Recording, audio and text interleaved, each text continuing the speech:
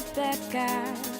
New perspective gain from all the pain and stress. And when I do come back, I'm stronger than ever before. So kneel down, disturbing the peace. Look into my eyes. Then tell me the things you love me about behind my back. Emptiness in me. Our heart is hard to break down. It's to let go. Apologies is going down.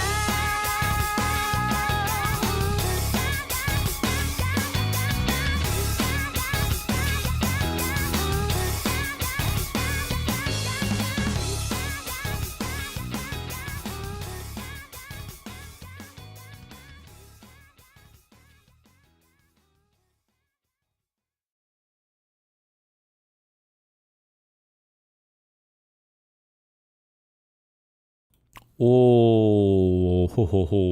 Wow.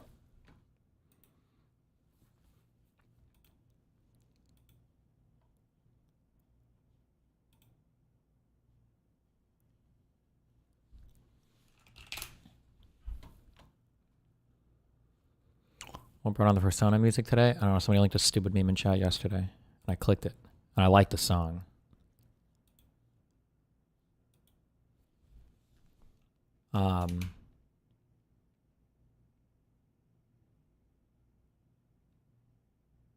There's a...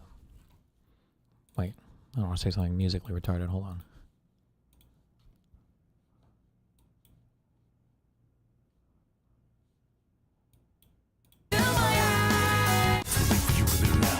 Disturbing the peace. Look into my eyes. Now tell me the things you were laughing about behind my back. Fuck. Wait, there's this falling chord thing that some of the things I listen to do.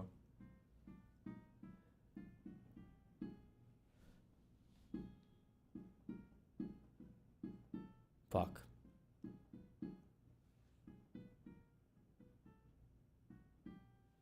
Hold on.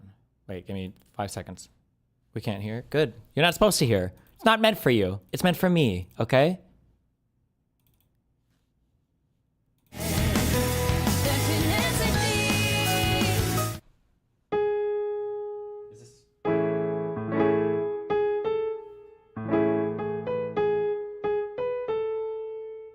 It goes from... Nope. Maybe?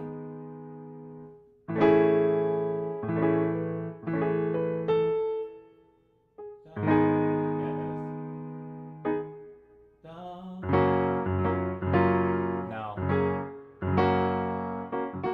Is it? No. No. There's some falling thing, and I feel like I hear this in a lot of other music out there. Hold on. Wait. Disturbing the peace. Look into my eyes. Now tell me the things you were laughing about behind my back. Oh, because it does. Because it ends on that. Because it does this. Okay, so it's this.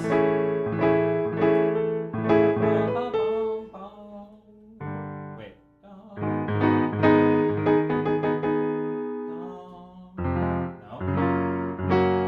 I think it's this one next, maybe. And then this like I don't know if Kashiwa does this, and all of his like big sections and all of his songs have I think literally all of them use the same.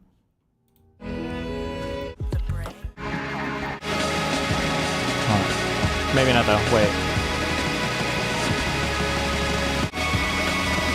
Wait, not this one. Hold on.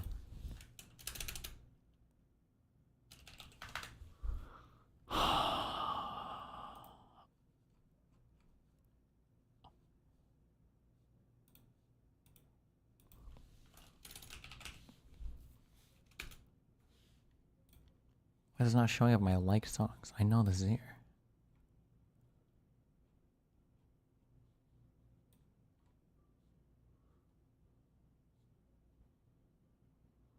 Wait, the Sun song, did that get removed from Spotify? There's no way. It's 4 major 7, 5 7, 3 7, 6. No, what? That looks like some poppy. No, there's nothing wrong with poppy. I need it. Every time I say that word, it sounds like I'm being mean. I don't mean it that way.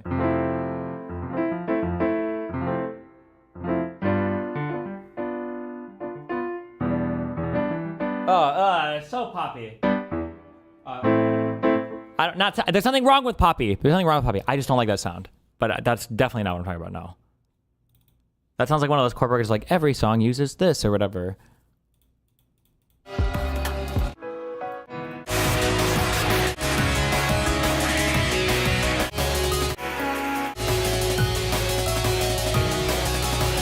Wait, am I just hallucinating this? Wait, maybe I'm thinking. Hold on, wait. One more thing. Wait.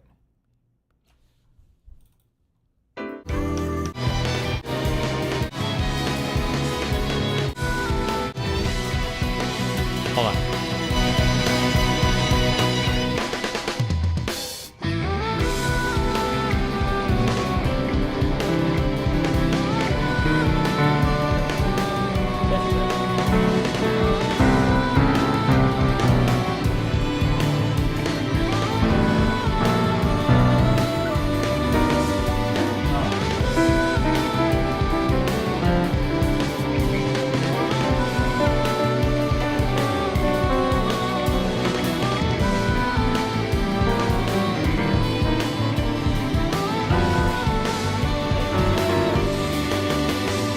Oh my god, I can't hear this at all.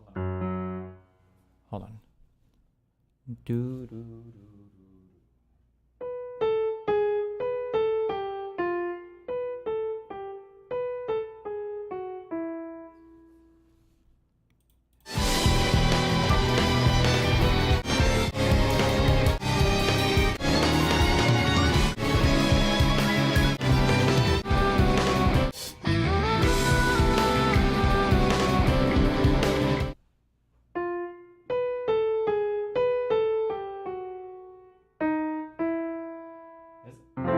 No.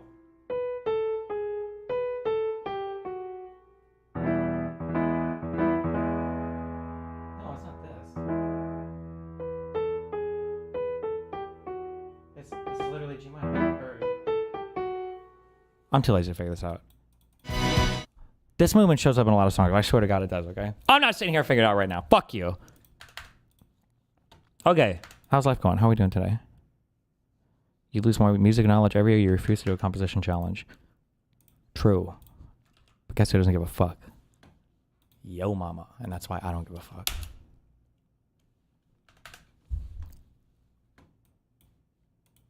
I can always tell. Oh, so I asked yesterday for people to email me if like more political conversations are happening at work and your intelligence jobs and all that bullshit. Because I was just curious. I can always tell when people are emailing me from stuff because you guys use so many fucking abbreviations for everything. This sentence. We work on SAPs that are some of the highest classifications to my knowledge at the level of TS-SCI with HCS.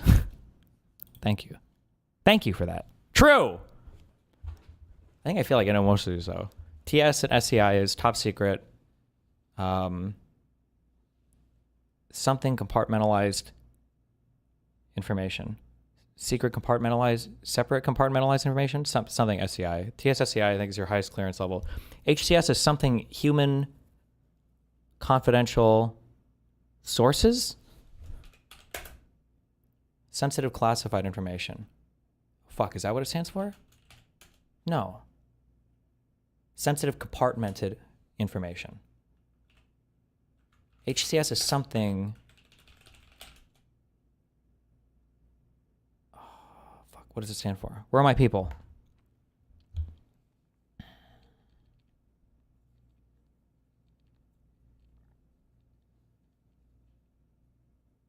Can you ban JLP? They're going to spam it today. Why? Did he die? Jordan Peterson? No, JLP is Jesse Lee Peterson.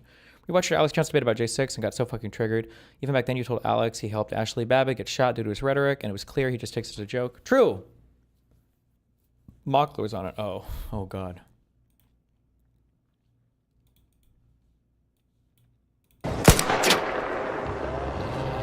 Yeah, right. It ain't gonna jump all the way over here. There's no way. Yeah, see, like, look at the C++ program. It's going like, we cannot attack all the way up there, right? What is this game?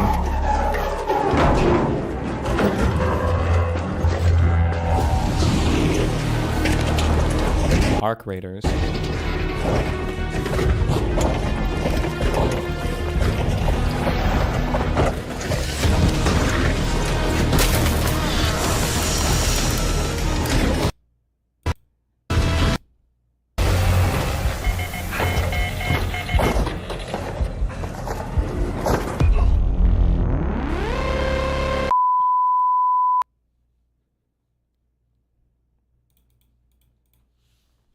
Wow. When people say extraction shooter, what the fuck does that actually mean? Where's the meme? I'm too afraid to ask or whatever. Tarkov? Does it mean you run around and you loot and then you go to some like pickup point and then you're back at like base and you have like all your loot stash?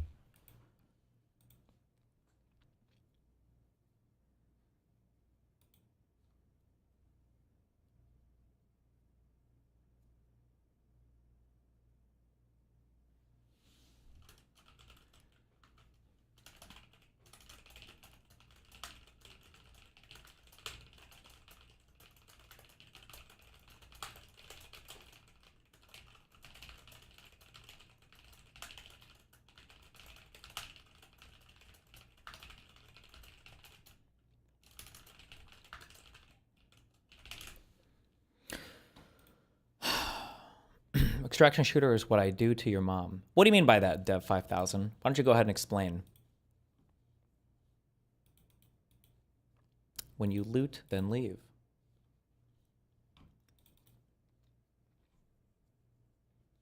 Did you finish your degree in music? Nope. I dropped school to work like a champion, like an American hero.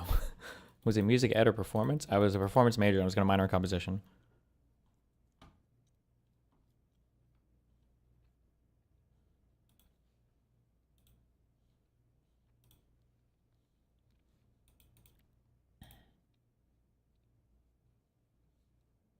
What happens when AI takes 90% of jobs? Well, then we create more jobs. Can you publish the recent Obsidian nodes? I don't even know if I've made any new ones. I need to finish this. I have to finish. I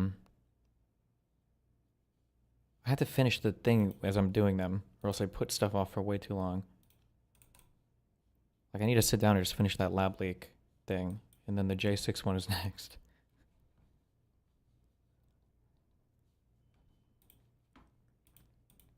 The fuck is this?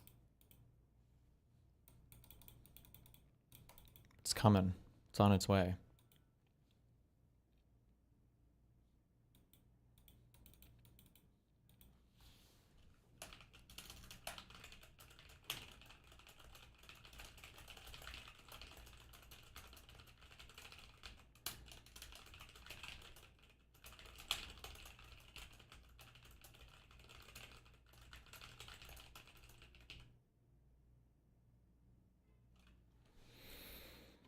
Thoughts on No King's protests? Seemed like it was fine. No violence, nobody fucked up. Nothing crazy.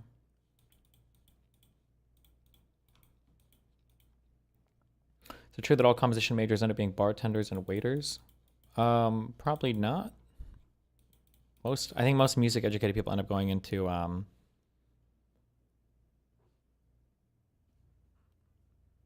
wait, what?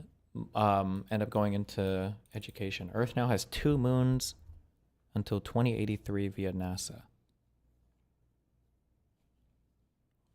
The fuck? Is this a meme or?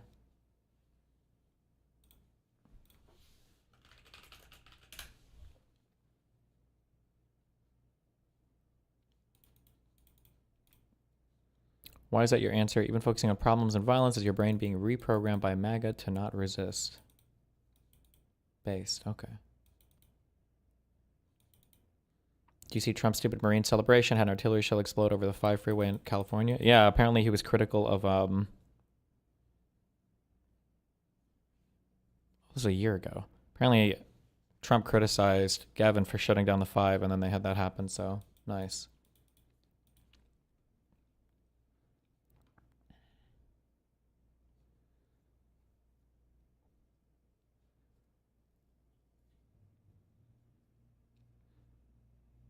Mini-moons are small asteroids that Earth's gravity grabs for a bit, letting them orbit our planet before they move on. To Earth. Do they, these things must come from our asteroid belt or something, right? Do comets come, nothing comes from outside the solar system, right? Can it? Does it? Where do comets come from? Come from 2 regions. Okay.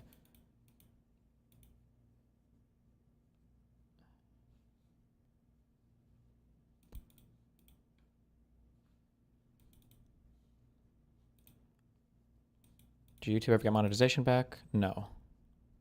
I have to wait 2 months to reapply. When things come, if you say things come from outside our solar system, is it like right outside the solar system, or? Because I feel like anything coming from outside the solar system would be going insanely fucking fast. People are saying the Oort cloud.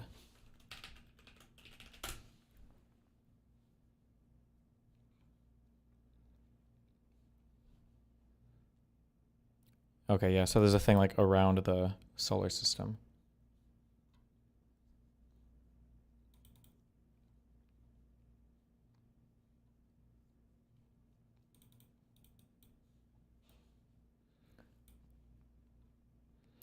Do you have any plans to do anything in conjunction with the release of the J6 video? Yes, I'll be announcing my candidacy for presidency at the same time.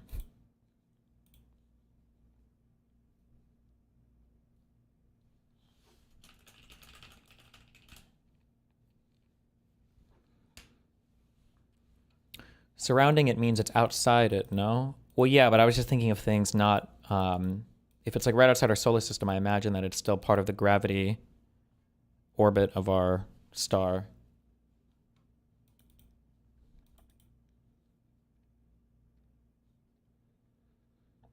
What do you think of Republican lawmakers like Mike Johnson calling a No Kings rally an American hate rally?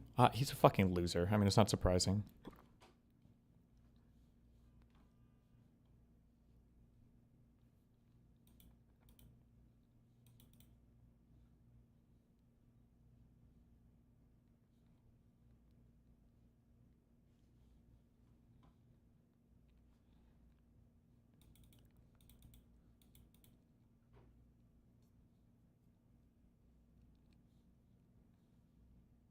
What's the name of the sun and the moon?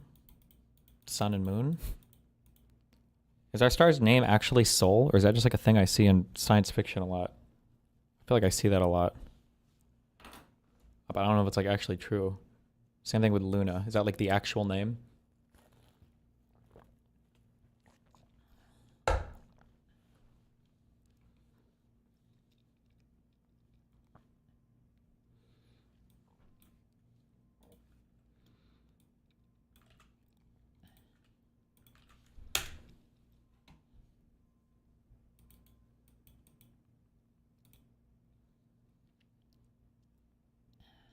Interstellar object detected passing through the solar system.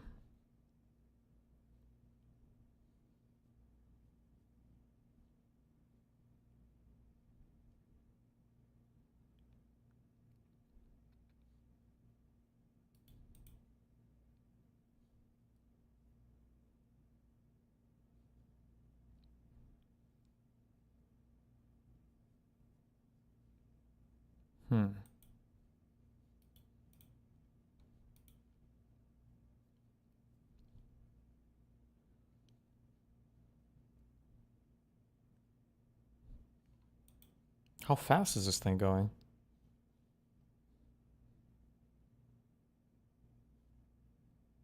Oh, it must not be going that fast? If its orbit was impacted this much? Is that... Super fast? How fast? Give me a speed. 30 miles per hour? That's not that fast.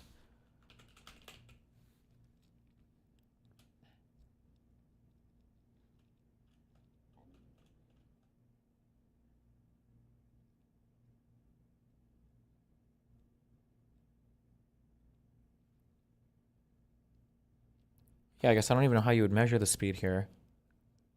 With respect to the sun, or who knows? Rep.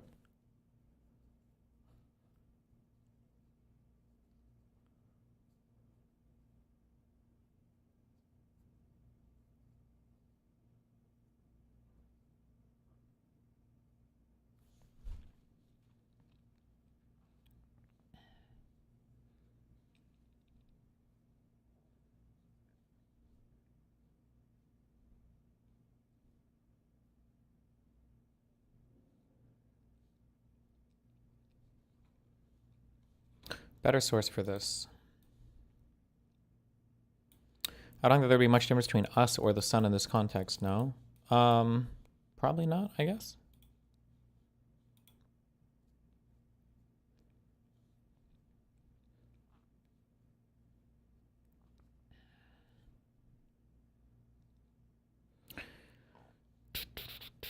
Oh my god, there it is!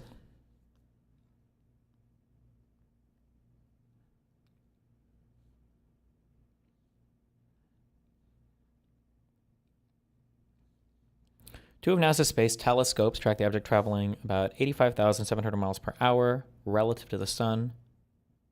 Is that coming in or was that going out?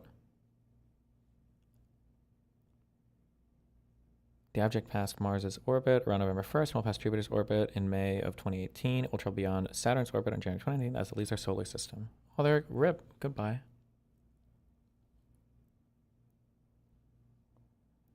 It would be the same, no?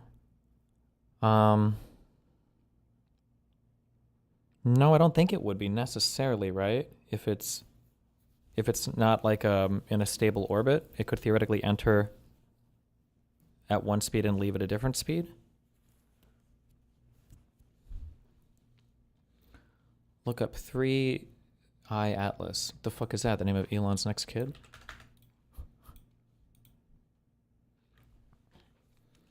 It speeds up going towards the sun. Yeah, but it would also slow down as it leaves the sun. The object goes at 5.5 AU per year, so 5.5 times 150 meters, kilometers, 150 mkm, I don't know, million kilometers? Oh.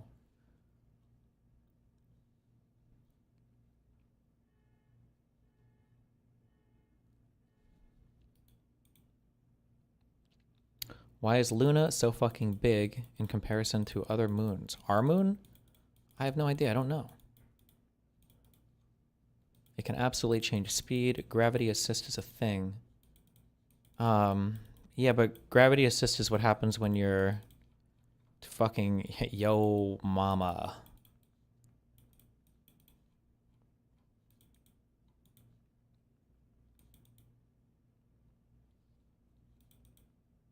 Okay. All right. Okay. The speed will be the same at equal distance from the sun, regardless if it's coming or going. Closer to the sun will be faster. Farther away, it slows down. I think that's only true for stable orbits. If it's a non-stable orbit, I don't think that's necessarily true. How stupid do you feel about mischaracterizing and lying about the West Bank settler attack yesterday? Well, am I mischaracterizing it or lying about it? Or are you implying that I intentionally mischaracterize it? I stand by my analysis. Unless something has come out that's significantly different, or if that guy posted a full video, I would change my mind on it. Did you see that Trump was apparently shouting at Zelensky to give up the Donbass to Putin or something like that? Thoughts? I heard they had a contentious talk about surrendering or something, but you know.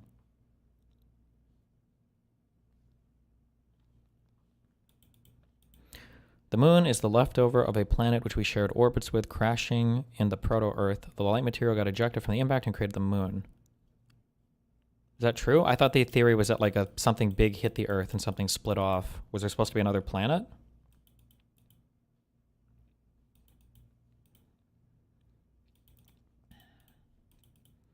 You can gain velocity by leeching energy off the larger body, gravity assist. Yeah, but that's only if fuck, I forgot all my Kerbal Space programming.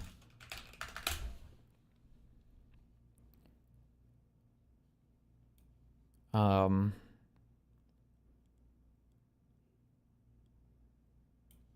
don't remember. I can't explain it. Fuck. Which means you don't understand it. If you can't explain it, it means you don't understand it.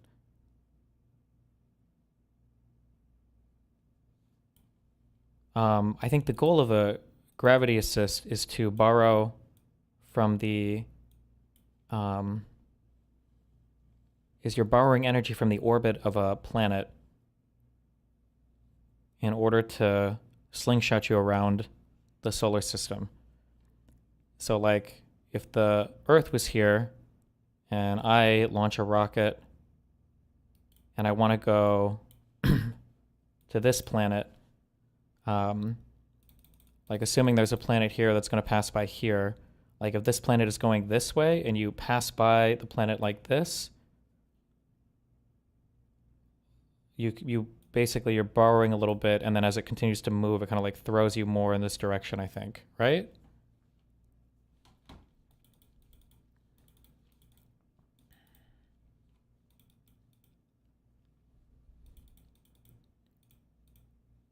The moon is that big because they hard-coded its diameter when they were making the hologram program. Based. Did you ever resolve that mindfuck from the double slit experiment? Yes, I actually figured out the correct interpretation of quantum mechanics, and I'm an award-winning physicist. My name is Stephen Weinstein.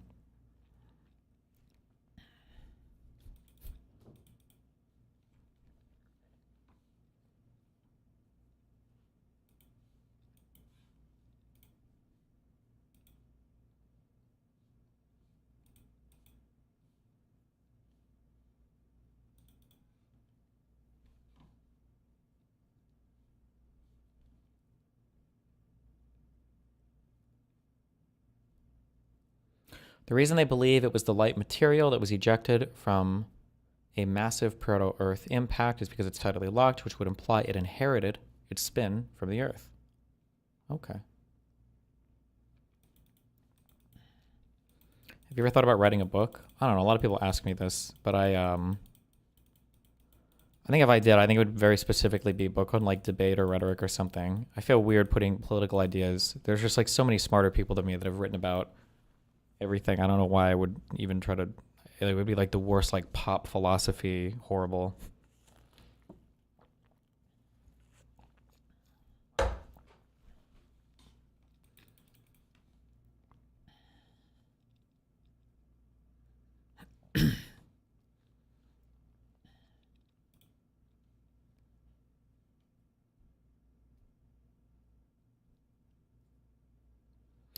All interstellar objects are traveling faster than the escape velocity of our solar system. The fastest recorded is this year, 3I Addis. Thank you, buddy, in YouTube chat.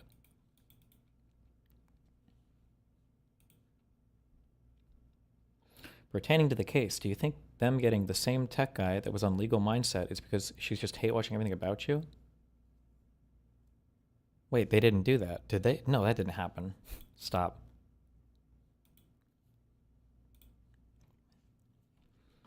Destiny, real life lore. Something unprecedented is taking place right now in the Caribbean Sea. The United States is currently deploying more military assets to this theater than at any other point in the 21st century. And it's the largest concentration of US military might in the Western Hemisphere since the country's invasion of Panama in 1989. This time, however... there was a theory that I think I kind of like partially bought into. I say partially because it's hard to predict anything Trump does because he's such a retard. Retards are oftentimes unpredictable when they're in positions of power. But one of the more disappointing theories of why Trump is so supportive of Putin is because Trump likes the idea of a multipolar world where you have a sphere of influence that you just get to own and bully. So the fact that Russia can just invade Ukraine or Georgia or whatever if they want is based and cool. And if China wants to, fuck with India or Pakistan or whoever they want to fuck with, that's cool, because that means that if America wants to fuck with South America, then we can do that. We have the ability. If we want to go blow up Greenland or Canada or whatever, right? That's boring, and I hope that's not the case, but I don't understand. We are mobilizing and doing so much with regards to South America right now. Like, it's just so weird and cringe. LOL, maybe I'm wrong, but was that Jesus guy on Legal Mindset? No, that was a different guy. Destiny, save a life and answer this. You're building an agency doing custom software and digital solutions, but building your influencer / creative brand. How much do you filter your personality and art? You're building an agency doing custom software and okay. You gotta talk about a bubble. I don't know if this is an indictment on your job not being real or just me not understanding industry lingo, but about 60% of the time somebody working describes what they do, it doesn't feel like a real thing to me. I don't know what I'm supposed to take from digital solutions, custom software and digital solutions. I don't know what that means. I don't even know where to begin to interpret. That's like the vaguest statement I've ever heard in my life.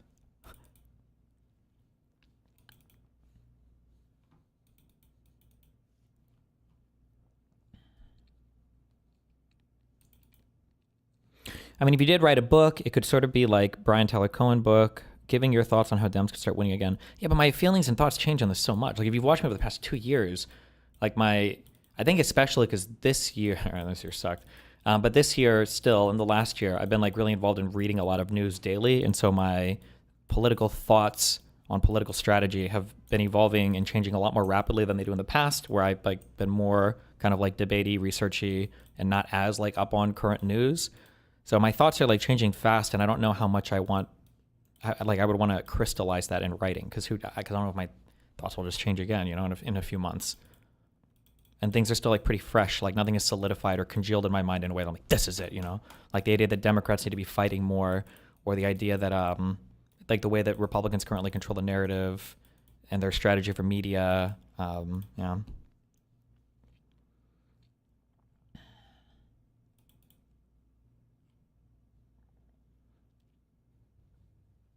These objects have a hyperbolic trajectory when these interstellar objects pass through our solar system, so usually their enhanced speed is almost equal to the exit speed. Of course, there are slight variations. See the symmetry of the hyperbolic path. It gains speed when nearest to the sun and loses speed when escaping.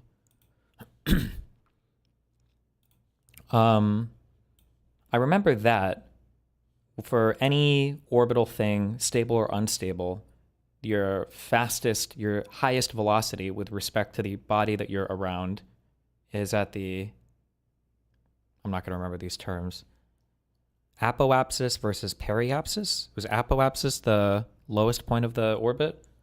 You move fastest here, and then the speed relative to this object decreases as you're further away from it.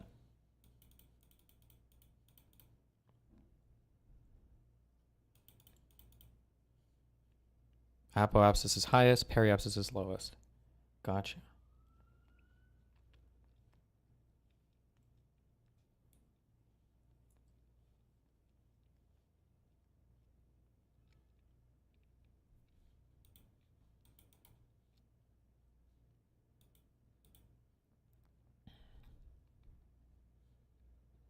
I think it'd be sick for a book of more or less random essays. Yeah, man, bro, let's one video at a time, okay? Jesus.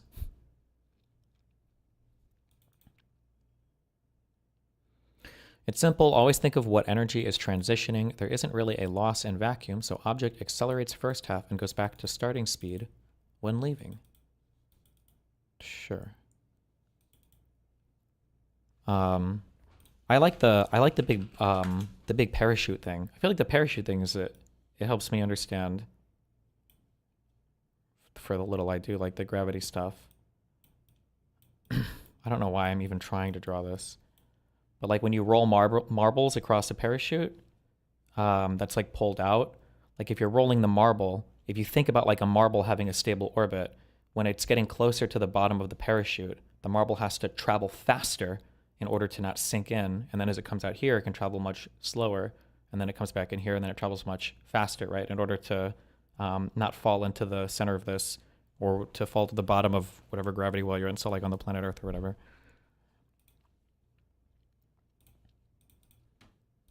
I'm sure there's a better, yeah, this guy. That makes sense. So if you had, I'm sure there's a specific name for like an uneven orbit, but if you had like an uneven orbit, you have to travel faster at the bottom to not fall in completely, right? NASA video on the moon formation. Sure, why not? A fresh take on the origin of Earth's moon. Fresh? It's 3 years old.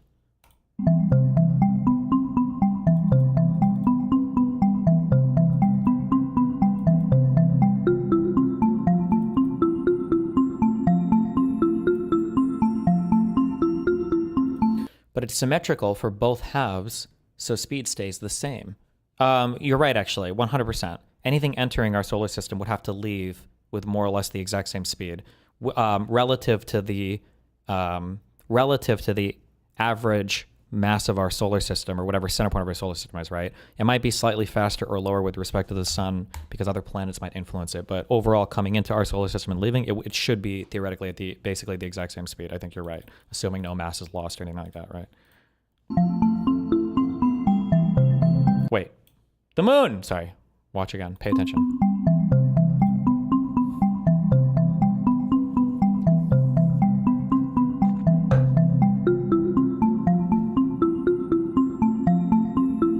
The moon may have formed in just a few hours. Do you guys know this?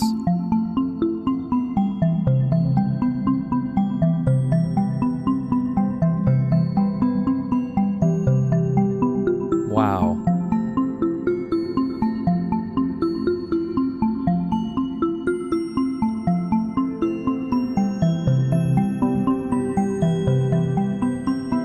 A Mars-sized body with our planet. Oh my god, look at it go. Debris from the impact forms into two bodies.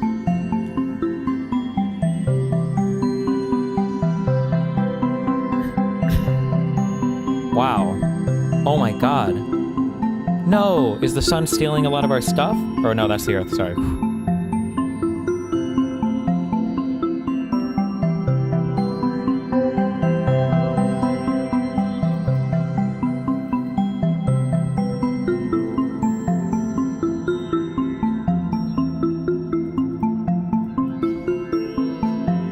Wow.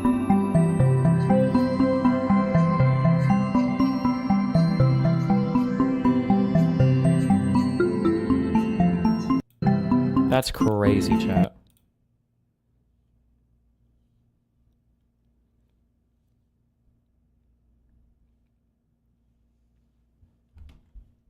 How cool would it be if our planet had rings?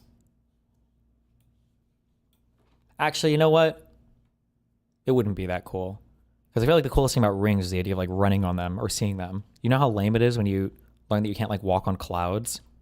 And then it's like, oh, they're just like, it's like boring air.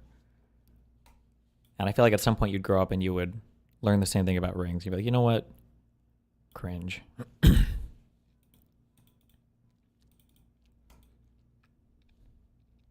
It's just rocks in a line.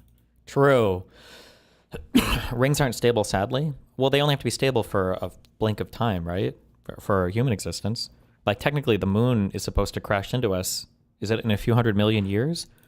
When is moon supposed to fall into Earth? Just kidding, 5 billion years. Wait. Oh, no. It's escaping us. I fell for fake news. I'm sorry.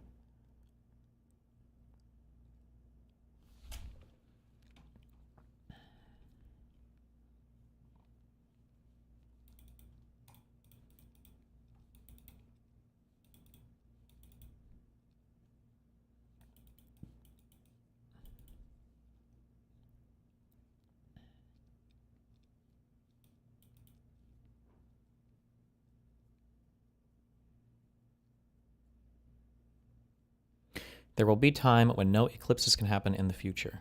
Yeah, but that's got to be really far away, right? Like millions or tens of millions or hundreds of millions of years. Unironically, Jupiter steals all of our little rocks that could form a ring because its fat ass is really fat. Based. I think Jupiter has a fair bit of influence over a lot of stuff in our solar system, right? Like, I think to go to the moon, do we have to keep in mind how Jupiter's gravity is impacting us? Or maybe not to the moon. Maybe to Mars we have to think about it. Isn't the sun going to burn out at some point too? Yeah, but that's like 5 billion years, I think.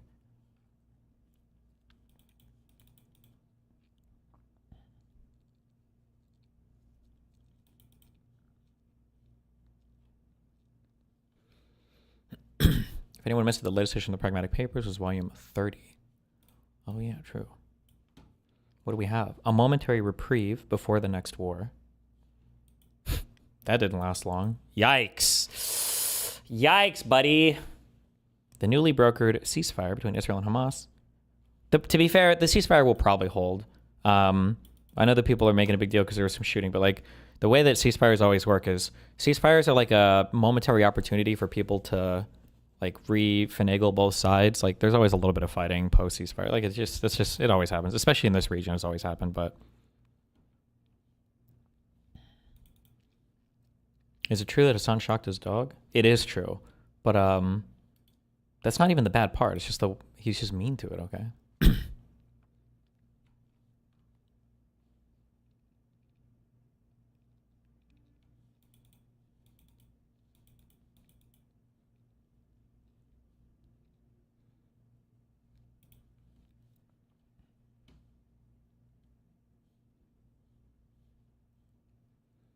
'For Israel, the truce presents an opportunity to consolidate strategic objectives at the immediate cost of further protracted urban warfare. I would like to see, is there like a full-scale, start-to-finish drone video going from like top to bottom of the Gaza Strip? Because we see pictures and stuff like this all the time. It's hard to imagine that 2 million people are still living, you know, around like camps or mobile sites. Like, where the fuck are they? The Gaza Strip is a very, very, very small place. This is a very...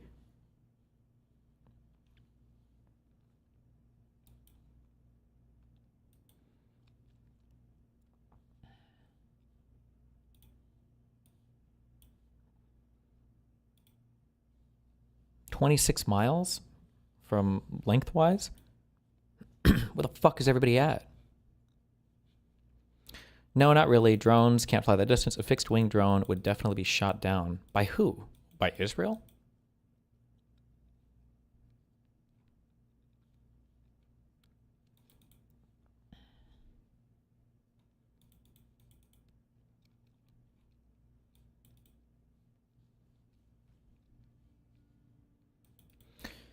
Only 60% of buildings are damaged, I thought. Well, the thing that people say when it comes to damaged buildings or destroyed is all of it is stupid. It sucks because it's so hard to find out anything true in this place because of how fucking retarded everybody is when it comes to Israel. But black caviar. Have you ever eaten black caviar? An expensive luxury product. The roe comes from the extinction-threatened sturgeon, which takes up to 30 years to mature.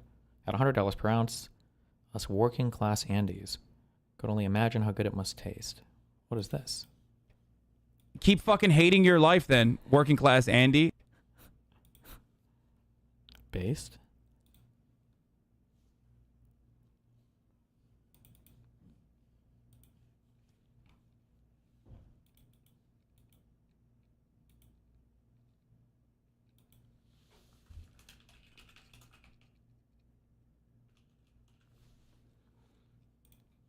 For the spaceship, did you see Gundam 00? The orbital ring with the space elevators is probably what you would want. Wasn't there a reason why we can't make space elevators? Russia's war on Western Europe. Warehouses, drones, warehouses, drones, and narratives.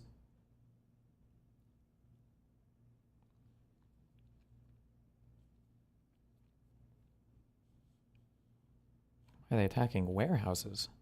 Read the Pragmatic Papers to find out. Fostering independence. I'm finally 18. What now?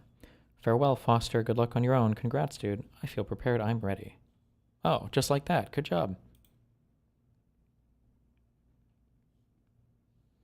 When children are placed in foster care, it's typically because either no capable guardian can be found for a child, either because of the disability/death of their guardian, or because the child has extraordinary needs that a guardian is not in a position to handle, or the guardian of a child has been found to be providing an unacceptable environment for a child, whether from neglect, abuse, or exposure to unacceptable dangers. Do people more often than not get abused in foster care? Is that because I know there's like a lot of tropes around movies and stuff where foster children get abused, but like, why would you want to be a foster parent just to like abuse kids? Is that? I mean, I guess if you want to, you wouldn't want to abuse your own kid, so why not abuse other kids? I guess. Yeah, never mind. Makes sense. I got it. They get money. Oh, I didn't know that. Never mind. Okay. Damn, you get paid to hit kids? What the fuck? This report is only a summary. Oh, Kafka Esquire. That's the guy from chat. Or Pisco 2.0. Or Timo Pisco, depending on if you like him or hate him. This report is only a summary and editorial regarding the executive order signed by the Trump admin during the last month. I wish more people understood this. Kafka says here, EOs are not legislation or court opinions. They do not carry the weight of law and are merely statements of policy within the executive branch. Executive orders don't really change like law or anything. They can just kind of like provide guidance to the executive for how they kind of want to carry out existing law or like initiatives or directives or whatever. But everything still ultimately stems from the Constitution and from Congress in terms of what they're authorized to do, what the executive branch is authorized to do.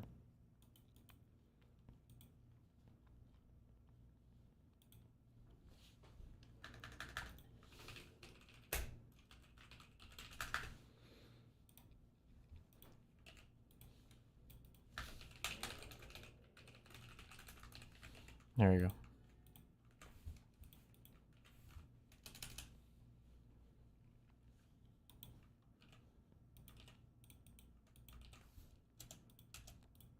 Most foster abuse is caused by people wanting to use the minimum of the money they get and skimming the rest for themselves. Okay. Delete the biggest planet from our solar system. All right, let's delete happened? Jupiter from our solar system. Jupiter is 318 times more massive than Earth and weighs more than all other planets combined. The moment it vanishes, its 95 moons shoot off in different directions. Io orbits Jupiter at 17 kilometers per second, fast enough that some moons would plunge toward the inner planets, while others escape to the outer solar system. Ganymede, larger than Mercury, could become a planet killer heading our way. Damn, Over a 1 million planet Trojan killer. asteroids share Jupiter's orbit, trapped at gravitational balance points. Without Jupiter, they spread throughout the solar system. The asteroid belt transforms completely. Jupiter's gravity maintains specific zones that regulate which asteroids get ejected. Saturn can't replicate this system. It's too far away and too weak. The belt becomes unpredictable. Jupiter acts as both shield and threat. While it deflects deep space comets, it also slings asteroids from the belt toward Earth. Its disappearance wouldn't just increase dangers, it would change what threatens us. Jupiter doesn't just orbit, it anchors our entire solar system. Oh my god, Jupiter's like the paintress. Like we think it's evil and fucking our shit up, but it's actually trying to keep us safe as much as possible. Are government workers bound by law still, or does an executive order supersede them?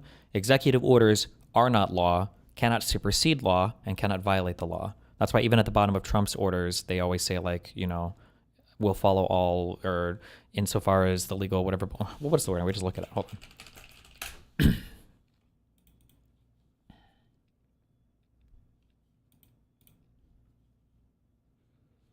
Like usually they have the verbiage at the bottom, like will apply with all, or complying with all applicable laws, or insofar as except as provided for in this order or required by applicable law. This order does not limit or prohibit the hiring of personnel where such a limit or prohibition would conflict with applicable law. The authority granted by law to an executive department or agency. Nothing in this order shall be construed to impair or otherwise affect the authority granted by law to an executive department or agency. This order shall be implemented consistent with applicable law. Like this is always like in there.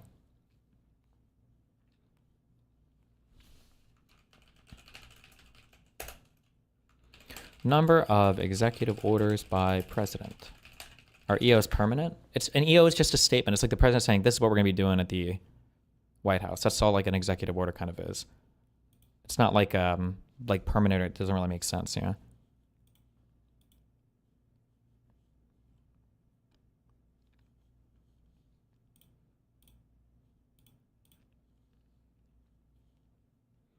There used to be a time, I guess this was so long ago, way back in like 2015, when every single Republican, I remember every conservative talk show host would cry and complain about the number of executive orders.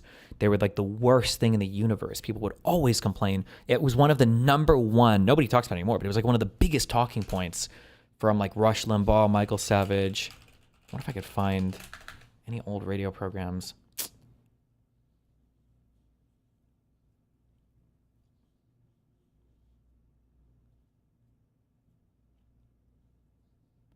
Glenn Beck used to talk about it all the time. Fuck me. Whatever, until I just look in detail. But I remember it would come up all the time, especially with regards to Barack Obama. But it's funny when you look at it now. In 8 years, Barack Obama signed 276 executive orders. Trump, in one term, in 4 years, signed 220. Biden did 160. And Trump has done, so far, over 200 in less than a year in his second term. Trump, by far, even if he died tomorrow, has signed like more executive orders than any like recent president.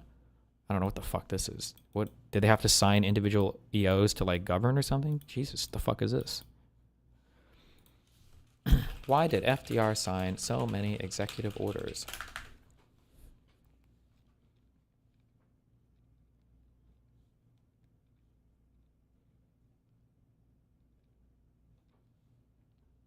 Due to the Great Depression and World War II. Did he have to issue EOs for World War II or? Oh, he had 4 terms as well, to be fair. True. 3 terms? 4 terms?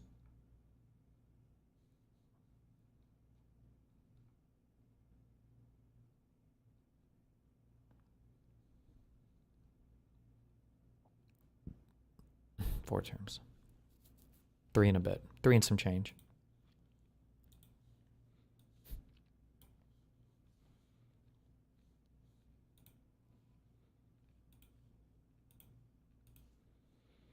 Limbaugh, on Obama executive order, we're not a democracy anymore.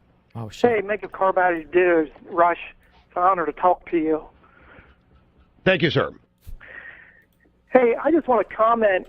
I work in the financial and insurance field, and one of the things that I see is emails that come back and forth from wholesalers and stuff that talk to these insurance companies, and they're already saying the first phase of adding children to these plans and putting all these guaranteed issues on is at least going to raise premiums in the next 6 to 8 months, at least 10 to 15% to start with. You know, where's all these savings coming out that they're talking about? Well, but there's one problem with that. That's eventually going to be true, but it isn't true now because the Democrats left that out of the bill. Remember, we had this last week. The guaranteeing children's coverage who have pre-existing conditions doesn't go into effect until 2014. Obama's out there touting it as though it's immediate, but it's not in the bill. They're going to have to go in and do some kind of, I don't know what kind of fix to put it back in, but it's not, no, it's not going to be a technical fix. I mean, they're going to have to rewrite the law. They can't just go in and say, no, we meant immediately and scratch out 2014 and put in. See, Sabini said they're going to do an executive order. Well, okay, if they do an executive, why stop? Well, of course. Why didn't I think they would do an executive? We're not a democracy anymore. What the hell? I apologize, folks. I'm an American. I'm not used to the way things we're doing them now. And yeah, of course, executive order. Good one.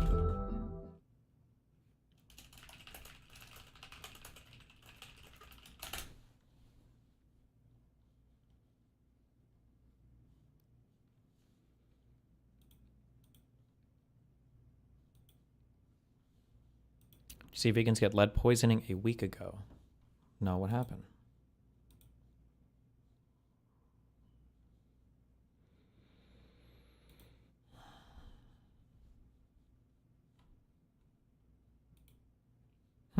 What's the deep state trying to hide here? Why didn't the response show up? One response, and it's hidden. Unless the one response counts as this ad.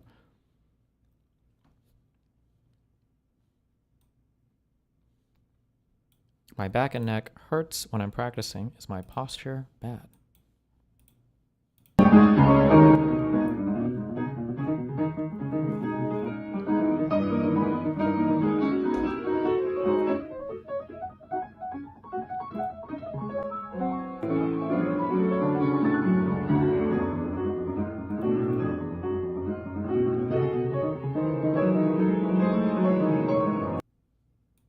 Cute. Something I've been thinking about. Would banning money in politics really matter? I feel like Musk buying Twitter was perhaps the most influential impact on the last election. Can't wealthy people just use their political capital to purchase social capital, and then we effectively have money in politics by proxy? Oh, maybe. Good point.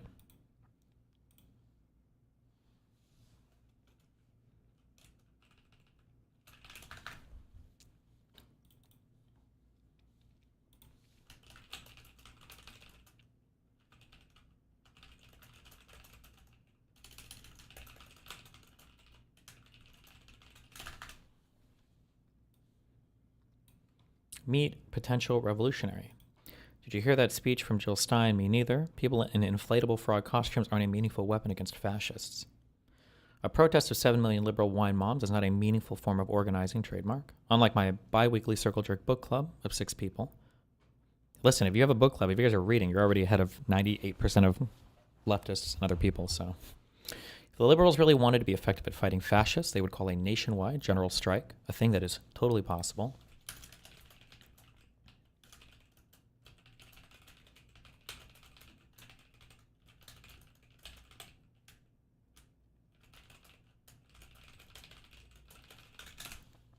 When Bernie finishes campaigning in the rural Midwest, they will finally realize the errors in their racist ways and immediately gain class consciousness.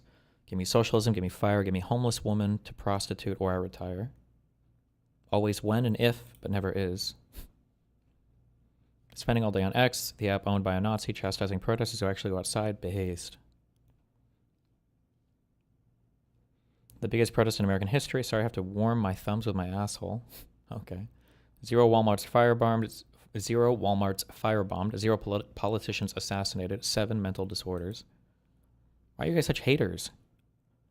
Is this an AI picture, or is this another picture of him posing with a rifle and shit? I can never tell.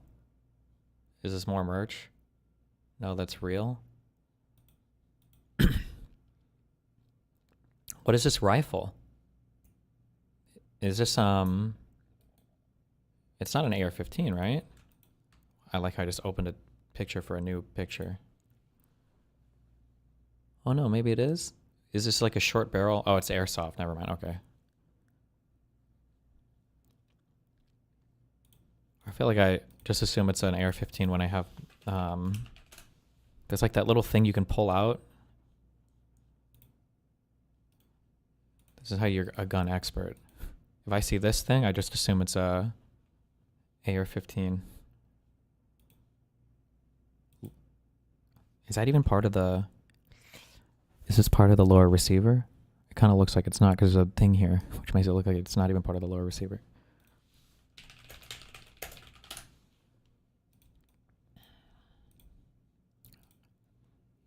Fuck, it's not even.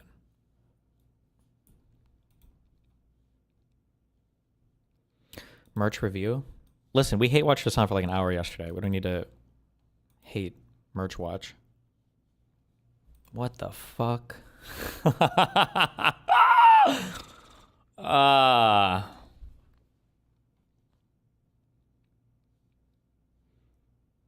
Oh my god.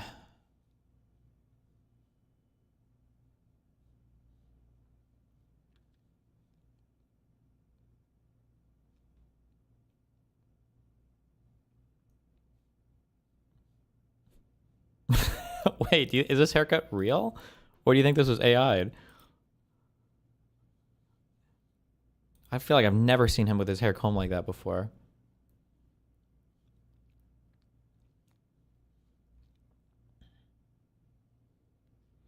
How is his merch made in America and still cheaper than yours? Good question. What do my t-shirts cost?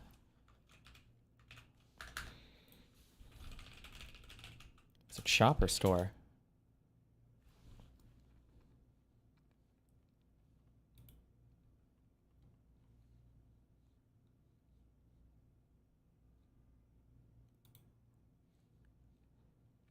You're paying the DGG premium because our stuff is cuter.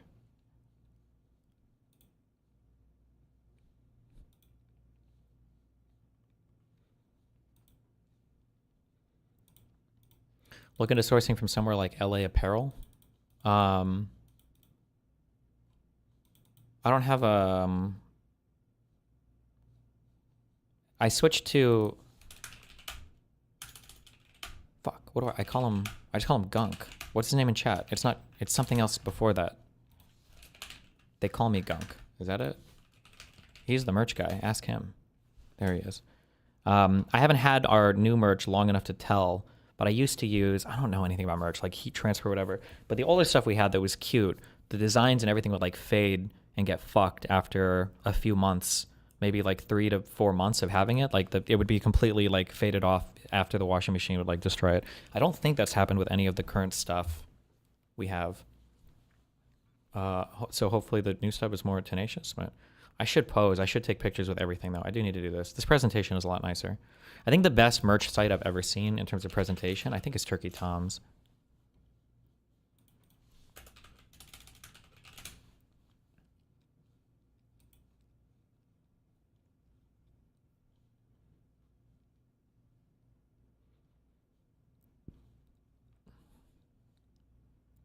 Wait, I feel like this looks significantly different now. I don't know how I feel about this. Never mind. It still looks okay. I feel like this used to look a lot different, though.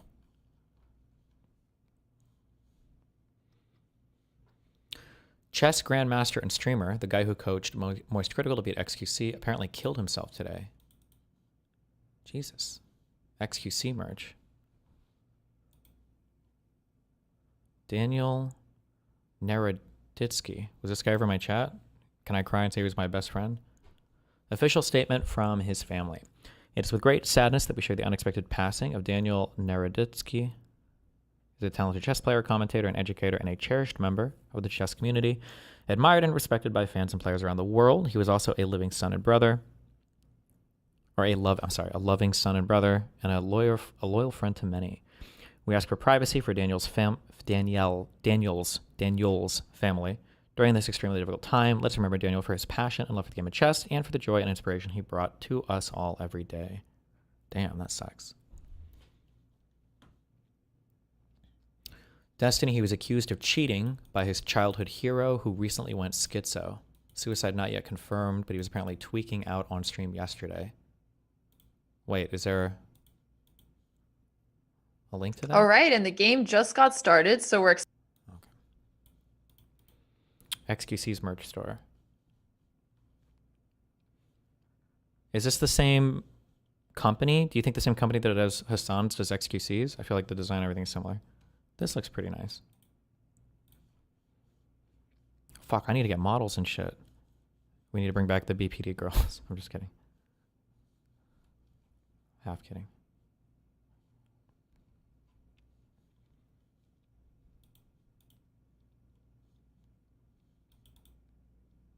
Yes, powered by Warren James.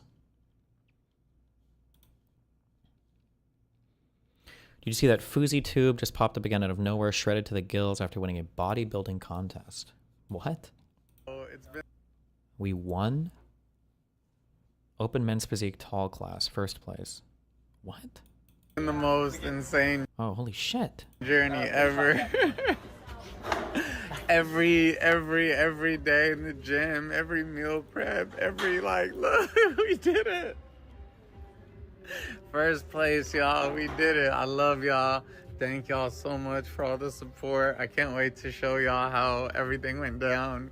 We literally did it. Let's go. Is there like a video? Oh. Oh, Damn. Nice. Bodybuilding is just a weird way of having body dysmorphia. No. LOL, everyone I know who does it has issues. I feel like bodybuilding is like, it's like ballet for men. Like there are things that might not necessarily look good conventionally to some people, or might seem like weird or obsessive, but it's like it's got its own like culture, its own like vocabulary of things that like are aesthetically good or pleasing. Yeah, I don't know if I would call it body dysmorphia. I just think, I mean, maybe the people that get into it could theoretically develop that or have issues with that, but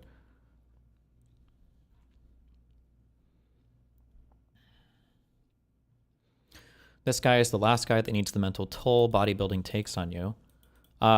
Maybe, yeah. Although, I mean, where's my...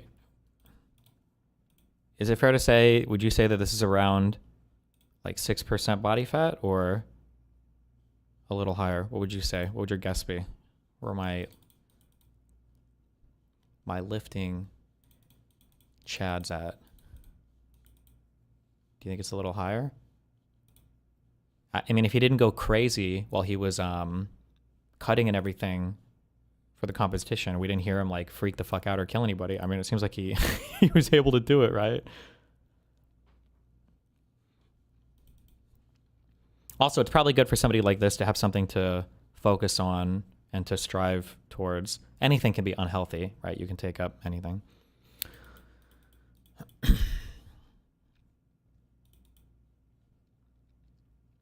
He was juicing while he was a streamer, so Omega lol or lol w.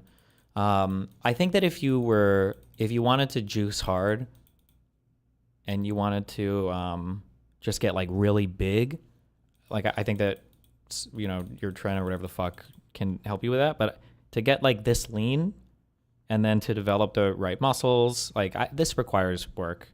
Like I'm sure that these guys are all probably on some kind of gear, but regardless, like you still have to, the dieting and all of that, and then the misery of being, especially as you get close to competition, supposedly like getting to like sub 10% body fat. Not only does it require a ton of discipline because everything you eat is like you have to treat everything like medicine, but the toll that it takes psychologically and your hormones and everything else, you just like feel like shit, and it's just a very grumpy, aggravating, horrible time as you get close to your competition. So this isn't like you can roid if you want, just get really strong, be like a power lifter, have your bloated gut, your massive traps or whatever the fuck. But to do bodybuilding and everything like this, this takes a good amount of work and dedication, I think. There's no magic way to do this. They also have to dehydrate for the competition, right? I don't know how early before, but yeah, I think you cut down on water because it helps with your, is it called striation? Where you see like the veins and stuff and everything pops a little bit more. You look a little bit more shredded. But just maintaining like, there are certain body fat thresholds where when you get lower and lower, like it starts to fuck with your hormones and it can make you really miserable. Oh, vascularity, is that the word I'm looking for?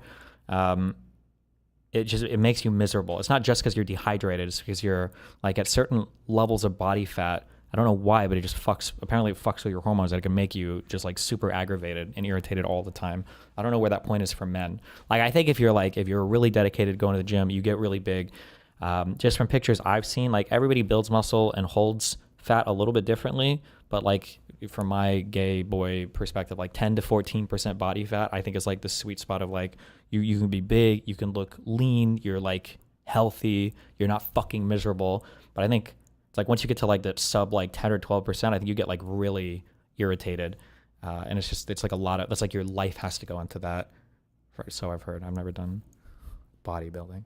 It's not supposed to be healthy. Bodybuilding is about showcasing muscle size, proportionality, symmetry, and different posing structure. Sure.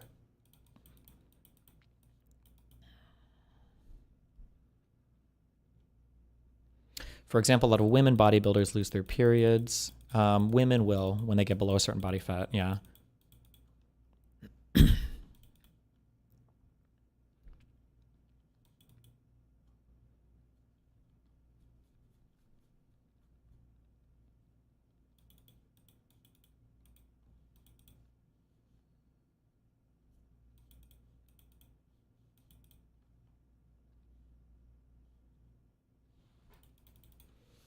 They also tend to abuse stimulants to upkeep mood. Okay. I'm sure there's a lot of drug stuff that goes into it.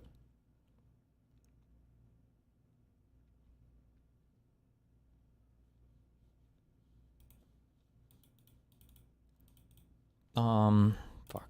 This. Okay, never mind.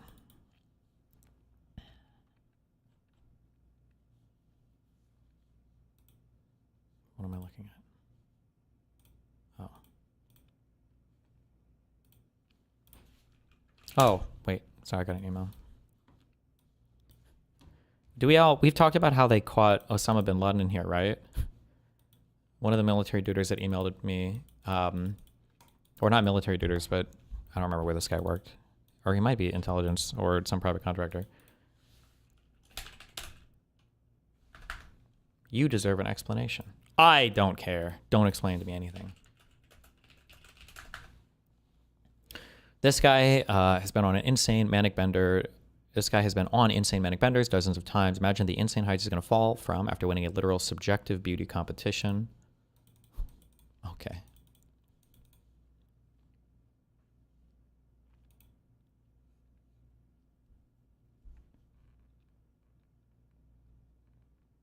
I don't know if this is true or not. I kind of want to look this up because I feel like it'd be kind of funny if it is true. But one of the guys that emailed me, because I asked people to email me, do you think people talk about politics more for like military jobs or, you know, political work, or not political work, but if you work in government or if you work in defense or whatever.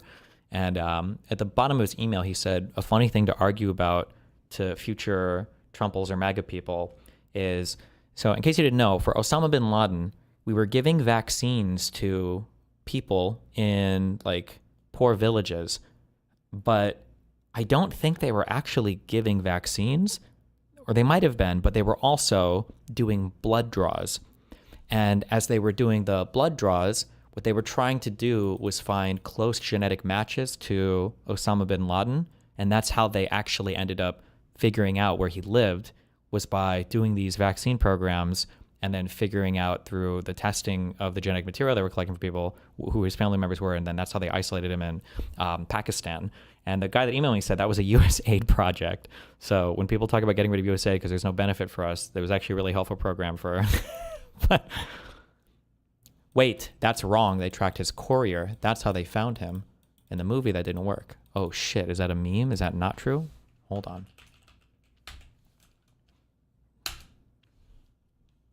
CIA fake vaccination campaign in Pakistan. Utilizing a fake hepatitis vaccine program in Pakistan to collect blood samples confirmed the President bin Laden and his family. CIA recruited physician Shakil Afridi to administer hepatitis vaccines and used the collected DNA to compare with the DNA of bin Laden's sister, who died in Boston in 2010. Wait. Oh. The program was successful in locating Osama bin Laden, but resulted in negative fallout. Wait, so was it successful or not? In September 2012, after working for 30 years in Pakistan, saved the children who was expelled. Damn.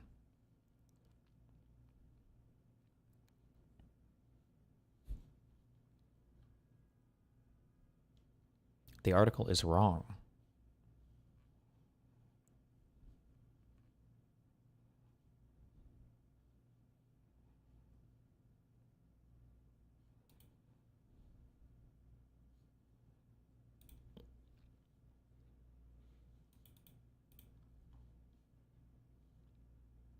I think that you'd notice the difference between giving someone a vaccine and drawing their blood. Well, I don't know how much genetic material you need to test people. Like, could you take like a tab, like a little bit of blood off the tip of a needle and do like some kind of genetic match on that? Like, I don't know how much material you need. For a full blood draw, you need like a full tube or whatever if you're testing or spinning for plasma or whatever. But to just match genetic material, I don't know how much you need.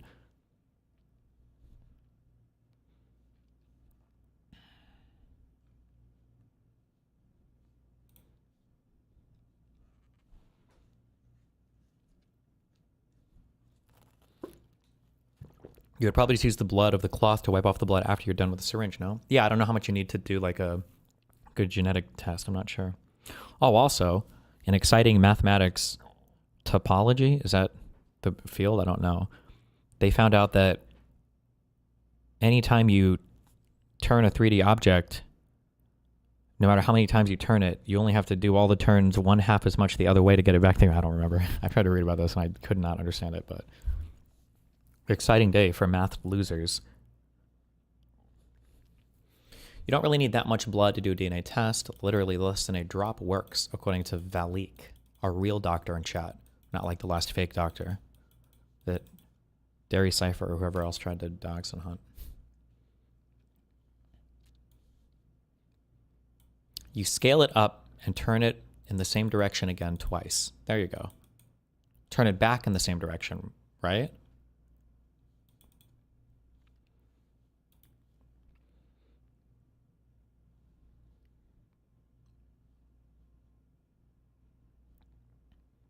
Or is it, or do you go forward? I don't remember.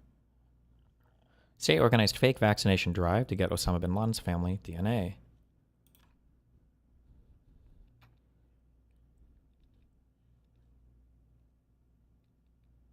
I don't think they found like his exact house doing this, but I thought they used this to like get in the general area to determine where it was. So maybe they used a courier to find the house, but they used this to get like the general area. Maybe? I don't know. I want to believe. Okay, fuck you. I will believe, and I don't give a fuck what you say otherwise.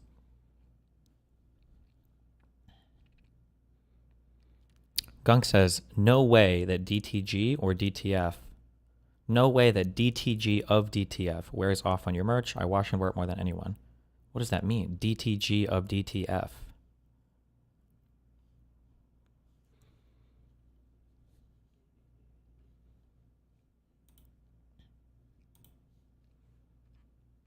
Hide the tray icons. It's gross. I don't like them hidden up in the little up menu. I want to see all my icons. Fuck you. I pray for all the Amazon engineers who had to live this life today. Oh shit, Amazon was down this morning. Not good. It's almost midnight and I was just paged for an issue at work. Let's go to my laptop so we can get this issue fixed.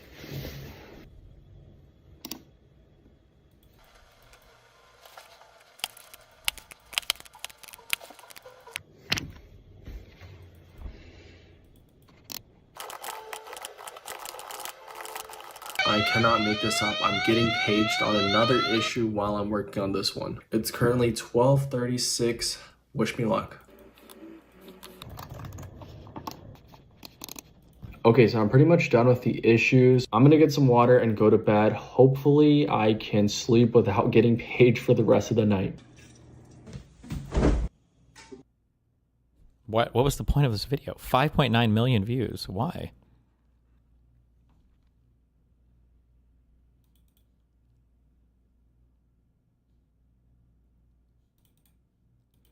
Like case on stream to talk about. Okay, I got like 2 minutes. What do we want to talk about?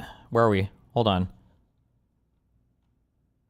Tell us to join disagreements. Ooh, spooky.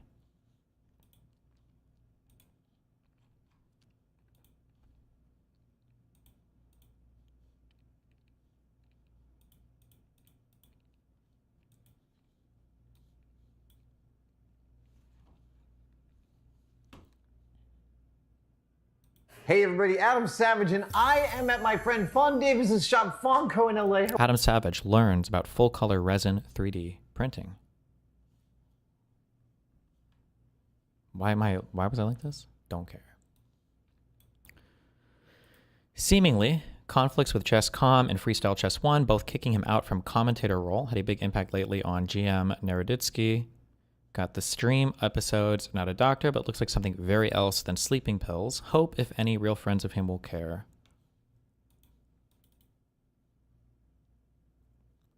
Chubby emu video on bodybuilding dehydration. Ooh. Hi. Wait. Hi.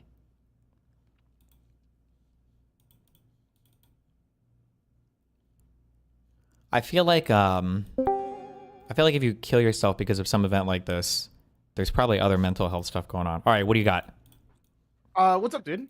How you doing today? I'm doing great. How you doing?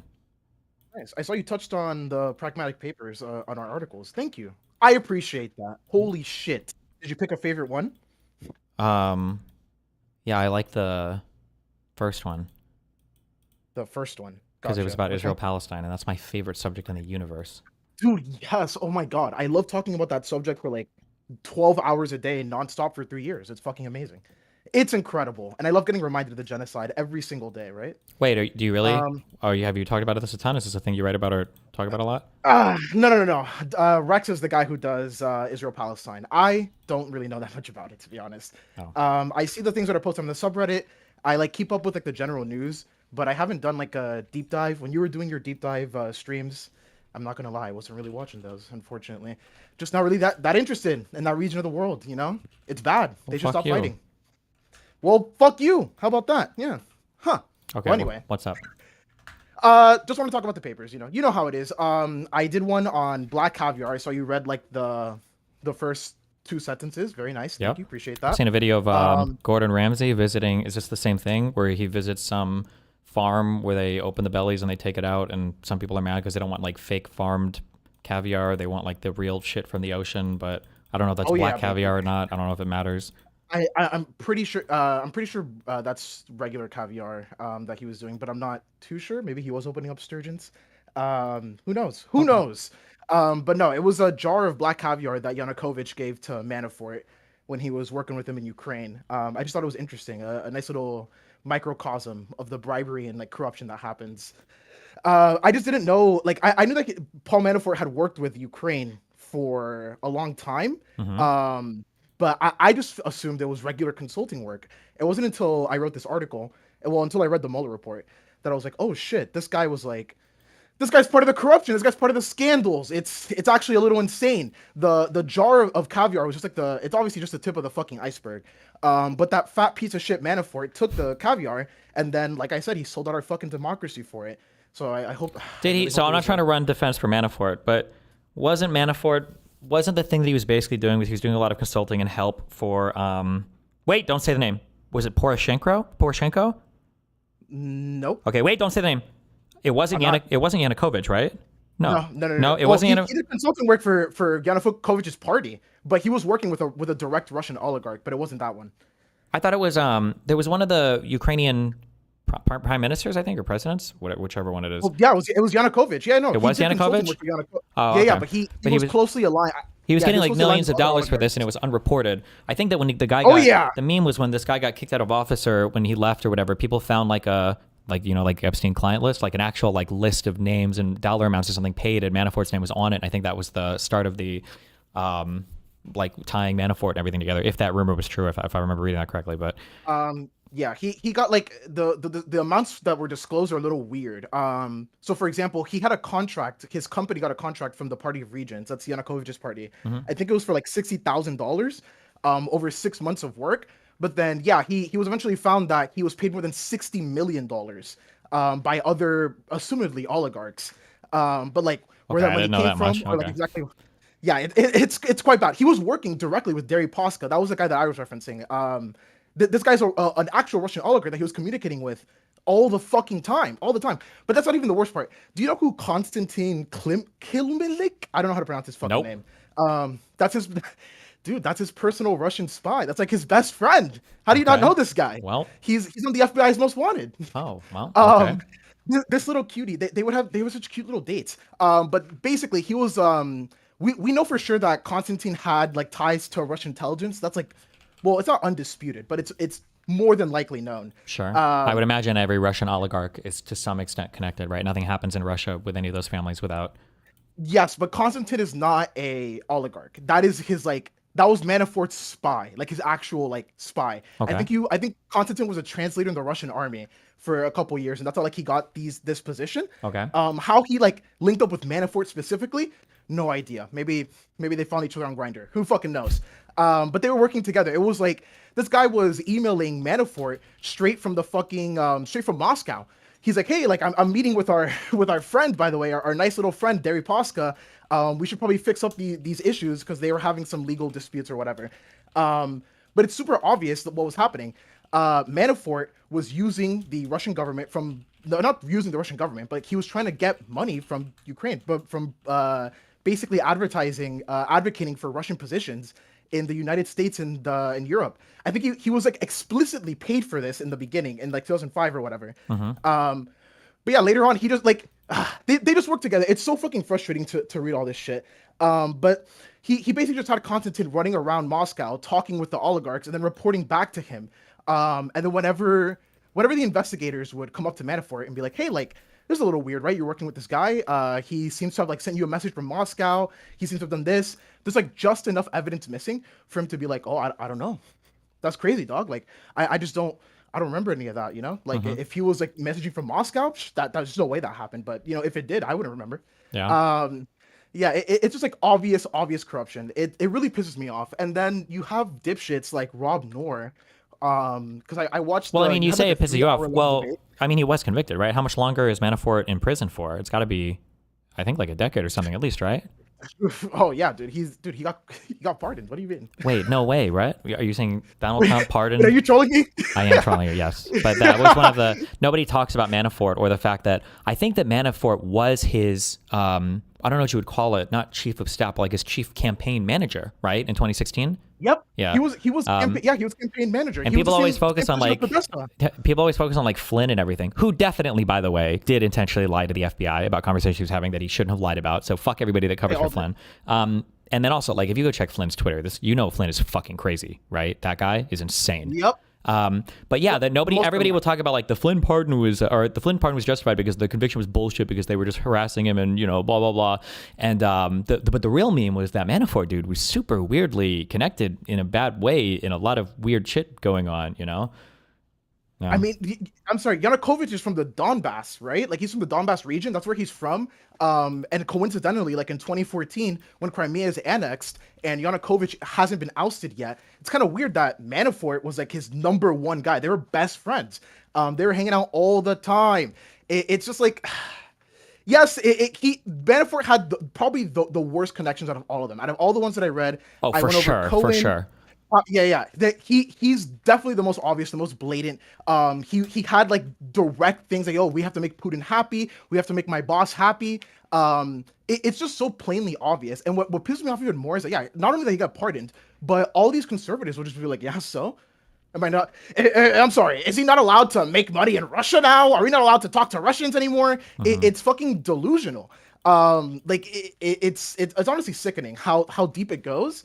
And then that Trump is currently president. That's like the best part of all of this. So you're reading all this and you're like, holy shit, like this is insane. I can't wait to see the punishments. You know what I mean? But there's none. There's fucking none. I feel like there's a guy that emails me good stuff sometimes. And I feel like one of the things I need to do debate-wise in terms of rhetoric, if I start debating like more conservative people again, is I think you really have to find like 1 or 2 points to like just hammer home, and you just have to fight like aggressively difficult on these points and make them own it, and just like that's it. Because there is no like broader conversation. There is no. Somebody said something in YouTube chat yesterday. Did you say that conversation with with Jack Smith? No, I haven't seen it yet. It was like it's like an hour and 20 minutes, and it's Jack Smith and a guy who used to work as a prosecutor, Weitzman.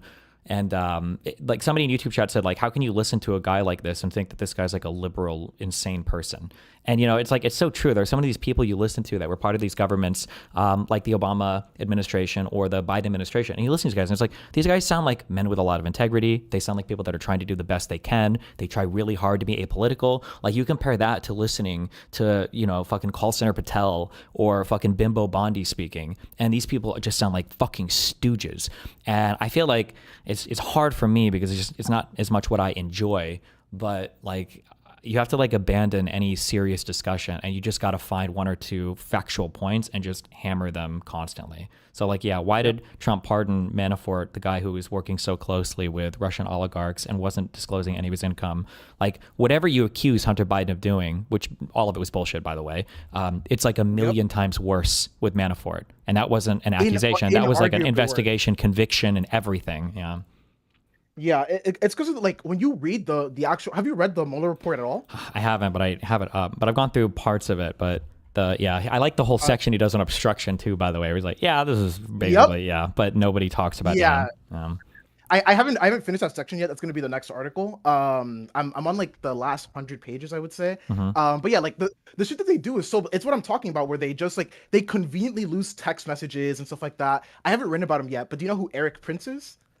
Why do I? Former CEO of Blackwater, I think, or BlackRock, one of those. Okay. Was he involved in the tower meeting? Oh no, not in the tower meeting. Oh, okay. The tower meeting was just. Which, by the way, Kushner, I've said this on stream like a million times, and I've said this a million times that like I used to be like super anti-Trump in like 2016 to 2018, and then I kind of like fell for the Trump derangement syndrome meme where they say that like you're being Trump deranged. I'm like, fuck, maybe we did go too hard on him. And then it was really my big debate with Pisco, where Pisco got mad at me over the whether or not Trump was responsible for J6, and I thought that was kind of a bullshit argument. Like that's what set me down the whole path of starting to read more into what happened in the first admin, and I'm like, wait a second, this shit was like mega fucked. He should have been locked up. Trump needs to be locked up for like 40 years. It's maybe for life, crazy. Yeah, it was so crazy. That meeting that you're talking about. Oh yeah, the meeting was crazy, but they managed to like play. Well, the meeting didn't matter. Nothing mattered. They lied about it. They lied about who was there. They lied about what they were going for, and they like trickle truthed it out, and nobody gave a fuck. Yeah, sorry, God.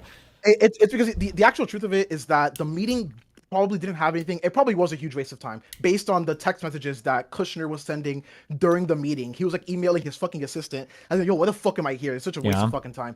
But the meeting was it was a Russian attorney that had come to give them damaging information on Hillary Clinton. The Clintons. Yes, that was the explicit purpose of the meeting, which is explicitly illegal and not allowed. That was exactly what happened. And they lied initially and said it was for some fucking save the kids shit or some charity bullshit. And then eventually they trickled truth out because they got nothing. Like, oh, you know, we talked about some shit because, well, you know, who knows? And that was it. Yeah.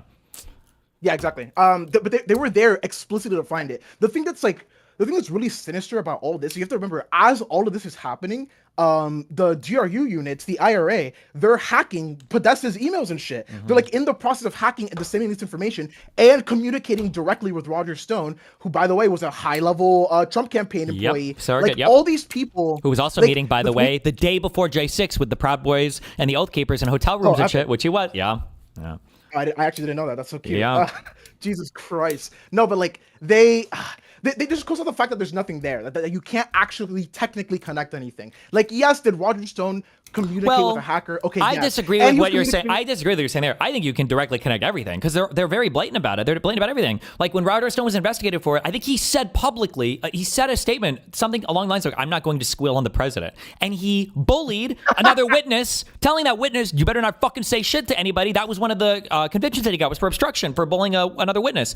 And he was pardoned for everything. That's what they're doing to everybody in Trump Tower. Like, fuck, I forget exactly who it was. I think it was Eric Prince. That it was either after that meeting or another meeting with a Russian oligarch, that he went to Trump Tower, and they're like, okay, he was there for 3 hours, but mysteriously all the text messages from that time range, they're all gone. Nobody knows. Even though we can look at their phone records and see that they were exchanging text messages, they say that they don't know what happened to them. I don't know. It must have been a glitch. I just lost all my. It's like getting caught cheating and then telling your girlfriend like, I don't know where those texts came from. I must have gone hacked. It's fucking retarded. It's fucking retarded. And then they're like, okay, well, maybe they talked to somebody else in the Trump Tower that could give us information. But how weird. Nobody there knows anything about like any meetings with Russian oligarchs or anything to do with hacking, with hacked materials. It's all gone.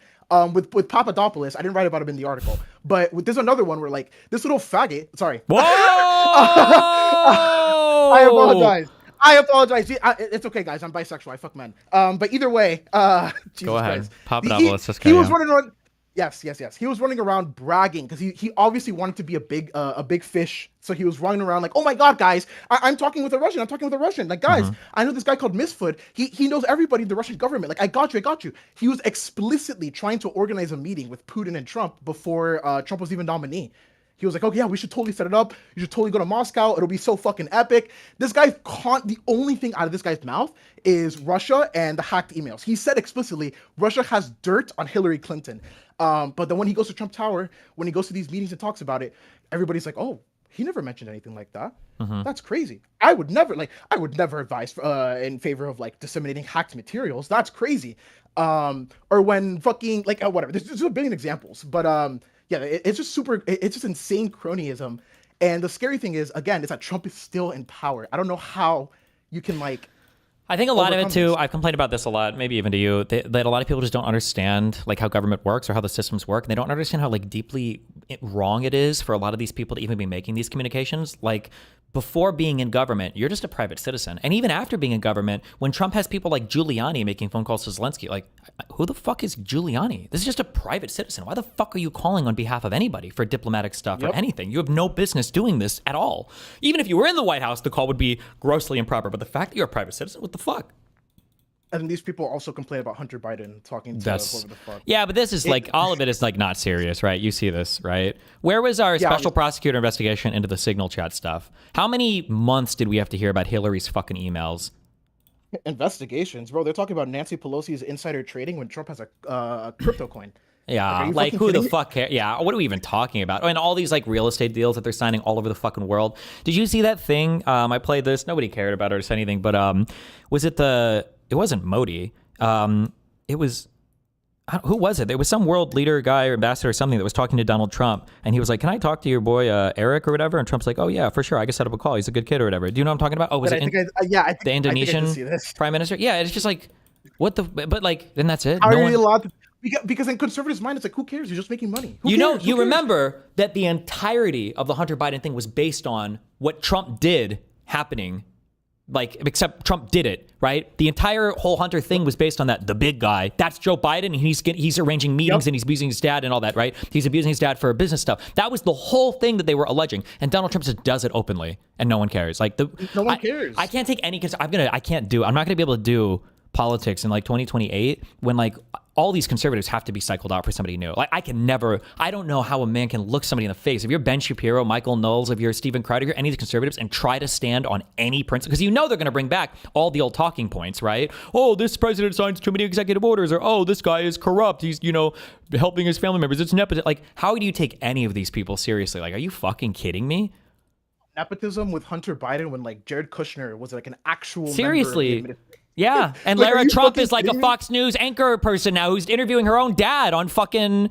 Yeah, it's crazy. And then Eric Trump and his other Trump loser kid are like have all these businesses that are trading on the Trump name, and obviously all the crypto. And like any one of these things on their own would be insane. Like imagine Obama coin or Biden coin that he can anonymously accept.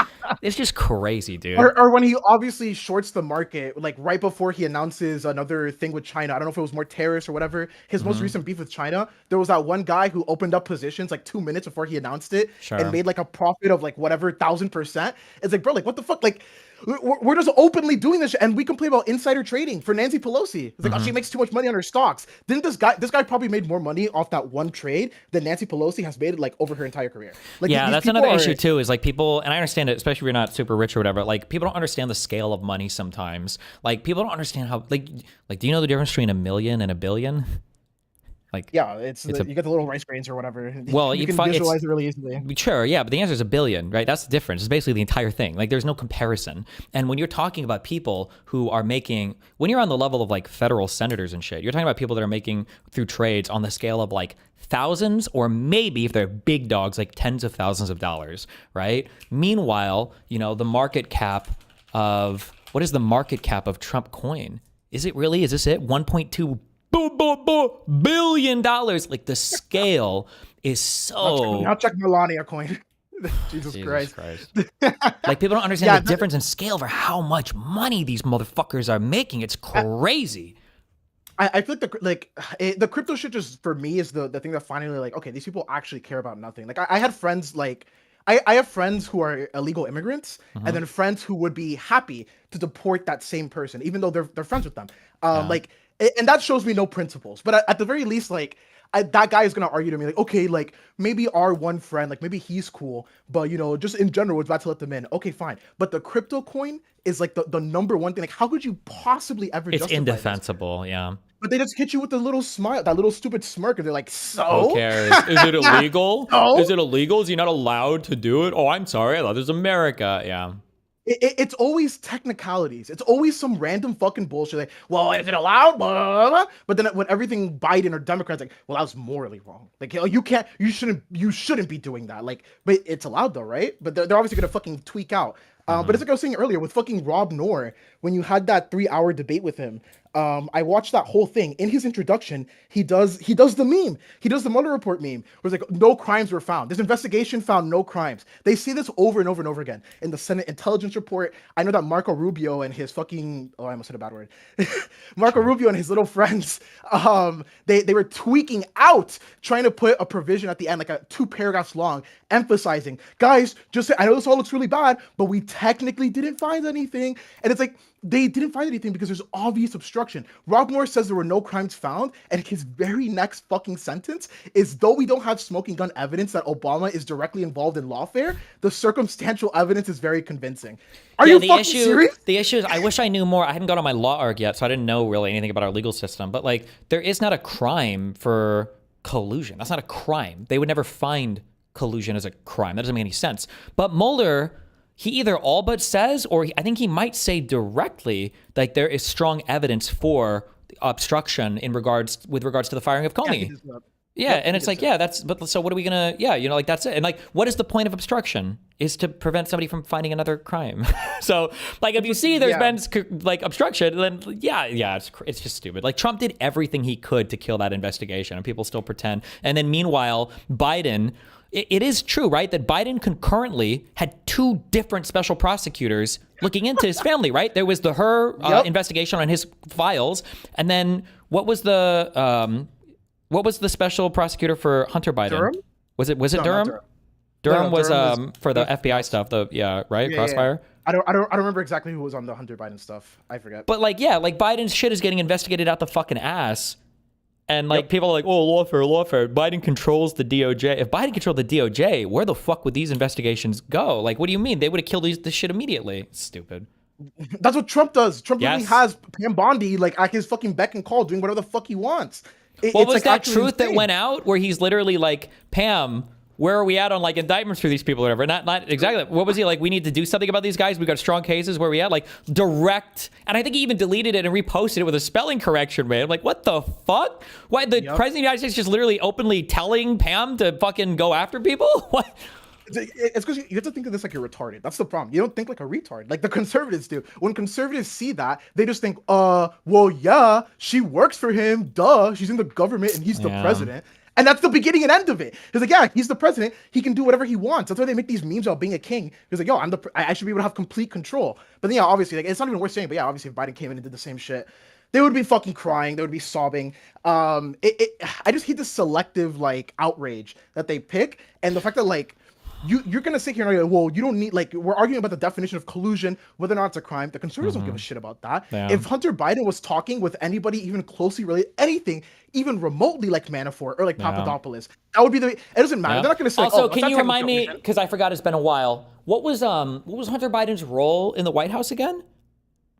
I think he was son in chief. I'm not. Oh, was it? Sure. And then what was he? Was he appointed somewhere? Was he a special ambassador like Kushner? Was he a special appointee? Was he elected anywhere?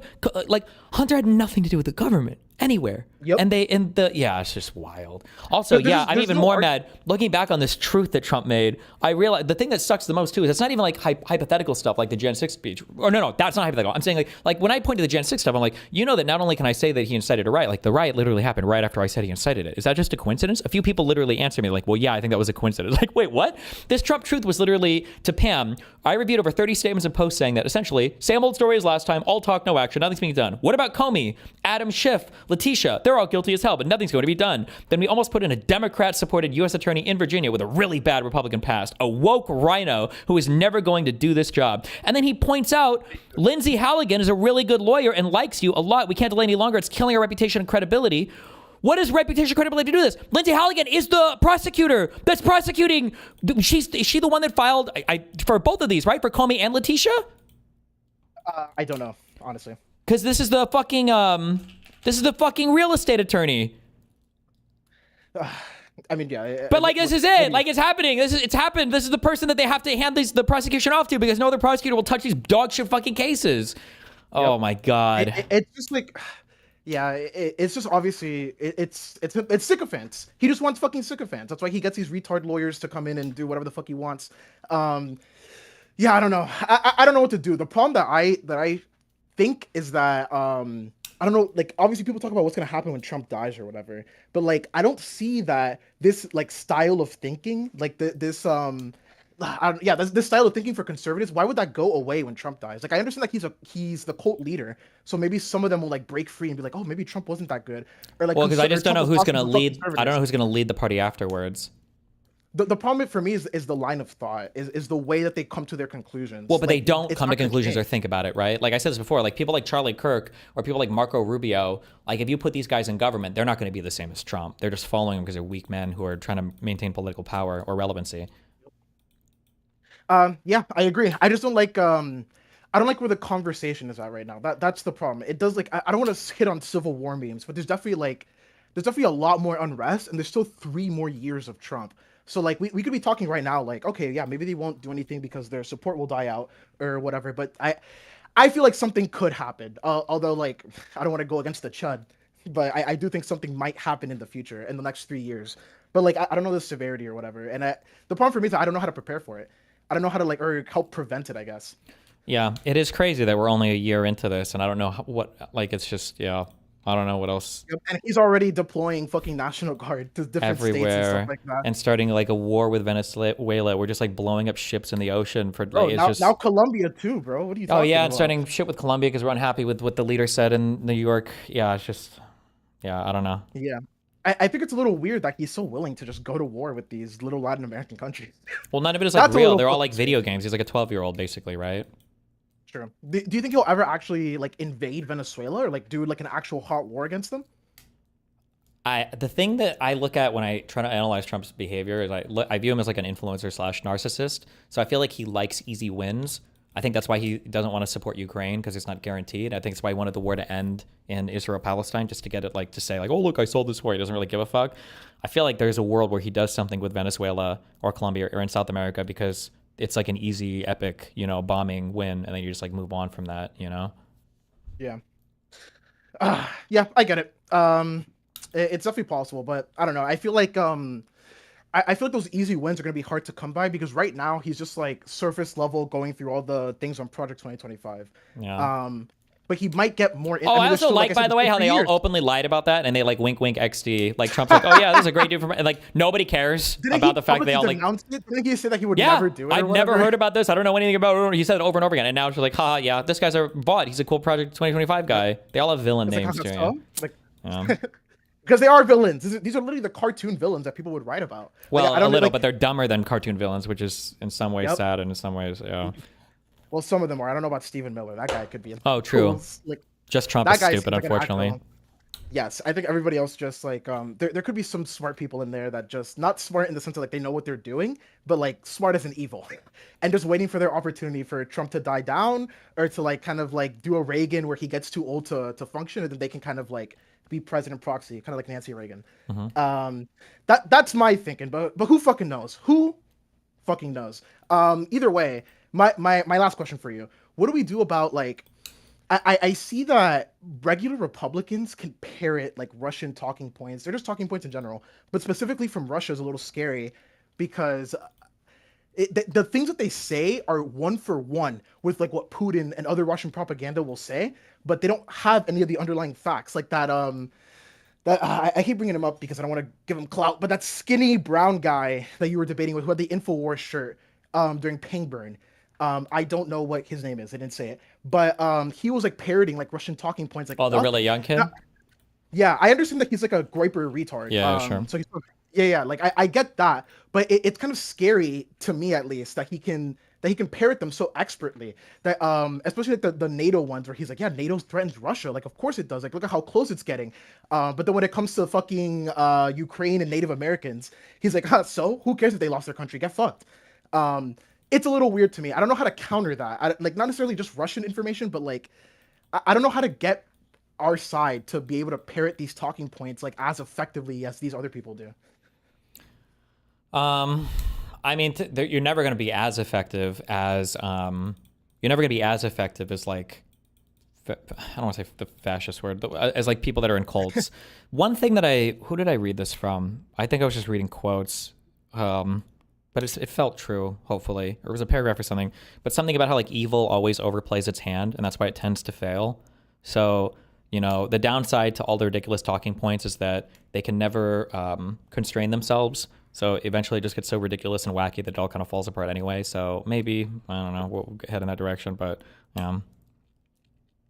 we'll see, I guess. We'll see. I just fucking hate Trump. It's just the beginning of it. I fucking hate Trump. Oh wait, actually I have one more question, but it's low-key Fed posting, but like what do you think the response should be from like a civilian perspective to ICE? Would you agree with like well, not would you agree? I think that there's actually a time where it's funny and semi-ironic, but like this is where like technically the Democrats can, like, you know, I've been saying and everybody's been saying like, oh, and they're doing a good job of this. Democrats being like patriotic and, you know, we like the flag and we like the Constitution. That's important.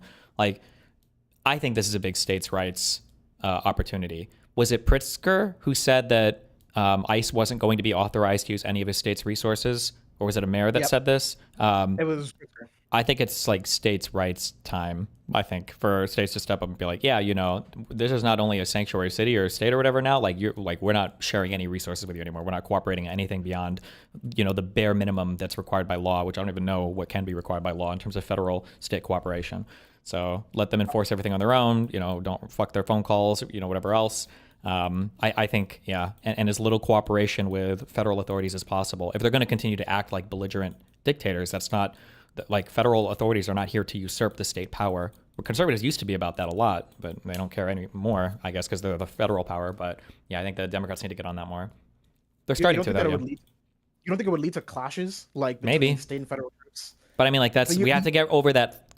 The other side, like, imagine playing chicken with somebody that you know is always going to give up, right? Yep. You always win. We did this before during the Cuban Missile Crisis, where it was like they looked each other in the eyes and then Russia blinked. Except this time, fucking we're the ones blinking. The Democrats are the ones blinking. I don't think the conservatives would actually fight. I don't think they would actually like take up arms and fight against the woke and like die a bloody war for it or for Trump. They would never do that. I don't. Yeah. So I think it is good to show force back to make them scared, because they basically see us as stupid pussies right now. Yeah, but we need to do a better job on the left, and this is really hard. I know we hate this, especially after BLM and everything, but we have to not demonize cops. We have to show solidarity with police officers who are state police over federal authorities, and we can't just blanket all of them. Like, I think it's okay to have problems with.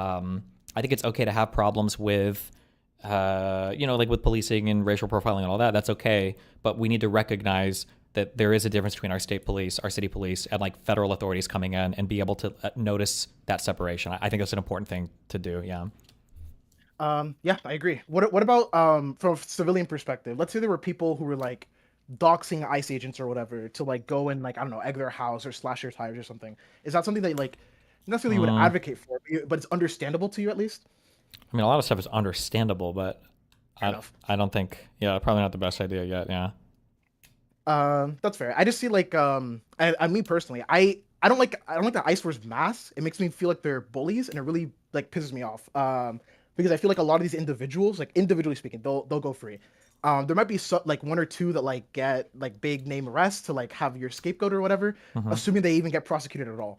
But I don't know. I'm not saying that like it would be good to dox them, but I think there should be some punishment for these regular fucking people who are just hiding who they are so they can commit these horrible fucking crimes. I think there's something to be said for protecting your identity if you're doing like lawful stuff.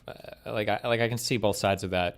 But obviously, where we're at now, we're so far over the line. Like, if the president is using you as like a paramilitary force to go and bully other states, and you're also masking your identity at the same time, while also being legally granted, you know, exclusive authority on violence to use against citizens, that doesn't sit right. That shouldn't sit right with any American. That's not okay. Or you can legally racially profile. That's the part that's like really upsetting. That these ICE agents can come up to actual just random brown people and harass the fuck out of them. Yep. And nothing will happen, even if they're wrong. Even if they okay, you were a citizen, they'll just like spit on you, say fuck you, and then when you're like, okay, well, I'm gonna report you, you just sound like a stupid cuck because they're just gonna laugh at you. Oh, okay, yeah, report me, dumbass. Yeah. It's a little fucking unfortunate. But okay, you know, it'd be like that sometimes, I guess. It do be like that, yeah. It do be like that. Well, it was nice chatting with you. Quick question before I go. Are you gonna watch Dunk and Egg? The new Game of Thrones show. Oh, maybe? I don't know. We'll see. Oh, I thought you loved Game of Thrones. Yeah, I thought you loved... no, I didn't even watch House of the true. Dragon. Okay. I'm sorry, but I just got an idea watching. Somebody in chat just said, let states pass demasking laws. You know what would be based? Yep. Is for when Trump leaves office, and if we ever finally do this like truth and reconciliation bullshit or whatever, the oh no, fuck. I was gonna say, instead of the federal government going after Trump or any of the people involved, there should be like a class action with like all 50 states or whatever doing it. But the venue and the jurisdiction would still be federal, so it wouldn't matter. It could still be like pardoned by a future Republican president, so it wouldn't matter. Never mind. Fuck. Yep. What about pardon reform laws? I feel like those should be passed. I feel like do you agree with pardoning like as an executive power of the president, like at all, just in general? I feel like the issue that I have is that I read through the Federalist Papers and there's nothing in there about pardoning. I don't know where pardon power comes from. I think it's just like a formality and like a nice thing like for exceptional times. But I really do feel like pardoning is kind of like a big fuck you to the judicial system, to the jury, to the people, to judges. I don't know 100% why it necessarily needs to exist. But I will say one thing that is like a very difficult conversation to figure out is like we can't legislate or write rules for everything that a person could do to break the law, right? Like for January 6th, for instance. Well, not just that, but like for January 6th, they were going to break the ECA. They wanted to break the law. They knew that was a law. They were going to break it. And I feel like, yeah, like Donald Trump knows he can't just get rid of birthright citizenship with an executive order. That's crazy. So the idea of us just like, okay, we just need to patch all of these different loopholes that they could use to abuse the government. Like if somebody really wants to break the law or break the rules or do something crazy, like they're going to do it. Yeah. I guess the answer is just a judicial response when Trump leaves office, but who knows? The problem is not even just that we have one branch of government that's fucked, which is the executive. The Supreme Court is iffy. They're kind of there, but it's that Congress, the Republicans in Congress, have given up their power to the president. Like Mike Johnson and all these guys, they basically decided we're not going to do anything. We're not going to oversee the tariffs. They through part of the big beautiful bill. Remember when they did that 1 day is now an infinite number of days, so we're never going to review the president's tariffs. Yeah, the Republicans in Congress were really happy to just have their power completely usurped by the president. So Congress has vested all of their authority in him, and now they just sit by idly like cucks and do nothing. Yep, it's because they've learned that's what reward. That's the reward. They get rewarded by Trump, by their fucking electorate if they just follow Trump, whatever. Yeah. That's how they get elected. That's how they make their money. So yeah, it makes sense that Mike Johnson would do nothing because that's what he wants. I think it's just so ridiculous. Like he's still holding the government. The only reason the government's still shut down is because of the Epstein files, right? Because of that one new lady that they don't want to reopen the government. No, I think it's. No, that Mike Johnson could swear her in. He doesn't need the government. He's lying about that. The reason why they don't want to reopen it is because I don't think they want to budge on the healthcare thing. Yeah, for the Medicaid cuts, right? Yeah. Which I don't even know where we're at on that. I don't know if Republicans are negotiating or talking or what. I don't know what the fuck. I haven't heard anything about this at all. So, but I haven't been reading. Yeah, to me, it seems like they're not talking at all. It seems like the strategy is to just say, "Well, the Democrats don't want to negotiate. The Democrats don't want to negotiate," over and over and over again. I guess until something catastrophic happens. Like I don't know what the end game is.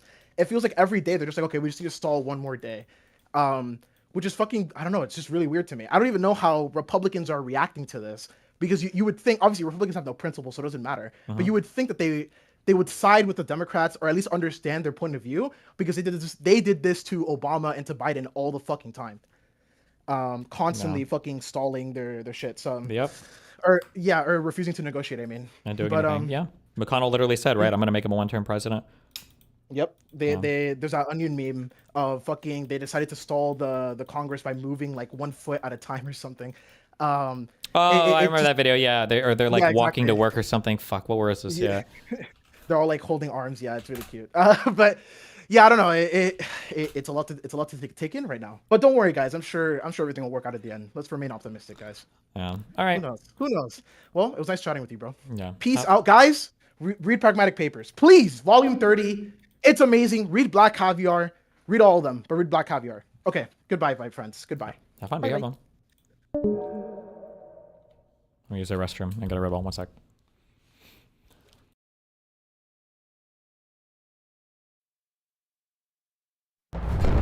Are Republicans deliberately trying to obstruct government business to hurt Obama's re-election chances? In Washington, Democrats charge Republicans with trying to do just that through their recent tactic of speaking and moving in slow motion. Senate Minority Leader Mitch McConnell, however, denied the accusations this afternoon in a 95-word statement that took him more than 3 hours to read, followed by a question and answer session that went on for another 5 hours until reporters became frustrated and left. Beltway insiders began to notice that Republican members of the House and Senate were slowing things down last week during Representative John Haller's argument against Obama's proposed tax increase.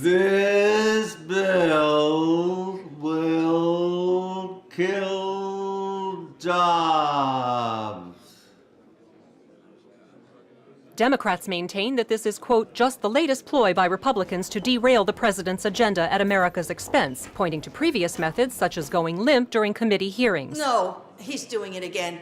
Congressman Haley. I can't. You'll have to help me. This is absurd.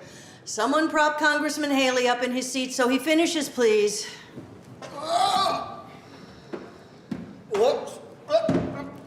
Republicans counter by saying they're just taking their time with the esteemed business of government. They also accuse the Democrats of hypocrisy, pointing to the fact that during the Bush administration, Democrats insisted all bills be read aloud in both English and Latin. Providimus enim prorogation facta appropriata. How do you say this one? And used laser pointers to distract committee chairmen. Stop that! Stop it! Those things make you blind if you get shot in the eye. Vice President Biden has urged his congressional colleagues to counteract Republican stall tactics by doing a bunch of speed because he thinks he knows a guy who can get some.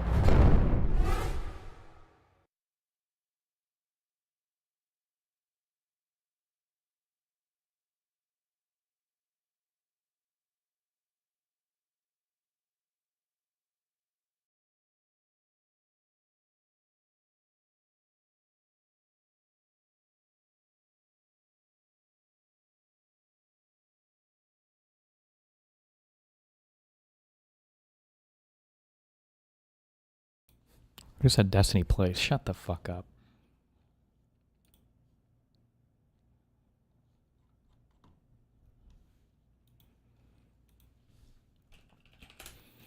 Somebody said we have 2 new motions.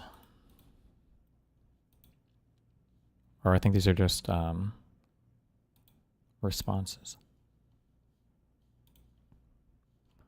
It's crazy. He truthed this out and it's happening. It's just happening. Like this is, I don't think in any part of U.S. history will you ever see more clear direction to the DOJ from the president like this. Nothing ever. This one truth is more hard evidence of that than the entirety of every single thing that people have accused, Obama and Biden and everything of doing.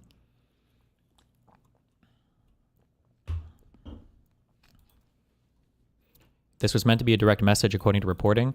And initially, people said that, but I don't think that's true. People said it was supposed to be a direct message, but I think he deleted this and reposted it with a. He deleted this and reposted this with a spelling correction. So no, what? He just openly truths this. He doesn't give a fuck because Republicans do give a fuck.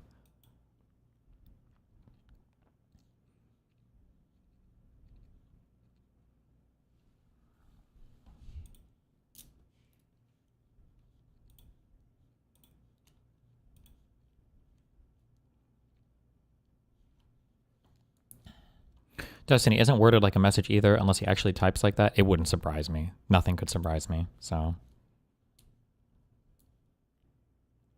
We know he doesn't post these himself because Rubio was getting his permission to post that one time. Well, he might post some and have people that post others, right? That's possible.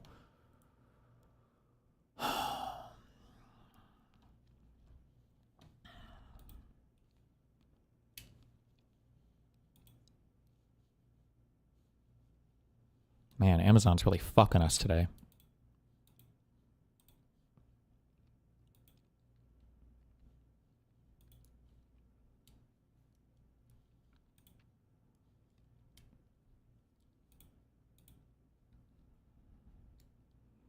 It's so dark that there's so much online. Like if somebody dies and you are very close to them, you can watch so much content if they're like a streamer or whatever. That's so crazy. He was 29 years old. That sucks.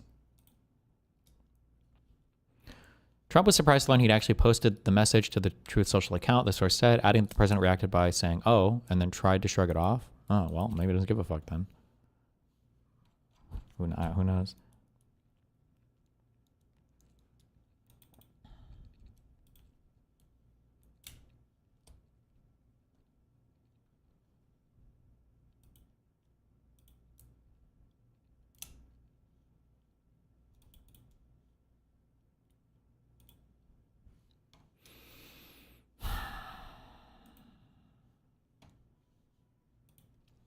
I think these are both short.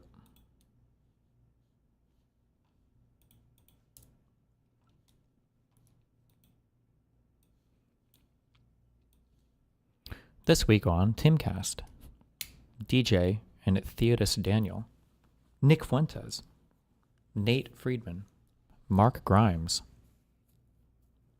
and Oren McIntyre.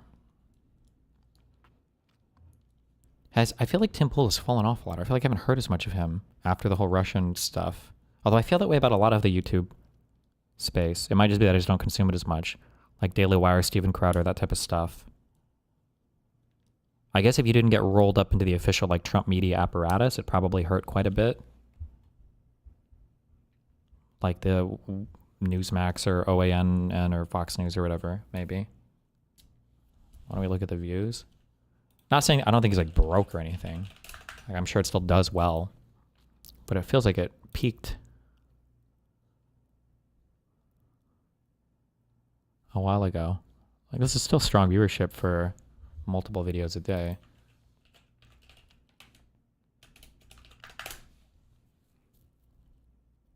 Oh, it could just be like post-election as well. I haven't been tracking views on people or anything. God damn, how much AWS shit is there?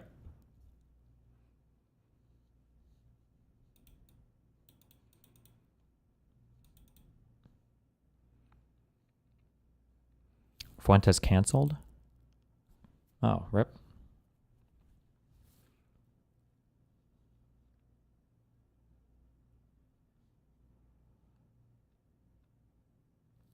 Oh, like this shows a big uptick in May and June? I don't even know what was happening then. More than the election season. Might just be my perception, maybe, because I'm not consuming as much of it.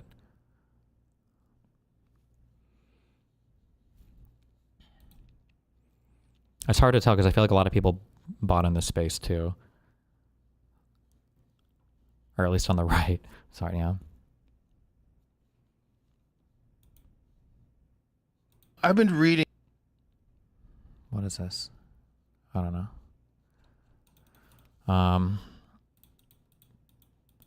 Does the court listener stuff use AWS? What the fuck? What's going on? Are they still fucked? They can't just roll back? Hello?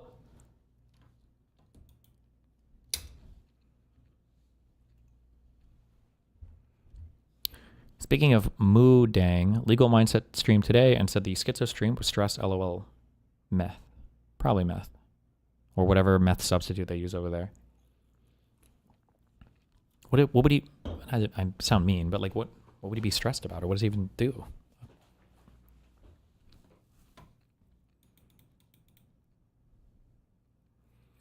The pardon was in the Federalist paper in number 74. The idea is that a president would be more careful with the power than a body of people. Yeah, but I feel like they don't discuss it much. Like why does... I feel like I read this a long time ago. It doesn't discuss much why they would have... Why he even has that power. It's like, I felt like it was just a holdover from the king. Did I take notes on this one? 74. We did.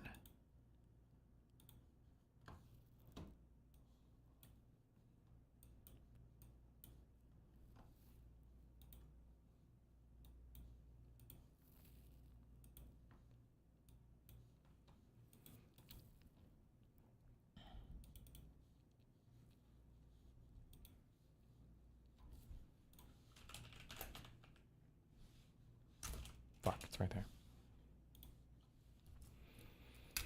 Or actually, I should just look for pardon.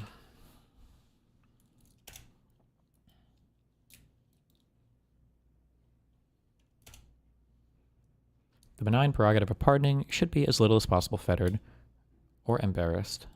The criminal code of every country partakes so much of necessary severity that without an easy access to exceptions in favor of unfortunate guilt, justice would wear a countenance too sanguinary and cruel. As the sense of responsibility is always strongest in proportion as it is undivided, may be inferred that a single man would be most ready to attend to the force of those motives which might plead for a mitigation of the rigor of the law, and least apt to yield to considerations which are calculated to shelter a fit object of its vengeance.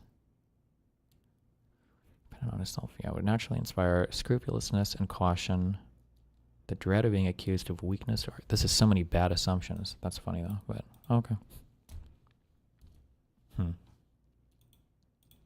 Well, actually, I'm sorry. You have to remember like the structure of the United States of America and the structure of what was going on at the time too. Actually, because pardoning as the US president in the like late 1700s, it's probably not even that, like how many federal crimes even are there? I don't even know if the FBI was created at the inception of the, like if there were federal police. There must have been some kind of federal police, but like there probably weren't even that many federal crimes to even speak of. So the idea that this would be like a really big deal, maybe it wasn't even considered that much.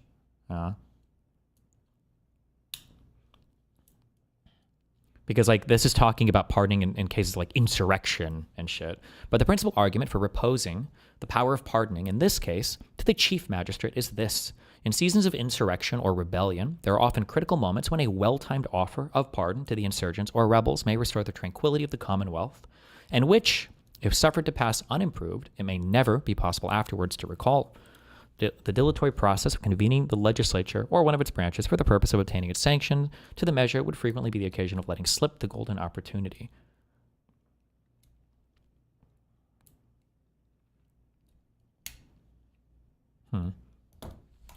Yeah.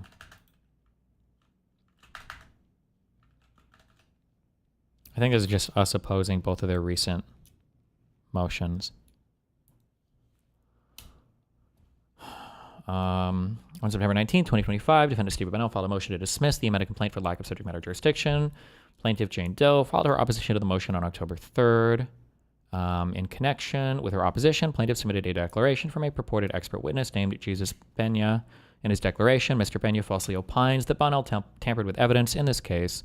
Bonnell pointed out in his reply papers, Mr. Pena's testimony is not even his own. He plagiarized portions of his sworn testimony by copying and pasting verbatim from a third party's post on Kiwi Farms, the same website that published the video, in November 2024. Worse, Mr. Pena unsuccessfully attempted to conceal this fact.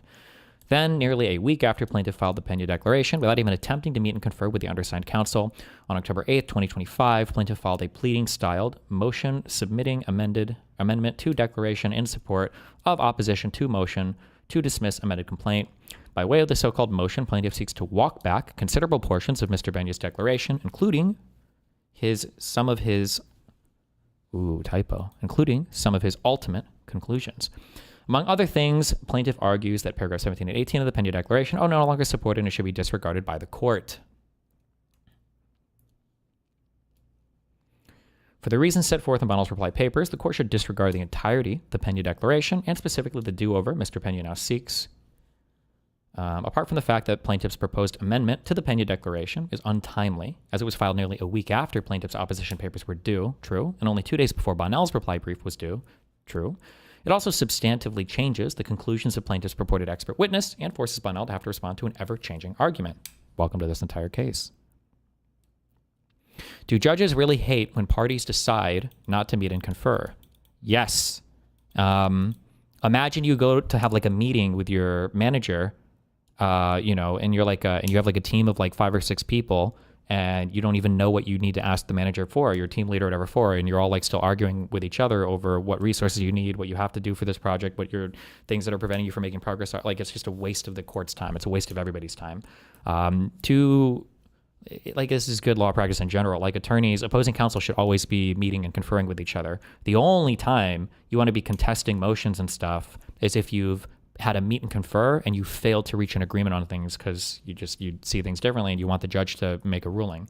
Filing shit with the court that you haven't even met and conferred on is, my understanding is that would be very bad practice because you're wasting a lot of people's time there when ideally more and more of this could be worked outside of the court, the docket, between the two attorneys, between opposing counsels. Further, and fatal to plaintiff's motion, is the fact that at no time prior to filing the proposed amendment to the Pena Declaration did plaintiff's attorneys even attempt to meet and confer with the undersigned counsel while the filing. Until Bono was served with plaintiff's motion papers, he and his attorneys were completely in the dark regarding the requested relief. Indeed, local rule provides that a failure to meet and confer may be cause for the court to deny the motion and impose on counsel an appropriate sanction, which may include an order to pay the amount of the reasonable expenses incurred because of the violation, including a reasonable attorney's fee. Such relief is appropriate here. Nice.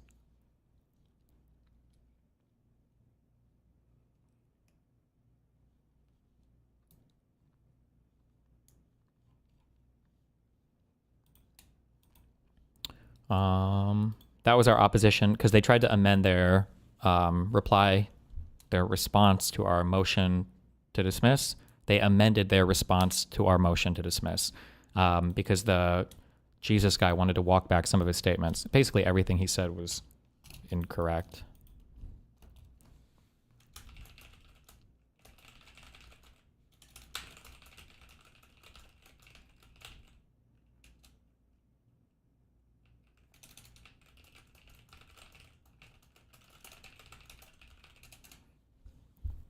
Your pretrial judge explicitly stated as much and rebuked plaintiff counsel for using the court as a first stop resolution instead of contacting opposition. Yeah.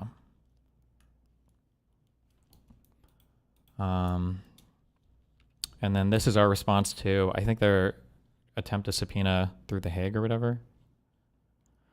As defendant Stephen Bonnell indicated in his reply brief in further support of his pending motion to dismiss the amended complaint for lack of subject matter jurisdiction, he takes no position with respect to the procedure plaintiff seeks to use to obtain materials from a non-party residing in a foreign country, for instance, filing an application through the Hague. However, Bonnell disputes the relevance of the materials plaintiff seeks from his ex-wife, who now resides in Sweden and has nothing to do with any of the allegations in plaintiff's amended complaint. Further, Bonnell objects to plaintiff's motion for international judicial assistance to the extent it will cause any delay in the case. Bonnell does not agree to extend the discovery cutoff date or otherwise postpone any of the other deadlines the court has previously set.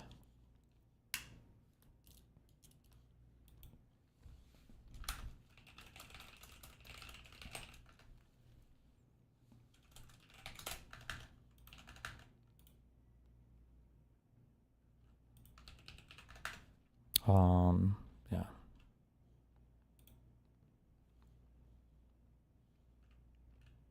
Oh, this should be Hague. Uh-oh. I'm going to be getting discounts on these typos.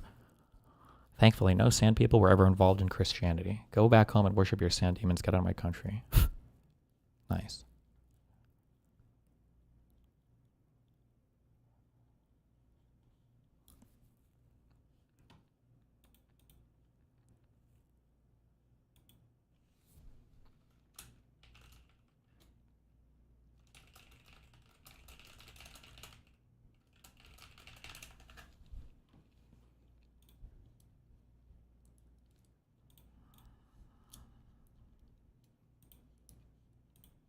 I'm sorry, I want to make fun of a guy real quick too, and then I'm done.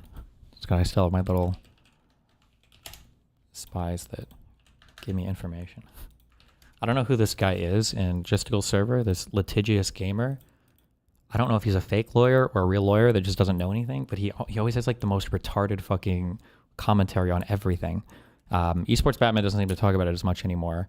I don't know if he realized that he was retarded on everything, but Litigious Gamer says, I think this was this morning, I have no idea, LOL, but they've been whining about insufficient meet and conferral efforts since the lawsuit started. So what you call whining was one of the reasons why the judge scolded them in the beginning about filing a TRO that they didn't even give us notice of, like a month after the case started.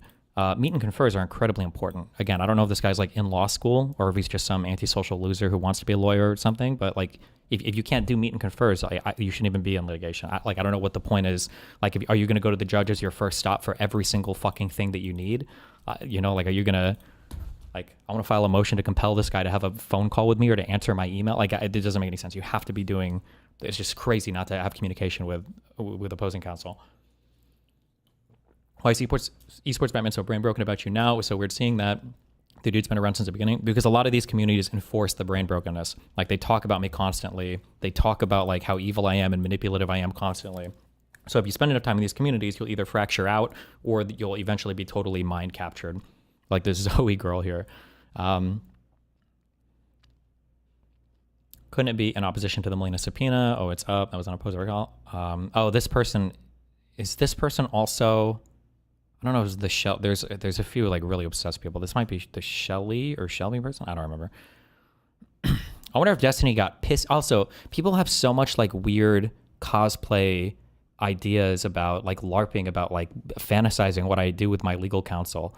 Remember, initially I wasn't going to be represented by anybody, and then I got legal counsel, and then I got different legal counsel, and then it's just like all these like weird theories about everything. I wonder if Destiny got pissy with his attorneys that they didn't initially oppose the motion, so now they are doing it to appease him. This guy, he must not be a lawyer. I don't understand. My attorneys have to do everything I tell them to do, technically. Like, my attorneys aren't allowed, like, they're my representation. If I wanted them to oppose the initial motion, then they would have. I would have said, hey, I want to oppose this. They might recommend against it. I don't care. I want to oppose it. Let's go. And they would do it. Why? Because they just charge me money for it. Why would they not do it, right? Okay, well, we don't think it's a good idea, but if you want to pay the money for it, we'll bill you the hours and we'll file it. So I don't know what this, like, what he imagines, like, attorney-client relationship looks like, what his fantasy about it is. So now they are doing it to appease him. Like,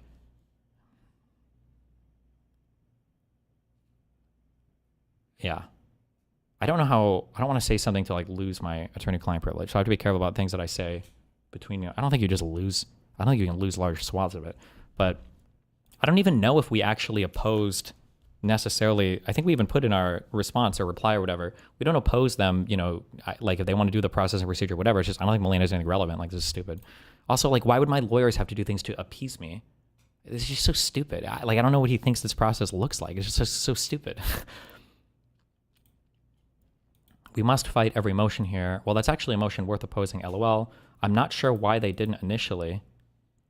Okay, yeah, two very normal ops, actually, very boring. In Before Destiny, I was simply raped Pixie in court, and goes on to show the most boring boilerplate filings. Good one.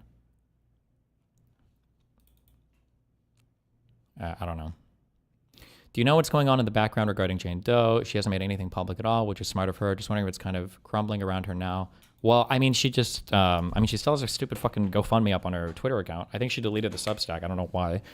It seems like she's just living her life, doing whatever the fuck. I don't know. I'm not friends with her or anybody in that friend group, so.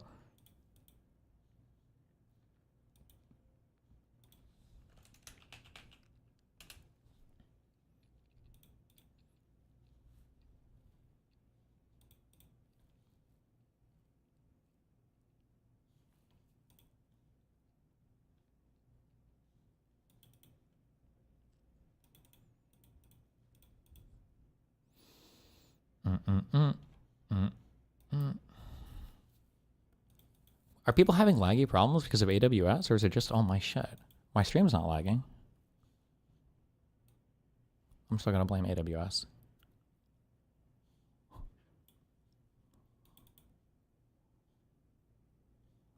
Video explaining Dunk and Egg from a Game of Thrones guy. You already watched the trailer, ban me if you don't like it. Why would I want an explanation? A Knight of the Seven Kingdom. Of a show that hasn't even come out yet. Why would I care about this? Why would I want to watch this? Can we all just agree that Elon Musk is the greatest inventor in human history? Okay. He invented Twitter now?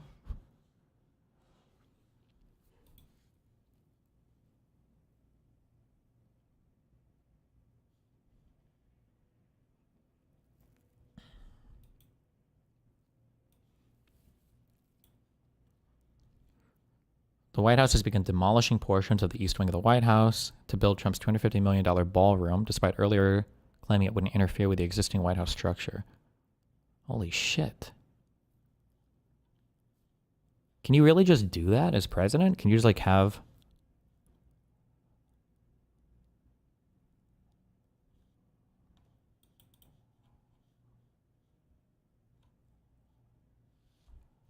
Can you get reimbursed for all the fees since there's obvious proof that they were just doing this maliciously? I think to get reimbursed for fees, it would have to be, there's like a very high threshold.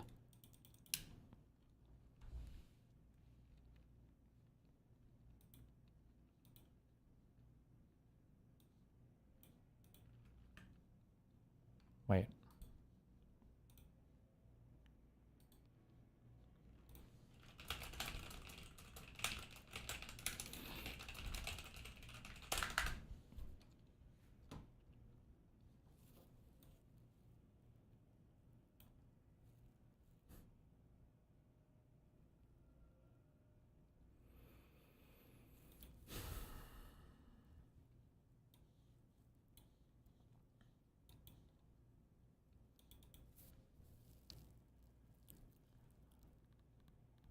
context, SV Date of the Huffington Post is not a journalist interested in the facts. He's a left-wing hack who has consistently attacked President Trump for years and constantly bombards my phone with Democrat talking points. Just take a look at SV Date's feed.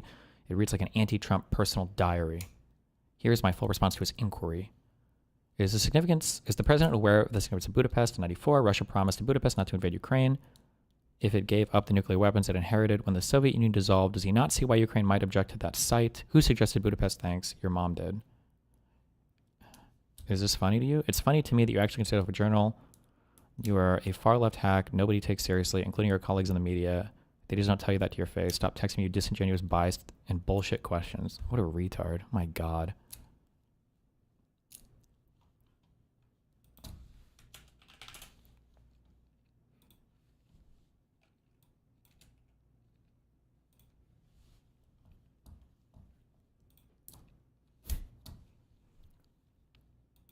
Fuck, I have to stop saying your mom jokes now. Oh no.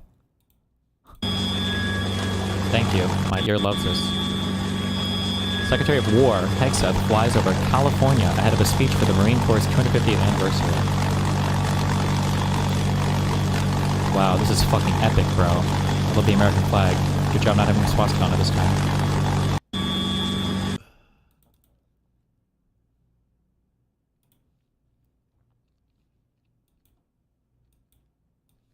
Oh, I saw this morning. Jesus. Uh-oh. Watch the vibe. Uh-oh. What's going on there? What's going on there? Fish or... Watch the vibe. Thank you for the slow-mo. I didn't catch it the first time.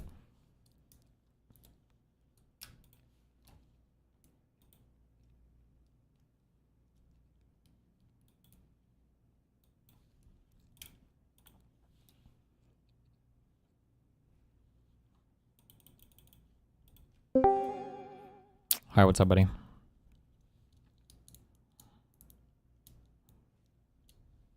Oh, does Discord just not work now too? Everything is AWS? Oh, hey, what's up, buddy? Hi, hello. Can you hear me? Loud and clear.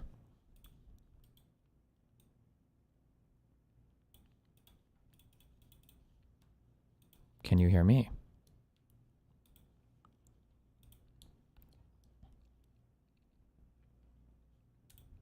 Hello. Hello, hello. Can you hear me? Yes, I can hear you. Can you hear me? Yeah, what's up? Microphone issues, you know. Hello. It's been a long time. People message me like, "Are you alive? Are you okay? You haven't been on stream for such a long time," and I'm like, "Yeah, I'm good." But you know. We have object permanence issues here in DGG. If we don't see somebody for a while, we just assume they're gone, so. Valid, actually, in my case. Well, jeez. Yeah, but I mean, I am okay, fine. I'm I just didn't have the time. Also, you have been pretty busy, and also at the time you were streaming, it was very late for me, and I'm like trying to fix my insomnia really hard. Sure. So that's basically the reason why I wasn't able to come along. Okay. Yeah. I'm not winning against insomnia currently, but I do try. So, yeah. Plus, I have a new body, so you know. Plus, you have... I can spend my time in the better ways. No offense. You have a... Wait, what did you just say? Plus, I have a new bunny. Oh, I thought you said a new body. Like you're a fucking cyborg and you switch parts or something. Okay. Oh, gotcha. that would be cool, but no, it's the same old. New bunny, gotcha. Same old mid suit, but with the bunny, yeah. I'm so obsessed with the bunny. I'm so happy that she's here to give everyone joy. She's cutesy, which, by the way, kind of inspired by your like see you do Doritos Frappuccino thing. How did that inspire you to get a bunny? What is the connection there? To the name of the bunny. I named her Mocha, but then I was like Mochaccino, Frappuccino, Cappuccino, you know. Basically, you can do that now with the name. Yeah, and it's kind of cute. Anyway, bunny aside, I was so many things happened. Holy shit, like Charlie Kirk thing, then the fucking you being... I saw your Pierce thing when everyone like cry about this motherfucker, or else you're a demon. You know, that thing. That was a little bit cringe, and yeah, it was his death was like obviously very strange. Yeah. I didn't expect that to happen. But other than it's just what followed was so Russia. Like the spectacle they made out of it and how they used it basically to make more divisiveness in the country was so weird to watch. Yeah, I it guess was you're. I mean, you are probably more insight into Russian media than I do. Like my perception is that some of it is more blatant than what Putin would even do. I feel like he tries to at least sell this veneer, at least to the rest of the world, of some kind of subtlety. But yeah, we had a full-on like pro wrestling event for Charlie Kirk's eulogy, where we were bringing out people and shooting fireworks, and it was an insane political rally. My God. I wouldn't say that it's. I kind of like don't agree that it's more subtle. Mhm. It's just what you see is more subtle. Oh, sure. Because you see like Russian media that is kind of like directed towards foreigners, more so, right? Yeah, yeah. And if you like watch their actual home stuff, it's about that cringe. It Sure, just has okay. like this Russian character, so to speak. Obviously, America is a completely different society. So things that you would use to appeal to Americans would be different. Sure, You know, that makes sense, yeah. Russia has a lot less of a like showmanship, a lot of less of this whole big fun fairs, like everything is a rally sort of rah-rah thing. Like it's a bit more like somber vibes, so to speak. So they have big parades, for example, war related, right? For sure. There's a lot of militarism, flexing of that sort of shit.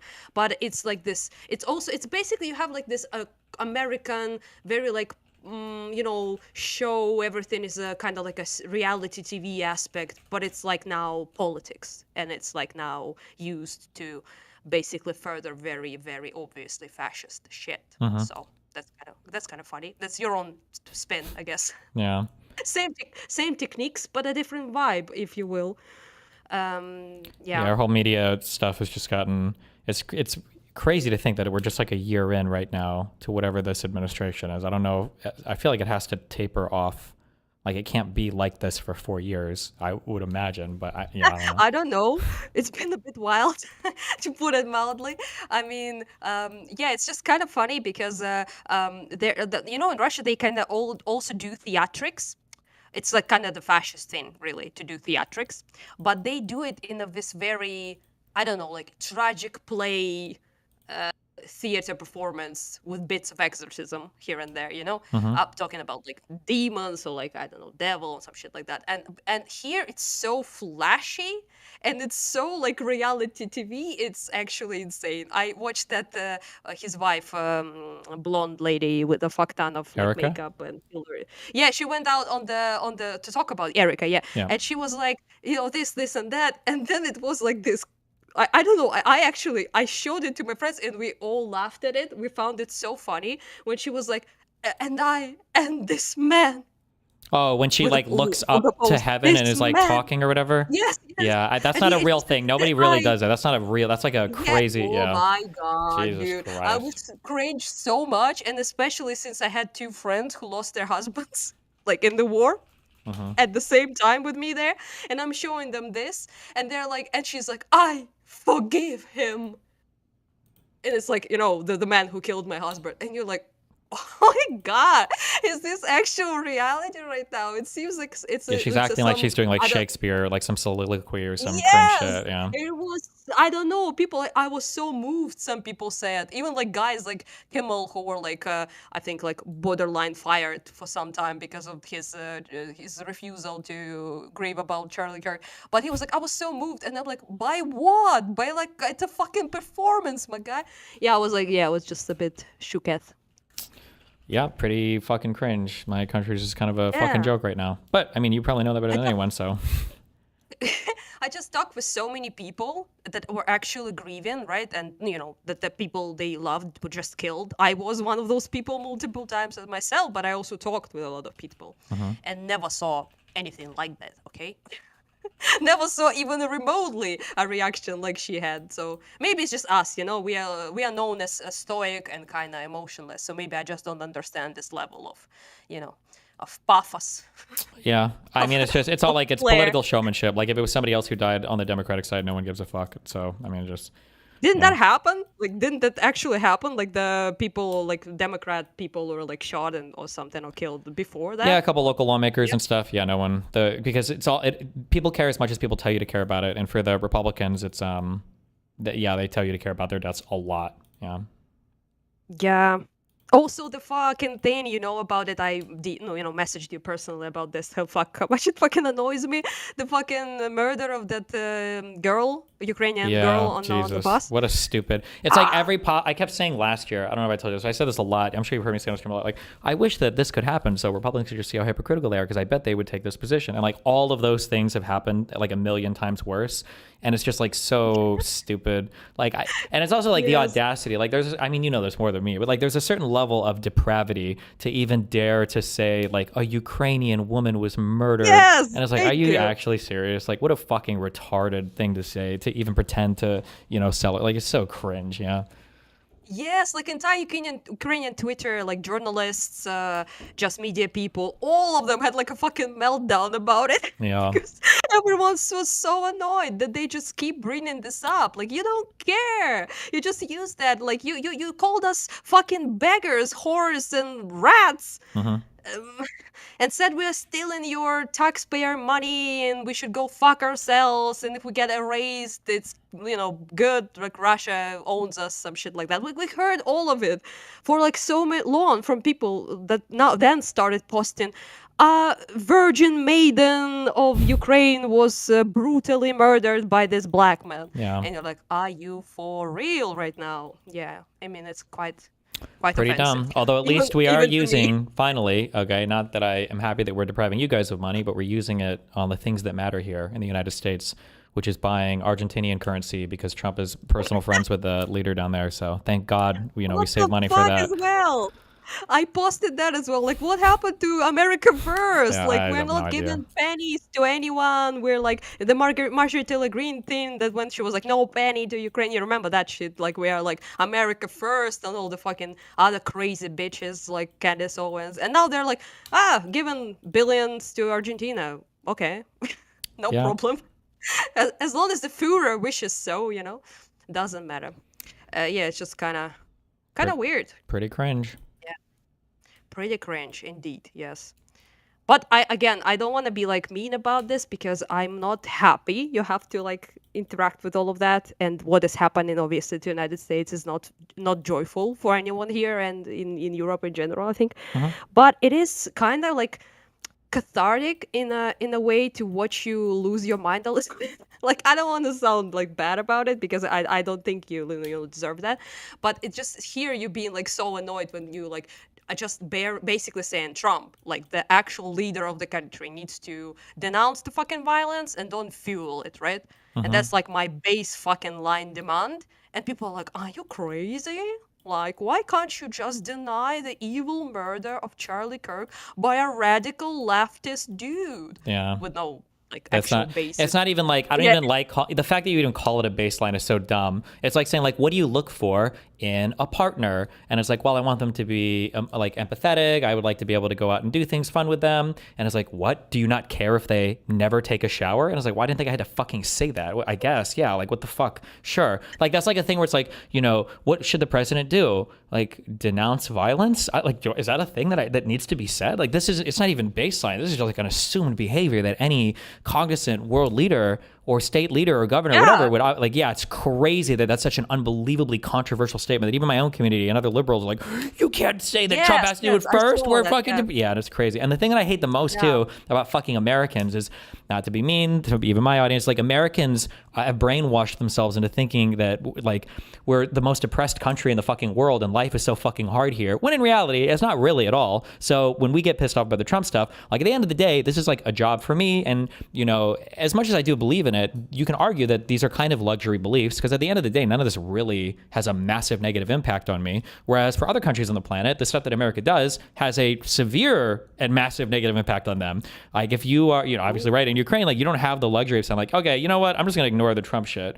Because it's like, well, tomorrow Trump might have the right phone call with Putin. Yeah. And it's like, oh, I guess you just decided that we don't exist as a country anymore. It's fucking ridiculous. Yeah. Yeah, a lot depends on that. Let's put like this, and it's not fun. Okay, I know how I also am annoyed by that. Not by you. Mhm. I think you care, but people who are like, well, at the end of the day, there was this lady. I don't remember her name, unfortunately, but she was like I think she was like a Jewish liberal or something, but she voted for Trump or some shit. Like Oh I don't God. with the glasses. I don't remember Are the you name. talking about the one who I called evil at the end of our conversation? You call many people evil though, Well, justifiably. we had like a friendly-ish conversation, and at the end I said, you're like the worst kind of person because you're friendly and giggly and Oh, nice. yes, Yes. yes, you went the fuck off on her. I Yeah, remember yeah. that. I Yeah. hate those types. Yeah, Batya is what people are saying the name was. Batya Ungar Sargon? Was that her name? She was like a... No, Tavi, something like T something. Yeah, You had like a Republican guy Oh, there. no, And wait. then, Wait. Different person. You're talking... Oh, but I did go off... You're right. I guess I do go off on a lot of people. Tally. I know who you're talking about. She... Yes! Yeah. Yes. But her entire political view is just like... it's basically like about trans people.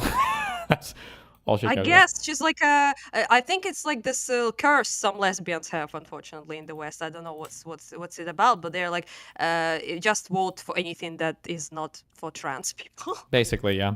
Oh, yeah, she's also, I think, pro-Israeli hardcore, which, would make sense, that she would, like, be happy with Trump in that sense, I guess. Oh, yeah. But it's just that, it's just that her, I think, is a classic thing, because I don't think she's, like, some evil, malicious person, but there was, like, this moment when I really felt it, okay? When you spoke with her, and you talk about USA, I think, with her, and it really, impacts me a lot, obviously. And you were like, how many people, millions of people that will die because of that. And there was another guy who also was there with you who mentioned that. And he was like, how many people that alone will do? Like, do you feel like no regret about like voting for Trump, knowing that that's the result, basically? And she, like, dead ass, like, with no thought that she's saying something actually mental. She's like, well, they're not American citizens. Yeah. And you're like, I was actually, I don't know why, it's not to be like soy, but it actually upset me to hear that, because it's such a normal thing to say, like the banality of evil, right? But there's like so much in it, like it's just like, yeah, they just unironically don't care. They care more about like things that annoyed them on Twitter than they care about the actual lives of millions of people. Yep. Well, yeah, it's just depending on who weird. people tell them to care about, because for a brief moment in time, Americans sure did care about asylum seekers. It was just when Elon Musk was whispering in Trump's ear about fucking white people from fucking South Africa, we cared for all of like 2 days about it. Oh, yeah. I was like, That oh my cringe God, give me a fucking oh break. my God, don't remind me that The I couldn't videos handle of like that shit. 3 families. I'm like, oh my God. Yeah. When they had the president there and they showed him like basically graves from fucking Congo, I just nearly fucking died. Oh, when he sat with the was the South African president? He sat there and he played the fucking Twitter video for like 5 minutes. Wait, have you ever? I don't know if you're on TikTok or Instagram Reels, but have you ever seen the one where there's there's the spooky music in the background and some guy will open a binder with a bunch of crazy pictures and he's like pointing at it and the person's looking like, what are you talking about? It was like that meme, like in real time, like watching Trump. Oh my God. Yeah, it was after Zelensky's like Oval Office. I thought surely it cannot be like It topped. can't get worse. Yeah. I mean, yeah, it can't. And that was there was worse. also It wasn't- I don't even know how Trump meant this, but did you see when Erdogan was there and Trump was like, hey, trust me, this guy knows all about election fraud or whatever. It's like, what the fuck? Why? What do you even? I don't even know what you're. You mean Erdogan like from Turkey? Yeah. Yeah. Oh my God. Oh, I didn't see that. What did he say? He made a comment, like, in a comment, like, yeah, there's something about like the rigged election or something, and like, this guy would know all about that or something. I don't even know what the implication was. I don't know what he was implying with that comment. Like, Jesus. I guess that he is famous for stealing elections. Yeah, like but is that really what Trump was implying to me? I have no idea. I don't know because I think he likes Erdogan because he brought that guy over. But dude. Turkey is just I've done a little bit of reading when I fly around now. I read just a random show on Turkey. Turkish history. Turkey is a crazy country. They've gotten away with a ton of shit, and nobody gives a fuck about anything they do. When Erdogan came over here, nobody remembers this, but he came over in the U.S. He had his own personal bodyguards. They were like beating the shit out of U.S. citizens around him. I don't even know why. I mean, very Turkish. Yeah, strong Turkish vibes. Crazy. Listen, I didn't inherit like anti-Turkish attitude from my father, who fucking hated Turks Mhm. with passion, because his family was escaped Greece because of Oh, Turkish okay. occupation, and a lot of stuff. He was Mhm. Greek. He was Greek. So I was like, but I always kind of like, associate myself with Ukraine. So not like ethnically, but because of I grew up here. I was born here, so I kind of like nationality matters more to me, obviously, right?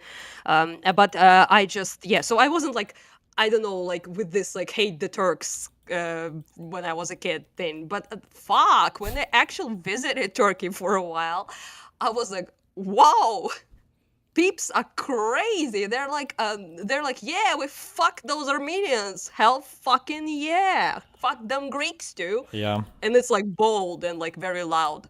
And like not all of them are right, obviously, but a lot of people are super like, it's kind of like very nationally accepted thing. So like sort of like Russia in that sense. I mean, Mhm. they're both empires with similar sort of history, so it's not like surprising. Yeah. But it just was kind of like a bit jarring how blatant it was. There was also like this. They've managed to like do everything and nobody cares anywhere about it for some reason. Because like in America, so I know like in Europe you guys are better at ethnicity. Like in America, like my chat is gonna lie if they say different. In America, all of the people in the Middle East are the same to us. Like Egyptians, or not Egyptians, I'm sorry, Persians, Turks, and Arabs are all the same. Like if you ask them like, oh, a Turkish guy, oh yeah, he's Arab. Like that's all the same shit to us. So like to see Turkish people, like to see Turkey as a country do crazy shit. You know how like we talk about how scared we were, oh, Israel's going to escalate things in the region, or God forbid, Ukraine shoot a single missile, 1 meter past any Russian border and it cause like World War III. Meanwhile, like if any Russian jet is anywhere near like Turkish airspace, they shut down, I think 2 of them like 10 years ago. They don't give a fuck. Yeah. They don't give a Yeah, they fuck don't about care. anything. They would keep telling the U.S. like, okay, we're gonna go do a mission into Syria to kill some ISIS people, and they would just fly and like bomb Kurds, and America's like, what are you doing? And they're like, well, we're gonna go. Sorry, we'll do it again. Kurds Yeah. get that big a fucked, yeah. And they were just do it over and over again. Meanwhile, ISIS is like running oil up to Turkey. They were like their primary customers for like 3 years. It's like Turkey just gives no fucks. They literally still like occupy.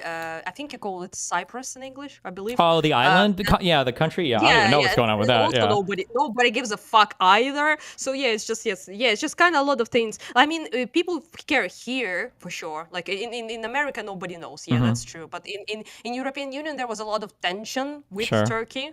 Because of what they did, with the Kurds and all of it, and occupation of Cyprus was brought up, especially before like Ukraine full-on thing that is happening now, and they had a lot of like beef with like European Union because they kind of wanted to be in on it. They also are the biggest army now, that is related to this part.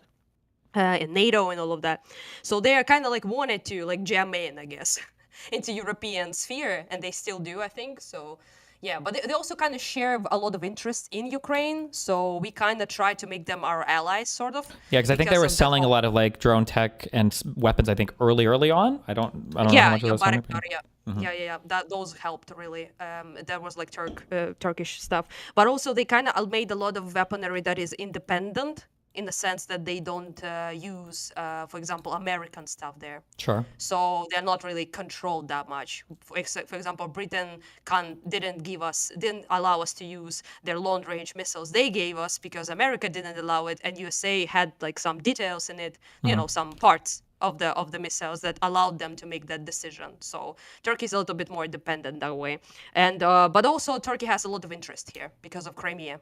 Sure. And Crimean Tatars, they are of the Turkic people. They aren't Turkish, but they are like the Turk ethnic groups. They're similar together, similar language, similar history. So Turks are very obsessed with this idea of making all the Turkic people together. Yeah. So bringing up like Azerbaijani people under their wing, like bringing up Tatars under their wing, like Kazakhstan, things like that. So other basically making this like sort of like joint, not Ottoman Empire thing, but kind of like new version of that sort of union based of the Turkic origin, I guess you could say. So so they're super interested in Crimea not being Russia, essentially. Sure. So because they fuck Tatars big time. So yeah, and they don't like Russia in general, I think so. Yeah. Yeah, so I'm kind of like, I have to be a little bit more, I guess, warm to that idea because we don't have that many options. But they're great, that's true. Um, so, but I mean, a lot of people are, in fairness. You said you think they're like Arabs and stuff, and I remember we had this conversation with the Nazi dude, who is Arab-looking Nazi dude. I'm not sure what his like ethnicity is exactly, but I think he's like American. He's like this red pill duder. Wait, not the fresh and fit guy, Myron Gaines. Or Yes, Oh, okay, okay. yes, that guy. And he was like full on in the Jews, camp, and you're like having that argument with him. Yeah. And he was like, and you were like, hey, actually, like Palestine was, occupied by other people before, so it's not like Israel is like the only occupier there, and blah blah blah, and saying that all of that. And he was like, and who were they occupied before? With like gotcha like kind of voice. Sure. And you're like, well, Ottoman Empire. And he was like, who were Arabs? And then no. Well, I think most of them were, but they weren't owned by the Ottomans. Were right? Most of the subjects were, but they hated them. They resented them for that. Yeah, they occupied a fuck ton of Arabs. Yeah. That's true. Yeah, they have a fuck ton of Greeks there who they also occupied. They were Christian, a fuck ton of Armenians. They were also Christian, there were Jews there as well, obviously. So there were a lot of people in that fucking thing. It was huge, okay? But but it was Turkish owned and it was ruled by the Turks. And Turks are Muslim, sure, but they're not Arab, and they will throw a fucking fit if you call them Arab. So yeah, it's kind of like a bit fun. Yeah. If you know what I mean. Yeah. Geography is not, America's strongest suit. Let's put it like this. It's also like it's geography and ethnicity, but I like in some ways it's endearing because it proves kind of like the diversity and inclusion point. Cute, yeah. Because we'll say things about how like race realists will be over here making strong points or whatever, but then we're very quick to paint with a very broad brush huge groups of people that if you go to other parts of the world don't like they don't see themselves as the same. Like I don't know if you've picked up on this, but anytime you hear people talk about like the American like white European stock or white European origin, like that's a very American concept that Spaniards and Germans and like British, like these people are all like just the exact same ethnic group and everybody that came over. So yeah, it's in some ways it makes me warm and fuzzy inside. When I see people like Nick Fuentes as like almost like a neo-Nazi, I'm like, that's kind of cute. I think it's nice, good American project right there. It's just funny that he's like Nazi white nationalist kind of guy, as he's still so beholden to the New World logic. Yeah. So he's still so beholden to the being part of the nation that doesn't really care about ethnicity. Sure, yeah. Like that cares more so, which I stand. I think that's great. I also think we should all care about nationality more than ethnicity. But it's just kind of endearing that even the biggest fucking white nationalist assholes can't escape that melting pot goodness, I guess. Yeah. Yeah. I agree. Yeah. Stupid but fun. But yeah, anyway, I do feel like you're being gaslighted, kind of like we are. You're basically Ukrainian now, because you now have to denounce shit that is so small and irrelevant. It's like you were like, okay, so Trump said like this, that he hates his enemies, that he basically egged on revenge, and all of that conversation. Like the biggest media people on the right are calling for like fucking civil war, revenge, like it's hot and fun, okay? And they're like all about that, and you will bring it up, and they're like, but that some fucking lefty duder, commie cringe lord with 1 subscriber said that Charlie Kirk deserved it. And you're like, what am I supposed? Yeah, it's so stupid. Yeah. Ooh, you're Ukrainian. You're initiated. Yeah. Because that's how we felt for like decades. Because you would bring up like the most egregious shit imaginable, and you will be met with this. But what about this like dodgy language law you had when 40% of radio time should have been Ukrainian and it's like questionable, and you're like, I try to make people understand that like if you're playing defense, you can never gain territory, right? Like you can only ever defend, and like even the perfect defense. I mean, that's what we do, yeah. Well, yeah, in a literal sense, right? Yeah, but metaphorically, conversationally as well. And there was did you see Kyla, right? Not So Erudite. Yeah, she quote tweeted yesterday or the day before that the end of that No Kings protest. So one of the things that conservatives complain about all the time is leftists riot and Democrats and liberals here, they riot and they destroy cities. Well, after this is the second huge, like largest, one of the largest protests we've had in U.S. history, the second version of this No Kings protest. And afterwards, you know, people did their protest for a day and then they went home and there were like conservatives tweeting out. It's like, wow, look at how they all just packed up and left. You can't even tell they were here anymore. And I was like, wait, I thought that's what you guys fucking wanted. There's no rioting. There was no destruction. There, like the reality is you have to see through the game and be like, there is nothing that you can say or do. Like it doesn't fucking matter at the end of the day. They're always going to find something, you know? Yeah. That's what I understood. I wasn't on the internet, you know, at all until 22. So I wasn't really, you know, practiced in that sort of thing, basically. And I really was making a lot of mistakes like that in 22, trying to convince people, trying to like engage with them in as if they actually care. And a lot of like leftoids who were like band the right whore, this, that, you know, I was trying to really explain to them things. And I felt very bad afterwards because it felt like I was like, you know, talking to the wall, and I just didn't, you know, recognize that, because no matter what I say, no matter what I bring up, they will still play this game of basically saying you deserve it, or you did it first, or you like, you know, it was your fault at the end of the day. I think I call this like I call this a floating table, where like if you have a table and it looks like it's supported by like 6 legs and you're arguing with the person, you knock out 1 leg and it's still stable, then you knock out 2, and then you knock out 3 and it looks like it should tip over, and then you manage to knock out like the other 3 and there's no more legs but the table is still floating. Like something is not making sense here. Like the legs didn't matter. And that's what all of these arguments are like, you know, and all of them have been like that. Like we never found I don't know if you guys were aware of this, but at one point you had bioweapons labs that were targeting Russian DNA. We never found those. Yeah, that was a big meme. Yeah, there was supposed to be the whole denazification. I'm pretty sure there are more Nazis that live in fucking St. Petersburg than in the entire country of fucking Ukraine. But like that, like I don't know where all the neo-Nazi Azovs went. Like there's just like all of it is a joke, but it's all pretextual. It's all a joke. None of it fucking matters. It's just a fucking meme. So it's like, okay, whatever. I kind of understood that at some point, so props to me, I guess. But I was just you know, failing in that regard, I guess. I was like wasting a lot of energy on that. Because it's hard because they're putting the words out there and it looks like it. I still hear this Tucker Carlson and Candace who are I don't Tucker Carlson, like I don't think that Trump is a Russian like I don't think he's like owned by Russia. I think he's just narcissistic and gets like led around like a retard by Putin. I think Tucker Carlson, I don't know if he got the Russian call or the check. That dude is like fully he's fucking. Paid. He's paid. He is crazy on that. Yeah. And Candace, I lean towards thinking that she is too.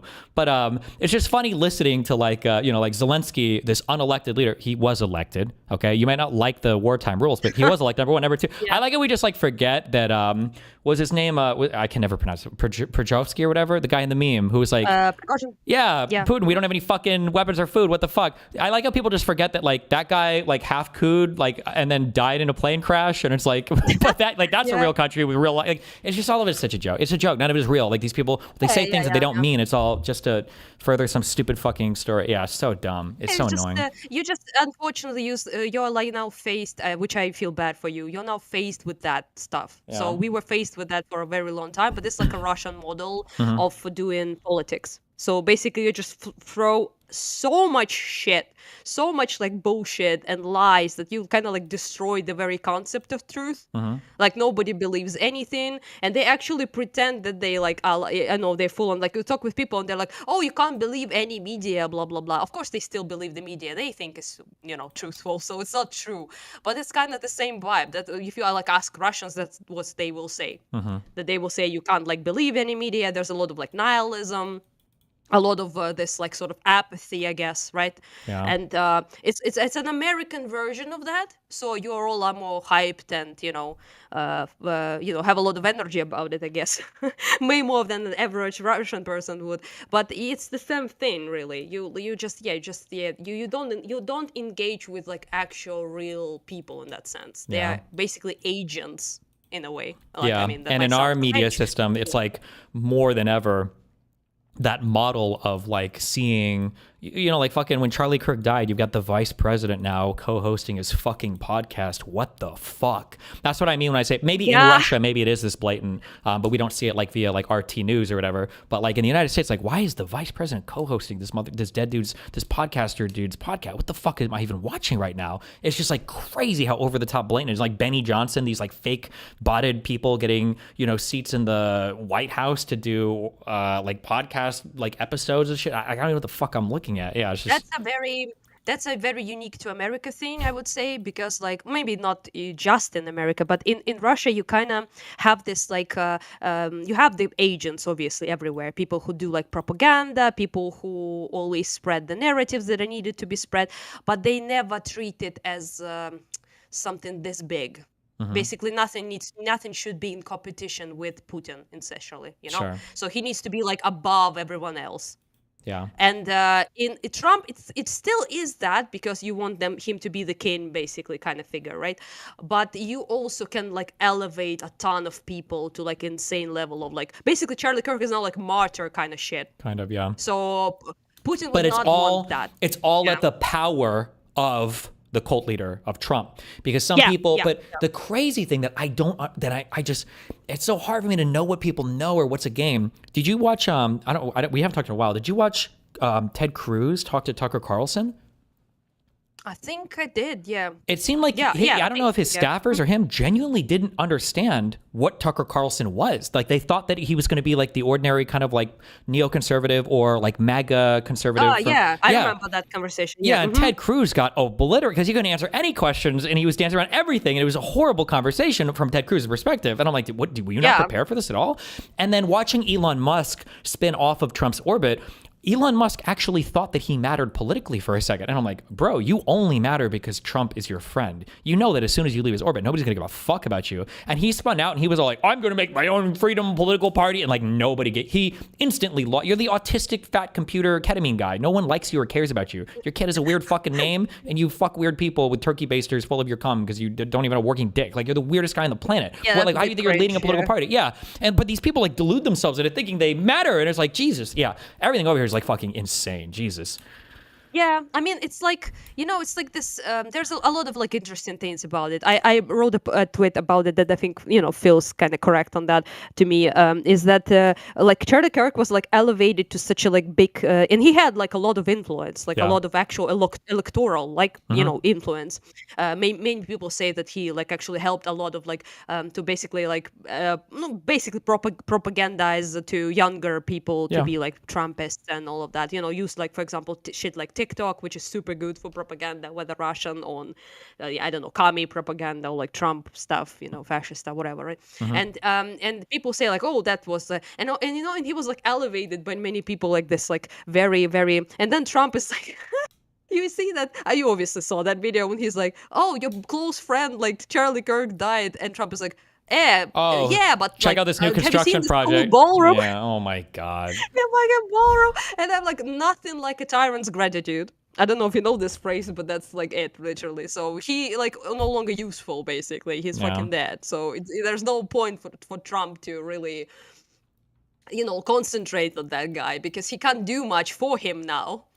It's just it's kind of like typical, I guess, in that sense, for such a narcissistic person. Like my sister is a psychologist, and she's like a bit like entertained borderline by how narcissistic this guy is. She's like, I don't think I ever actually saw any political figure or like even in history that was so advertly like obviously like a narcissist, even if you had to like in a disorder way, like actual psychological disorder kind of way. Personality disorder, I like the best. If you had to summarize like Trump to a person, like the best 10-second clip was him on, I don't know if it was CNN or whatever, or it might have been 60 Minutes sitting next to Pence, and somebody, is it Barbara Waters? Is that her name? She asked him a question, and she was like, some people say that you are, that you lack humility or something, or that you're very narcissistic or something. And Trump was like, I'm humble. I would actually say I am the most humble person. And it was just I have not seen that. Yeah, it's That's just like funny. the best summation of his entire character. I'm like, oh my God, bro. Yeah. It was In Leslie fact, Stahl. I am the most humble person. That's very. It's iconic, if some might say, honestly. Like, if it wasn't so fucking impactful, like on the lives of millions of people, even outside of America, Mhm. I would say it's hilarious. Like, it's kind of iconic, but it's not that funny when you actually like on the receiving end, Mhm. because I don't remember if I mentioned that on your like on stream, and like if guys like heard it, or you heard it, but we actually have recently with my friend Devin, he's a journalist here, a freelance journalist in Ukraine, Devin Woodall, and he went with me in Kharkiv to the coordination center. That is basically like a kind of like a version of your 911 thing, like that ambulance, fire squads, Mhm. first Like a responders, memorial all of it thing. is kind of coordinated in one place, basically, right? And that was not Oh, a 911. I thought thing. you meant 911. Okay, like an emergency response center. Okay, go ahead. 911 like thing, right? It's Yeah. called in America, I think, 911. And that's kind of like very innovative for us, because like in Europe, here we're like, in Eastern Europe, we're pretty fucking behind due to the Soviet stuff, but also like in just normal like Western Europe stuff, people really don't have this all in one place thing. Mhm. So they have like the fire department, the fucking ambulance thing, the rescuers thing, all of it, all separate, right? And we needed like to modernize that in Kharkiv in particular, because the city was so bombed, Mhm. and there's so much fucking missiles, bombs, drones, all of that. So we needed to improve basically the response time, and also efficiency. And this coordination center was created, and it is very, very high tech. They have like a lot of like very expensive equipment. They can really like click on a building that was bombed, like with civilians and stuff, and know how many residents are there, what the building is made of, how many exits, information like that can really help rescuers, right? Mhm. And it's all there, like on the screens, like some sort of like, I was like shook. I was like, it's like some sort of American movie, with like spy shit and something like that. All the monitors everywhere, and people like, on the comms, and things like that. But Mhm. it's actually amazing how it works, because we reduced the reaction time from 3 minutes to 30 seconds. Nice. So that's pretty impressive in my opinion. And it's only in Kharkiv it's like that. Only like in my city. And I was like, kind of, why though? Like, why is it only here? And then I see in everything is in USA posters. Like Oh there's a no. lot of like, yes, yeah, I know, it's sad. And I'm like, oh, the main security services director. He's a very young person, by the way. He's only 30 years old. And I was like, why you have like all of that here? Is like you said helped us out or something. And he's like, oh yeah, you helped us out. They've sponsored 50% of this prices of the cost of this center. And I'm like, what the fuck? I didn't know that. So I was like literally living under the protection basically of this center Mhm. without knowing just how much USAID helped with it, right? And it literally saves our lives. So it gives us alerts. It tells us exactly what kind of threat we're facing. What is it? A drone, Yeah. a glide bomb. What is it? How long it will take basically for it to reach the city? What kind of areas in particular in the city are under danger? So is it your area? Is it like some further away thing? All of it. And all of it works that great in Kharkiv only because half of it was sponsored by USA. Mhm. And something cute for you guys actually. He still the team that helped him was dissolved. And Wait, he are still you? I don't know every how day. up on like U.S. stuff. Are you aware that we eliminated USAID? Yes, Oh that's yeah. why I'm Okay. saying it's Was it in- sad. Yeah. Okay. Yeah. Okay. Yeah, Yeah. yeah. So I only knew after they Okay. Yeah. were I gotcha. Gotcha. already. Yeah. So I asked him, and he's like, "Oh, yeah, of course, it's like a big blow because we thought of making centers like that in Dnipro and Zaporizhia, in like 2 other cities as well, and now it's not gonna happen." Mhm. And he's like, I sent the guys on the team from United States who helped us. Every day he sends them pictures of and videos of people they saved because of that, because of what they did. Mhm. I think it's very cute. But yeah, it's just kind of like that. He actually said that this technology, like for example, a typical situation, right? They strike a supermarket, let's say, yeah. epicenter for something like that happened in Kharkiv. And they all the services arrive at the place, right, to put out the fire, rescue people, all of that, right? And then you get this like incredibly accurate alert because of the technology that was provided to us and the money that was provided, that says like in 1 or 2 minutes, another double tap glide bomb will be there. And everyone disperses because of that alert, and they go hide, and like 100 people on the scene, for example, right, are not dead because of that. And that's something that only was possible because of USAID. Yeah. And now imagine my kind of like, I guess you could say, feelings on the matter when I see someone like that girl. Tally. She's like this YouTube person who is looks like she's still in early 2000s with the shoe on head girl or whatever. Yes, yes, that girl. And she made a video about how based basically it was that Trump Eliminated USA because it's all CIA and Elon Musk. NSA, just retarded, stupid fucking shit. Yes. Yeah. And then she talked about like them providing condoms in Africa, which I don't know why that is irrelevant, because who wants fucking diseases to be So everywhere? it's just the dumbest. Like it's the crazy thing that people don't understand is the same Americans that are championing this now. We sucked ourselves off so much for being like the saviors of the world. Like my mom played that and quoted that fucking, Stevie, you don't understand how inspiring it was to the whole world when Reagan stood there and he said, Gorbachev, tear down this wall, and we were the saviors of democracy and we saved your. And I mean, now it was based. Yeah, well, but now those same Americans are like, who cares about their wall? Who cares about Germany? Like we shouldn't be doing anything anywhere. Now they don't give a fuck about anything. And it's just like, it's so nationalistic and xenophobic. I keep trying to stress, because it's not racist. Like in term one, it was kind of racist, but it's xenophobic because Ukrainians are white. We're supposed to want to help white people, but we don't even care about white people in other countries anymore, unless they're South African, I guess, because of Elon. It's just like it's just so insane how disconnected we've gotten from the rest of the world. And yeah, like the thing about the condoms, like why would you not, like, you should be bragging about this. It's like, you're Christian. You guys like sit here and do your evangelical shit all day. Isn't this exactly the type of shit that you would brag about? Like, we're helping people avoid diseases in other countries just by like, they should be something that you're bragging and haughty about, you know? Like, not proud to give it up. It's so stupid. And then she brought up like gender status as if like it's all that USA did, I guess. Oh yeah, it's like we put $32,000 in Morocco into a trans play or whatever. First of all, you're talking about like $30,000. Secondly, what? No, this is retarded. What are you even talking? Yeah, it's so, all of it's so stupid. Yeah. I knew about USAID, what I brought up. I think I told, I was invited on Hutch stream, and we talked, I think, about that a little bit. But he's, I think I told him, like, even before I knew that a lot of, like, energy stuff was sponsored by USAID. I knew that because of the whole 50% of our energy is down.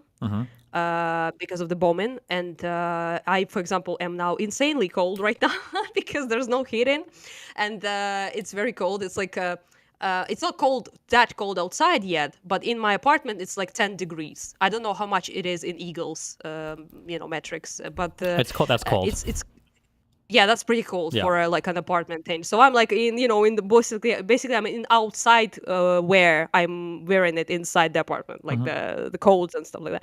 So it's pretty annoying. Like it's not the worst thing ever, but it's not great. And I can go. The only thing I can warm up pretty much is shower, but the water is also limited. So you don't want to fuck over the rest of the residents and just spend a lot of time in a hot shower because otherwise they can't use it. Yeah. So it's like a little bit of a fuck up. I mean, again, not the worst thing ever, but difficult.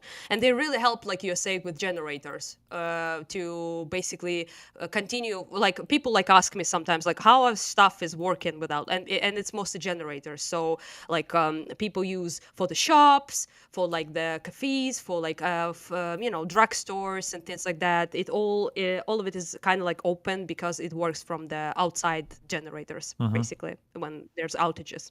So it really helps to make the city basically work despite everything.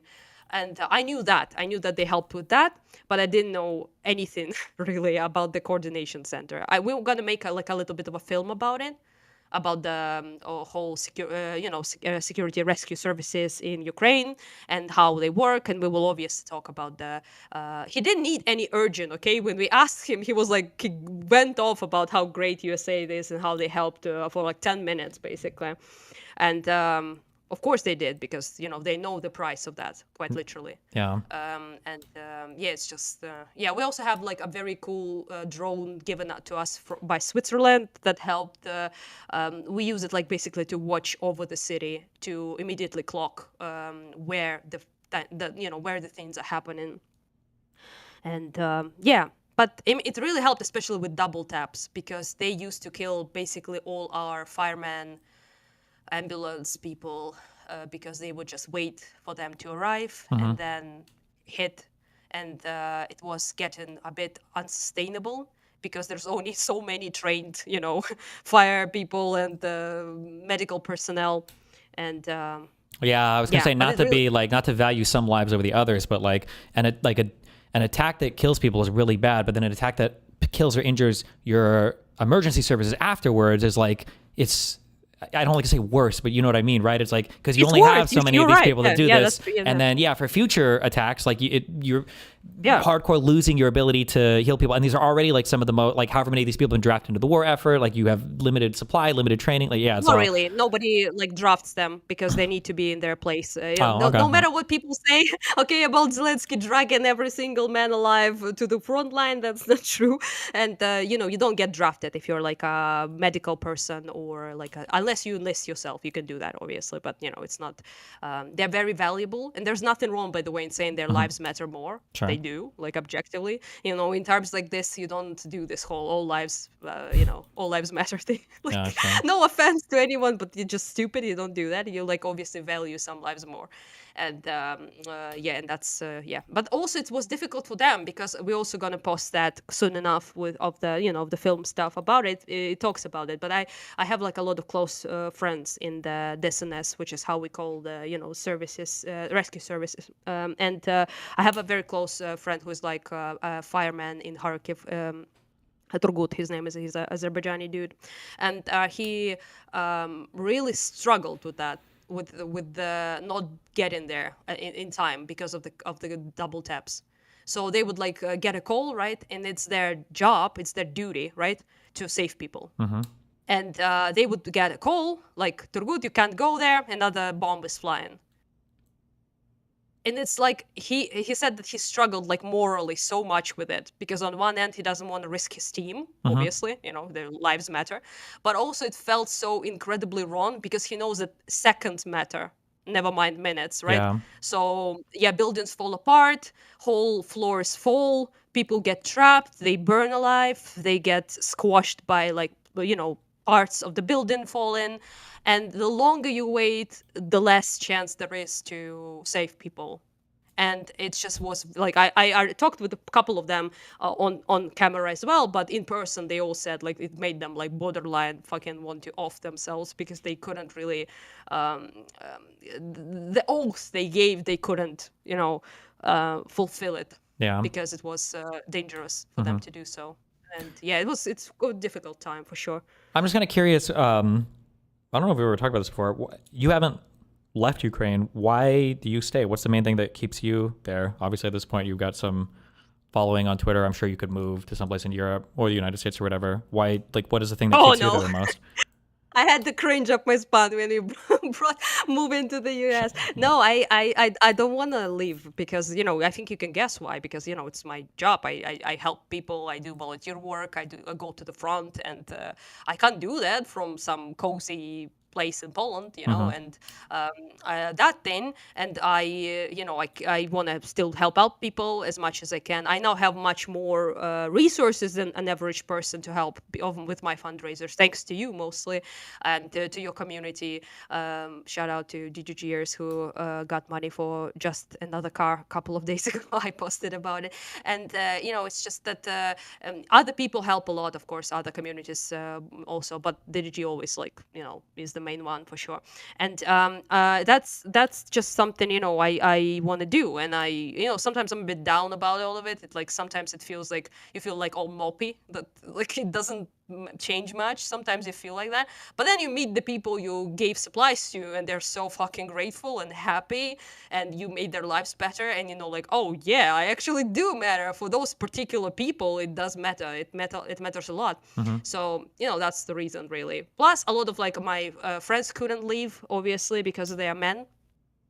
And Yeah, I was gonna it ask just felt on this note, like, because this came up a while ago, and I never even thought about it, but because apparently women are allowed to leave, but men, I think of all ages, aren't. Do people look down on women that leave or come back, or what? Or is it like understandable, Kinda. or kind of? Like it kind of depends on the person, if I'm honest. Like there are other some women who left are kind of, you know, validated because they, for example, they left with small children Sure. of theirs sometime, and many like actually soldiers on the front like fucking beg their wives to leave because they don't want to be worried about the, you know, your lover, like wife, girlfriend, whatever, right, mother, sister, to be like fucking bombed, and you can do nothing about it. It's so fucking sad when you see like people on the front lines fighting, and then they get message, you know, your entire family died in a fucking shelling in a city. You know, it's just yeah, obviously I understand that sometimes it makes sense, but a lot of people, I'll be honest, okay? Like people can think I'm like we are like you know, rude about it, but it's true. Many people who left are fucking assholes, okay? They were like people who just used the opportunity basically to get like money from other countries. Like as sometimes some people left who weren't living in the cities that didn't get a single bomb, okay? Like some people left in the cities from the cities that wasn't really, there was literally nothing happening there, and still nothing is happening there. So it's just, yeah, it's just some people left for good reasons. For example, there are people who had their whole house destroyed, for example, right, in the east somewhere or in the south, and they have no money, and they know that Ukraine will not be able to give them enough help to live as a family, right? So they, for example, would live to UK or Germany or like Poland or somewhere, right? And then the money that refugees received there would be enough to at least have us sustain some living, okay? So people lost their jobs. The entire like you know, I have a friend whose like entire factory was destroyed. Like he has no job because that factory was just bombed to shit, right? So we help him, like friends help him like financially, right? But not everyone has that. Not everyone has like friends or family members that can help them, and that makes, I think, is a solid reason to leave. Yeah, I have a friend personally, for example, also a woman who left because she was like basically raped by Russian occupation, like 3 soldiers, and she couldn't, you know, stay here for that reason. Sure. But, I mean, valid, I guess. Can judge that. She was in Borodyanka in Kiev, like north of Kiev region, and anyway, they like barged into her house basically, and you know, stayed there and did a lot of things. Let's put it like this. Wait, and, did you say? It's just Hold on, I misunderstood the last part. You said she lived in Kiev, or she lives there now in Kiev? north of Kiev. North. Borodyanka Oh, is north. like Okay, gotcha. it's north part of Kiev Oblast that was occupied Gotcha. in Yeah. the Okay. beginning. In the very yeah. Yeah, not Kiev, the city itself. Yeah, so that was kind of like, you know, that's a valid reason. But some people, you know, opportunistically just left, and also then rented their apartments, okay? Not to throw shade, for like 40,000 UR, which is like crazy money by our estimation. So, you know, it's just, yeah, it's some people, I mean, we're not, people sometimes idolize, you know, us a little bit, I think, like that everyone's like so heroic and resilient and epic and all of that. And it's kind of true. A lot of people are great, resilient, epic, and awesome, but a lot of assholes, as in any other country, obviously. So, yeah, I would say don't really idolize anything, really. Not a country, not a person. So so I have like mixed feelings, basically. Depends on the person, so on their personal circumstances and how they behave. Okay, gotcha. Not that I'm mad at every single refugee, okay? It's not like Yeah, that no, I'm yeah, like, yeah. oh, you fucking bastard. But no, obviously. But I will say, like, as a general rule, no matter the circumstances, I certainly have more respect for people who stay. For sure. Like, that's not a question, I think. Mhm. There's a rude way people call people. I don't know if you can like understand the language thing, but they call them zyobki. I don't know if you have any Ukrainians in chat, but it's like basically fuck offers. Like, Oh, okay. yeah, basically people who like fucked off, but it's like a word now. Yeah, sometimes it's also like, psychologically, like you talk with people sometimes. I have absolutely cool people who left the country as well, and they never speak to me like they have bigger problems than I do, okay? And I appreciate that. But sometimes you speak with a person who left, and they're like, oh my God, it's so difficult. Like, the prices on this latte here grew, and, the coffee shop I like closed, and, and you're like, okay. Yeah. I'm very, very sorry. Like, from my bombshell, like, I'm trying to hide from bombs right now, but okay, yeah, your troubles with the coffee shop are very, very valid. I feel so bad for you. Do you know this like ContraPoints meme that she did, the YouTuber? Yeah, I've She seen. was like, I'm yeah, sure the how video. you was were- it? Was it like, fuck, I don't remember. Oh, she was like, oh, that must be super duper hard for you. Can't even imagine. That's literally me every time they speak. So some people just are so detached. They only see war on pictures, Yeah. like on phones. I mean, Telegram, stuff like that, right? And it's you kind of start living with them in such a different reality that it's difficult to communicate, basically. I feel that way with foreigners, but they kind of become like that when they live, somewhere else. Yeah. Okay, well, damn. Anything else you got Yep. for us? No, I think, I mean, we haven't spoken in a long time, so there's a lot of shit that happened since then. But Yeah.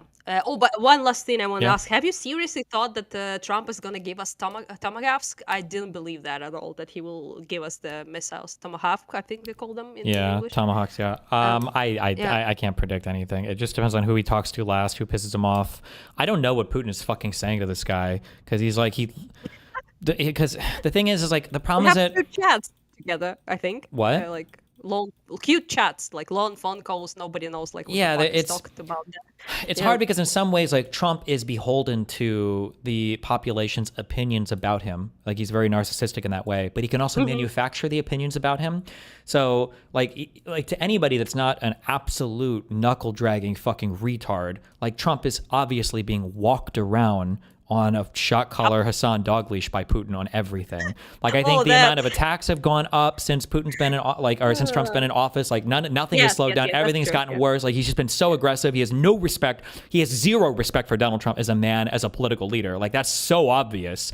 And it's even more embarrassing given how much Trump tries to like buddy. How many times, I don't know if you saw how many times he said when he was in the is it the White House where he gives these interviews and he's like, oh, me and Putin, they attacked both of us on the Russia hoax over and over again. Like, and it's like, bro, you're not part of the team, little bro. Putin doesn't like you. You're a fucking retard. This guy's laughing at you behind your back. You look like a retard. We all think you're retarded. Like when Putin is like getting Trump to like, hey, like, can you tell all the other European leaders to leave so that we can just talk like just the two of us? Like, what the fuck is wrong with you? Did you hear that this retard Witkoff, who needs to be actually Nuremberg, is showing up in Russia and using their own translators? They're not even bringing U.S. translators for conversations. This fucking retard doesn't even know the territories in Ukraine that are under occupation, and this guy's relying on Russian translators for whatever the fuck he's doting. I don't even want to call it ambassador or diplomat, who the fuck knows.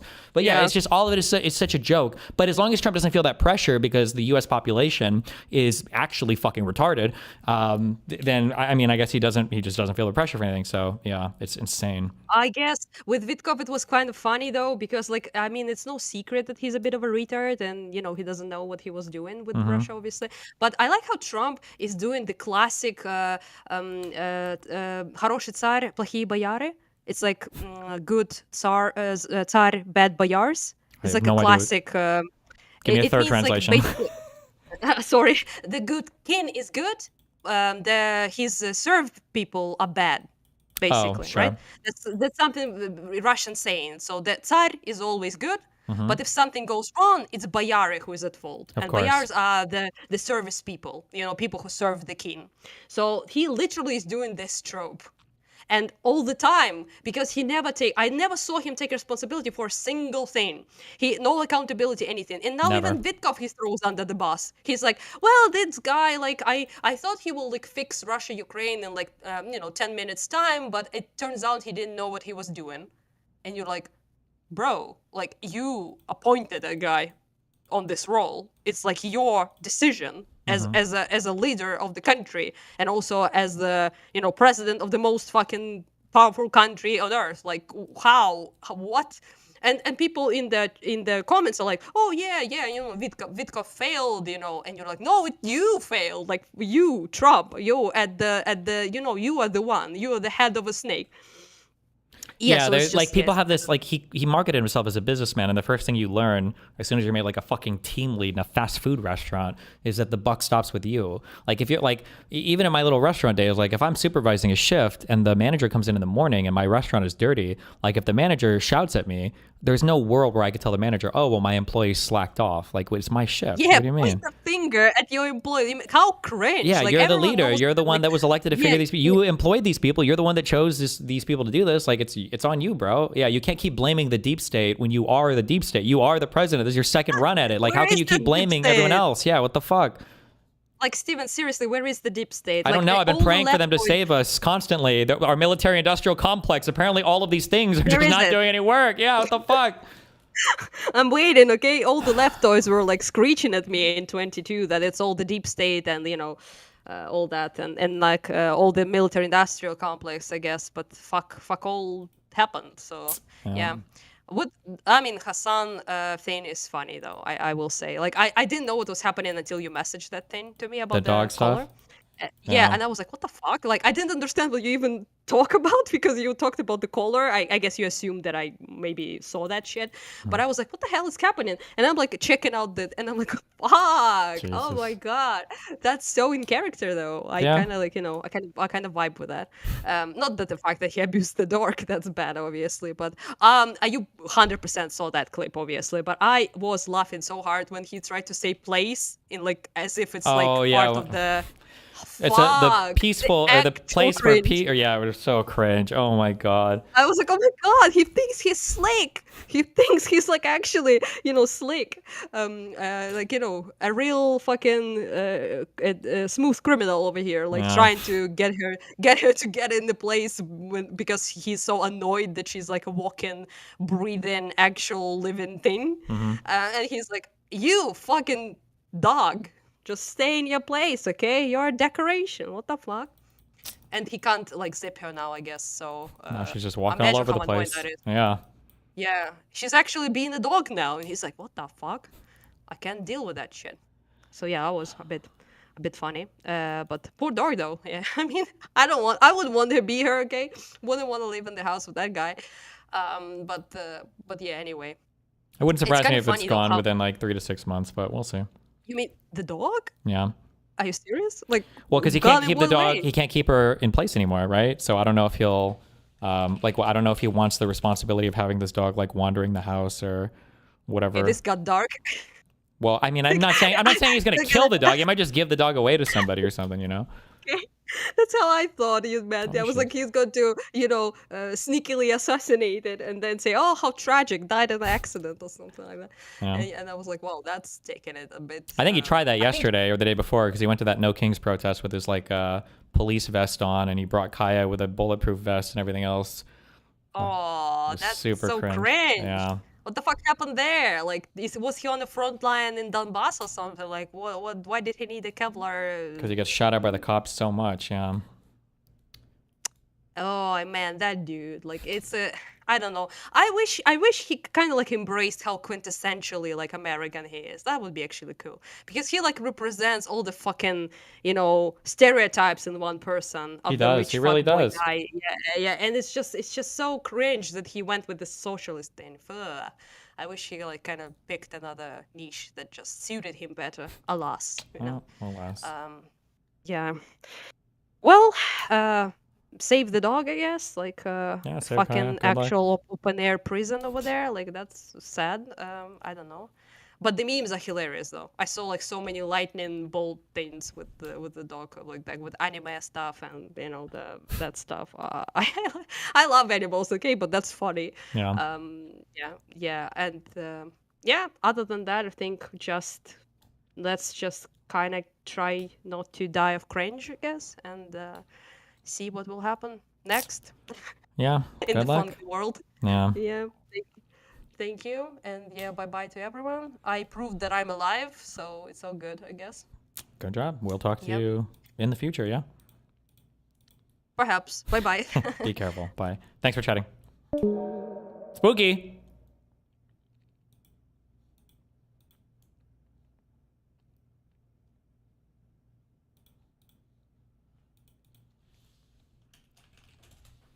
Apparently the translator that he was using was a Russian spy as well. I didn't know that. That the American government used a Russian asset, a Russian agent, as an interpreter for a high-stakes negotiation about ending the Ukraine war. It sounds crazy, but it happened. In the end of April, Steve Witkoff traveled to Moscow to meet with Putin for the Hey, do that again? I just want to see it one more time. For my Instagram. Stop talking. What is this? What did I click? Bitches in here, Nazi. Look at her. That's what's up. I fucking love this shit. Hey, do that again. Some girl in a car accident. Okay. time this year. So it sounds crazy, but it happened. In the end of April, Steve Witkoff traveled to Moscow to meet with Putin for the 4th time this year. Now, he chose to go alone. He entered the room at the Kremlin where Putin and 2 of his advisors were present. And there was only one other person sitting on the other side of the table. It was a woman. Witkoff turned to her, pointed at her, and said, "Interpreter?" She said, "Mm-hmm." He followed with a question, "From the embassy?" "From the embassy." Now, let's stop here for a second. The only thing that makes sense here is that he probably thought this was a woman sent by the American embassy as an interpreter. There's one problem with that. The woman that he assumed was his interpreter is not just a Russian government interpreter. We can see her next to important Russian figures such as Lavrov, Medvedev, Putin himself over different years. But she also served as Russia's representative and second secretary to the mission to NATO in Brussels. She also served as an advisor to the Russian delegation to the OPCW, the Organization for Prohibition of Chemical Weapons in The Hague. Now, neither of these are pure interpreter jobs. They're much more compatible with being a Russian spy. Not surprisingly, we see her here, right behind the head of Russia's spy agency, Naryshkin. Now, Yulia, that's her real name, interpreted for Witkoff over the course of that meeting. The problem with that is this was not just dinner chit-chat. This was a serious negotiation where the stake was the lives of hundreds and maybe millions of people. An interpreter can influence the negotiation. I worked as an interpreter. I know that every word that you say, the way you say it, the sentiment, and the way you look even at the client can convey a message. Now, having a spy for the other side serving as your interpreter is inherently dangerous. And the fact that you accept that signals to the other side that you're at the very least incompetent and at the very worst, a very easy target for deception. And this, unfortunately, happened at the end of April in Moscow. Now, as my friend and colleague from the Spiegel, Fidelia Schmidt, joked, if she really was from the American embassy, Which embassy? The Americans have assets all over the place and they're going places. Unfortunately, there was only a job. She was an asset, but not an American one. Like and subscribe for more of these videos. Dazed.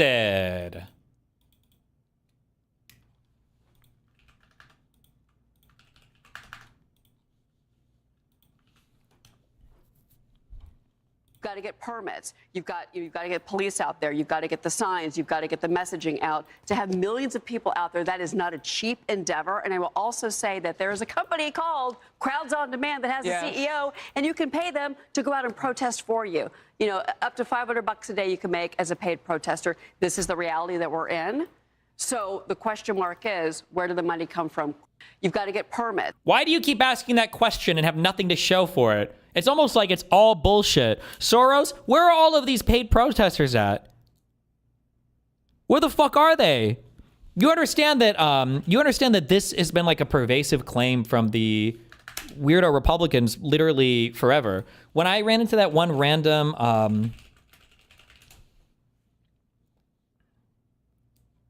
I'm not gonna be able to find it. That one older woman, the mature lady, I feel me and fuck, that's what I mean. When I was doing the canvassing stuff, she's like, "Oh, Sonny, we should have a conversation. We should have a debate."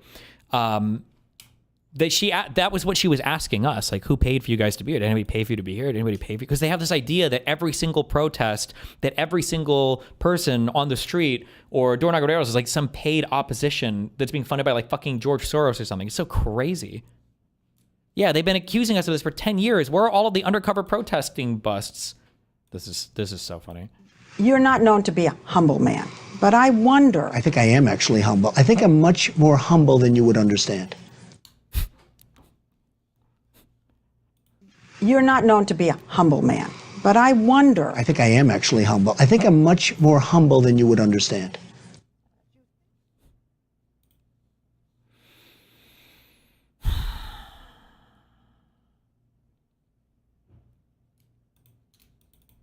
Which is impossible because I am the most humble. Hobbit is giving me an electricity quiz, a quiz question. Bonus meme, wait, electric quiz. Is this wiring diagram showing batteries being wired in series or parallel?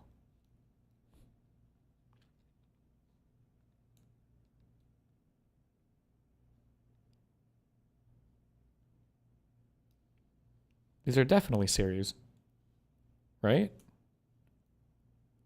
It is. Or are these connected? This set of batteries, because it's just going from doing it like this. Boom, boom, boom, boom, boom, boom, boom, boom, boom.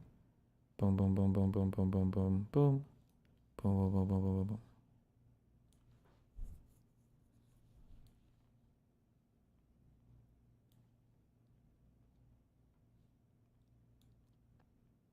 I don't know what this line means here.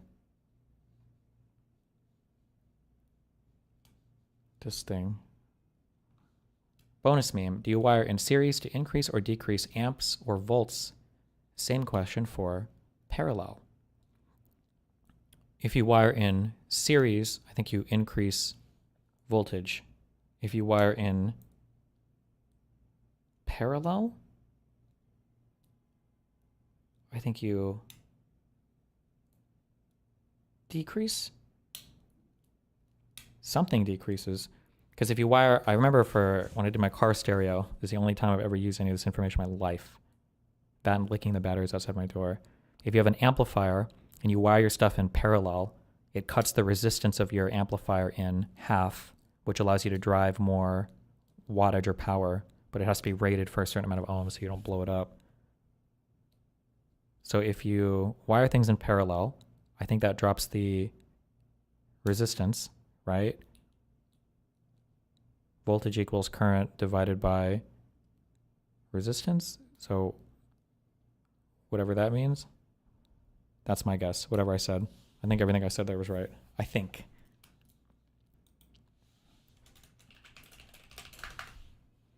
You're thinking about the load side. The question was from the generation side. How do you know what the question is about? Voltage equals I times R. Oh, I thought it was I over R. Whoops.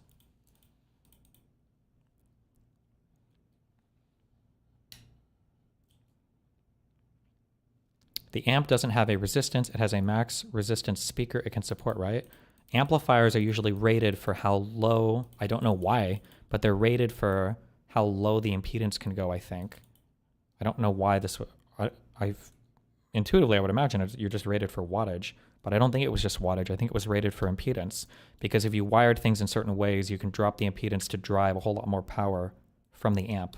Like your subwoofers would be called Class D amplifier. I don't even know why. I don't remember what any of this means. I just remember reading it.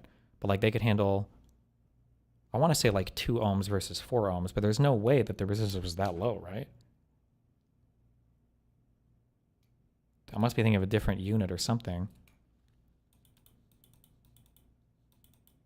All I remember is that if you wired things in parallel, I don't know why it drops the resistance. It's not exactly half, I don't think, but I think it's about half.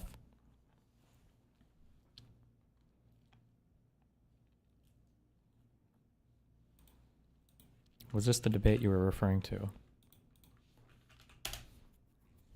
But they get addicted to the system, and they don't. Yeah, she was asking. They've been accusing people of this for years.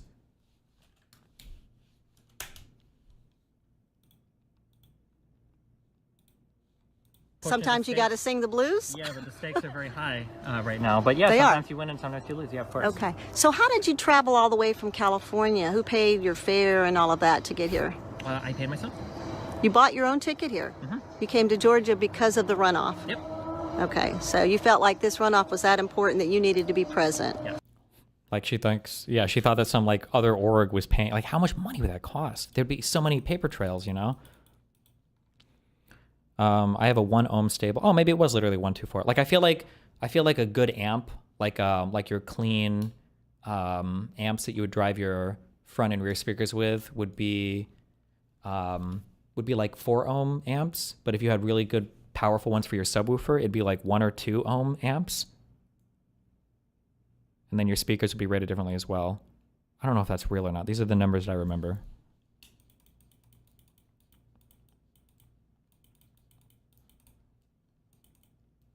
One or 2 ohm nah. Oh, that guy said nah.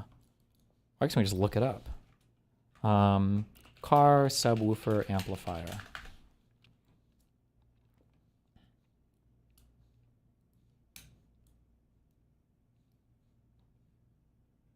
God damn, these are expensive. The fuck?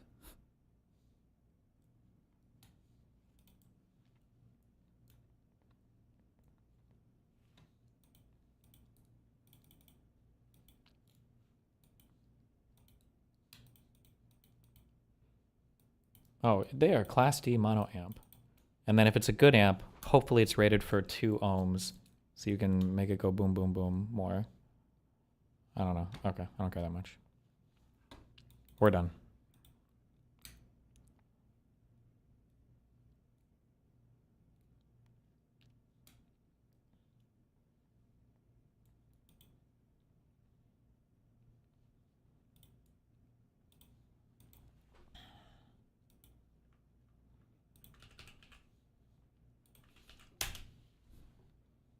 Contact with FaZe Rug about my Make-A-Wish Lacey. Can you help me out? I'm trying to get in contact with FaZe Rug about my Make-A-Wish Lacey. Can you help me out? I would appreciate it. It's my dream to meet FaZe and Rug. Yo, Boss, we ban that guy? What if that wasn't a troll? Bro, hit the business email. Lacey, what's up, man? The one that you guys are to Make-A-Wish. You were in the chat earlier. Yeah. I was not lying. Oh my gosh, what's up, man? Her question was actually kind of fair to ask because the travel plus hotel fare just to canvas isn't exactly affordable for your average American. Okay, but if it's not affordable for the average American, how expensive would it be for an org to fly out hundreds of people? That would be so much money. Video of the White House East Wing changes via CBS News. Over the next few days, it's going to be demolished. How long has this been standing? When was this like added? Why do we have the money for this during a government shutdown also?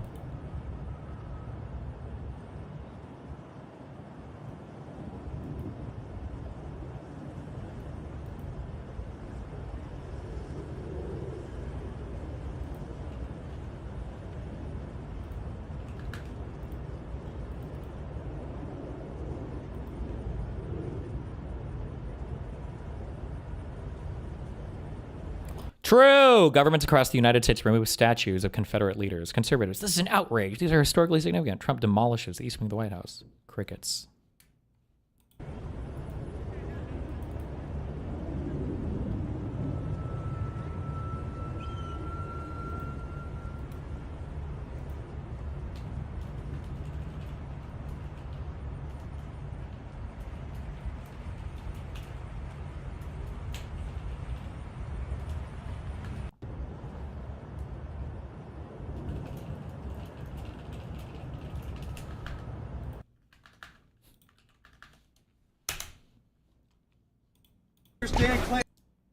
Twitch CEO Dan Clancy didn't know he was on stream and was caught on FaceTime hanging out with a girl at least 40 years younger than him. What? Clancy, show me Dan Clancy again. No. Tell Dan Clancy we said what's. There's no way. Wait, Dan Clancy, do you know who I am? Wait, let me ask. That's literally him. Wait, Dan. Wait, Dan Clancy. Show Daniel Clancy. Wait, Dan. Dude, Do we even know who that girl is? I literally just saw Dan Clancy on my soul. I did. Did you see him, Nate? Tell Dan Clancy. No way. Wait, Dan Clancy, do you know who I am? Wait, let me. I can't. It has to be. They're like at a party. There must be like some Twitch party or something where a bunch of people are. It would be so stupid. There's no way this guy's that dumb. They have to be like,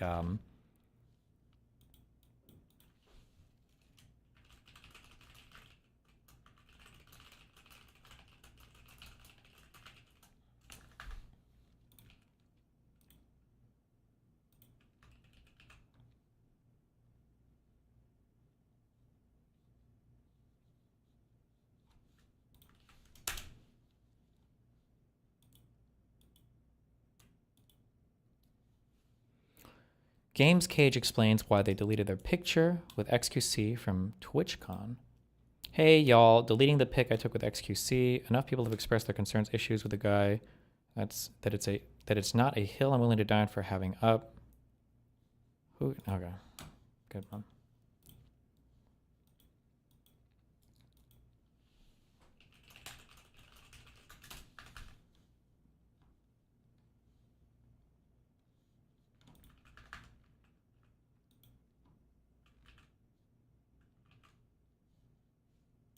Okay. I need to get through these. Son Piker, who was supposed to debate Charlie Kirk on the state of free speech.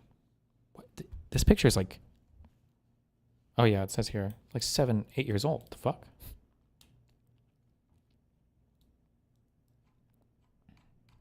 Okay. Laura Ingraham regularly claimed the business dealings of Hunter Biden in the years prior to his father's presidential election implicated Joe Biden in rampant corruption. Now she's gone into business with Don Jr. Notably, Ingram regularly claimed the business dealings of Hunter Biden in the years prior to his father's presidential election implicated Joe Biden in rampant corruption. Hunter Biden's name was mentioned during at least 164 episodes of Ingram's Fox show in the less than 2 years from January 3rd, 2023, when Republicans took control of the House of Representatives after promising to use their power to investigate those business interests through Trump's election on November 5th, 2024, according to a Media Matters review of the Kinetic Video Database.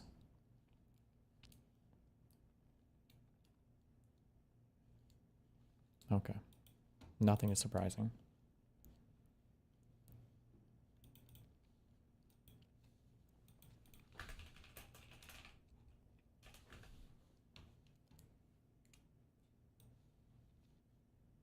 And now he's going back for as much as in nobody better. I think maybe the best in history in college, and he had a great career in the NFL too, and he's a great person.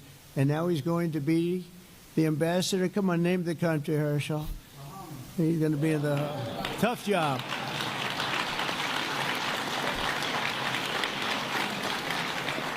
That's a tough job, right? We'd like to have that job a little bit. We're leaving tonight for as much as in nobody better. I think maybe the best in history in college, and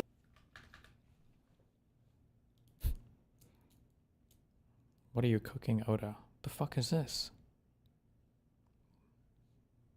Okay. Caroline Levitt, we saw this.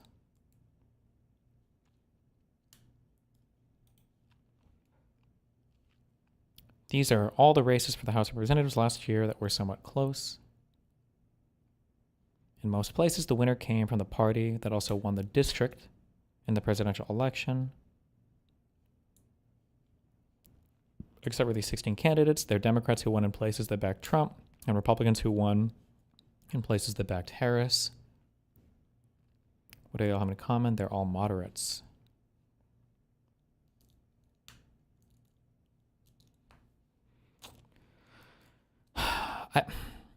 Moving to the center is the way to win.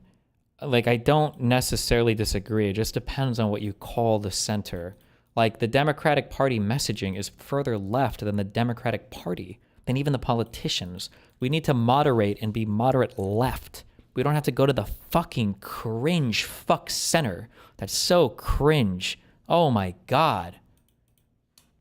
But maybe they say that in here.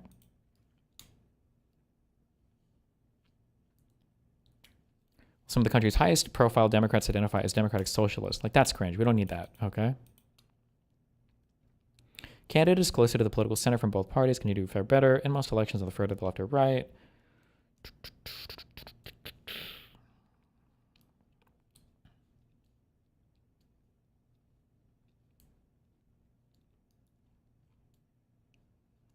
Okay, just be careful how you say moderate, because sometimes it's cringe.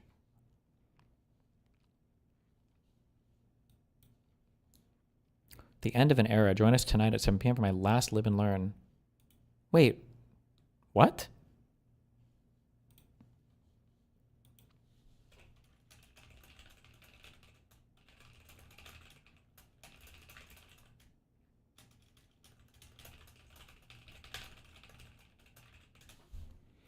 Seeing some replies, I attribute the decision to my last conflict with Hutch, but that's not true. I told Peace and Hutch around the time a Convoy left that I was thinking of leaving too, and finally made a decision a week ago before that conflict took place. was gonna wait till the show to explain my reasons, but TLDR, I'm married now. I want to spend time with my wife. I want to spend more time with friends, and I'm getting back in shape. I'm a one-man show, no editor staff who cranks out 5 to 8 videos a day, 6 days a week. Well, damn.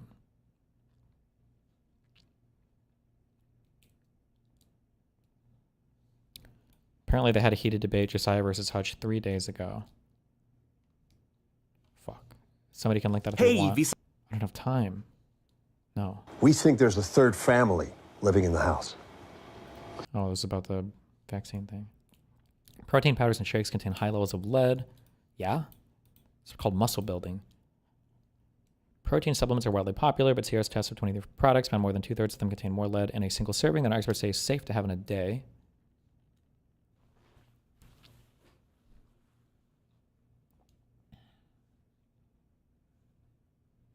At what part of the process is lead even introduced?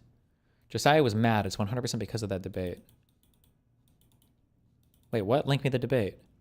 This used Prop 65. It's retarded. Oh, well, okay. California. Okay. Listen, there's safe, there's dangerous, and then there's California dangerous, okay? Now, I love California. I love living there. Some of the best places I've lived in my life. However, in California, literally every single thing supposedly will kill you. Like, if you're walking into a parking garage, there will be 27 signs. It's like, danger. The fumes in here, if you're pregnant, will lead your child to fucking explode out of your uterus. Every single thing you touch, look at, there's a sign, a warning thing on fucking everything. Okay? Now, I don't know if maybe this is actually super dangerous lead. I don't know. I haven't read this, but...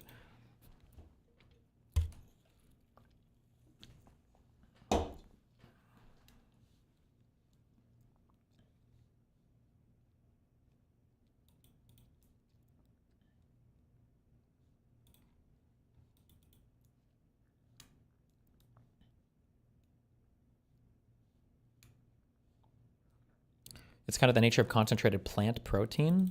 Well, whey isn't plant protein, right? That's, I don't even know if casein is plant protein. Aren't both of those dairy? I don't remember. Here's the debate, but it's a long boy. Your way is... Another 2 hours? Damn. Yeah, we just need clean lead.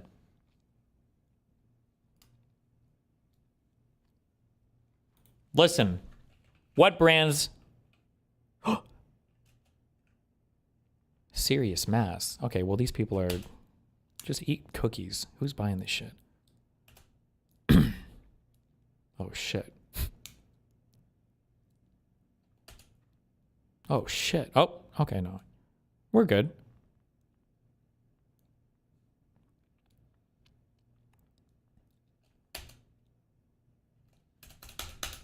Okay. Isn't there like something you can eat to like take the lead out of your body? Just like eat that. Balance it out, okay?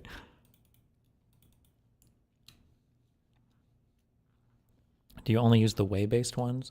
Yeah, because whey is the way to go. Got him. After that debate, Hutch debated Aaron. Oh my god. Oh, the artillery shell memes. Okay, don't care. Don't care. Don't care. I think you guys need to mentally prepare yourselves for sinners not winning a single thing. Uh-oh.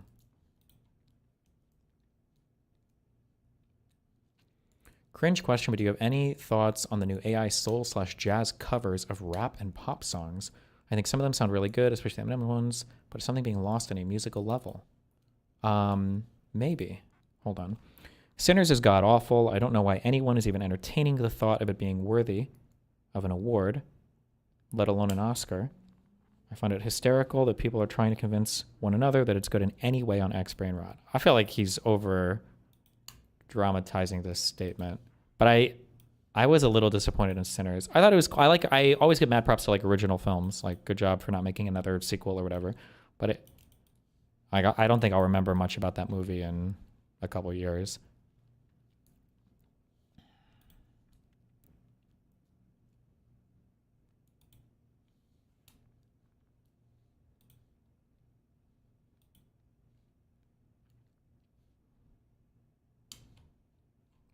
I'm giving a link to Hassan's subreddit on this.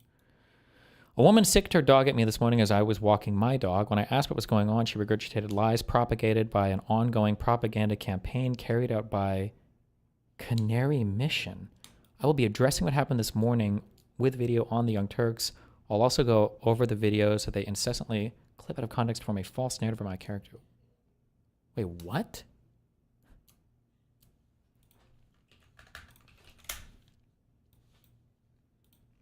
Hold on. Quote tweet. Do you think she lied about the sexual assault with the homeless guy as well? LeMayo. Got him.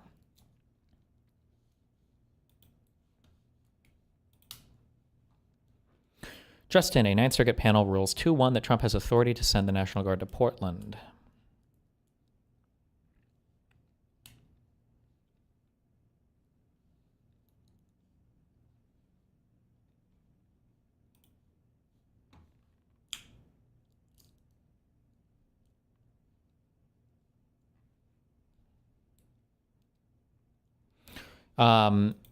I'm not reading this because I'm too lazy, but just remember, okay, from all the memes that we've learned now about the law, okay, the TROs, I already knew what this was. You can already tell. A TRO, a temporary restraining order. This is an extraordinary measure that you're asking the court to take. You're asking the court, please, before we even get to the court case, I need you to rule on this. I need you to stop this from happening.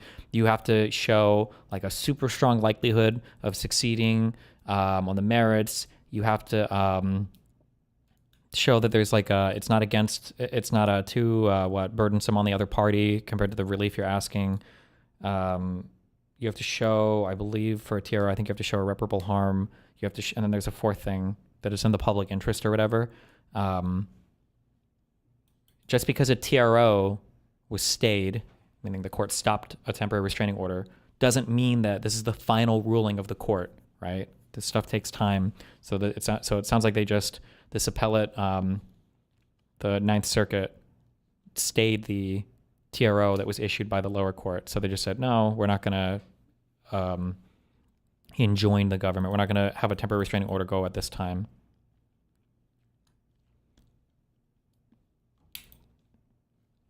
But it doesn't tell you how like the final case, will eventually be ruled, right? Okay. What is this? Dr. Bernard here. Everything has risks. In the body to... Dicks. I don't care about this. So what happens in the meantime? Well, he can do his shit, and then we have to wait for the court cases to test his power, I guess.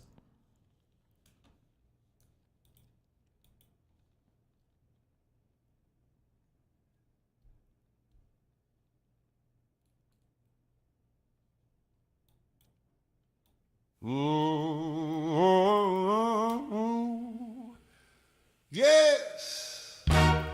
Who's back? Back again. Shady's back. Tell a friend.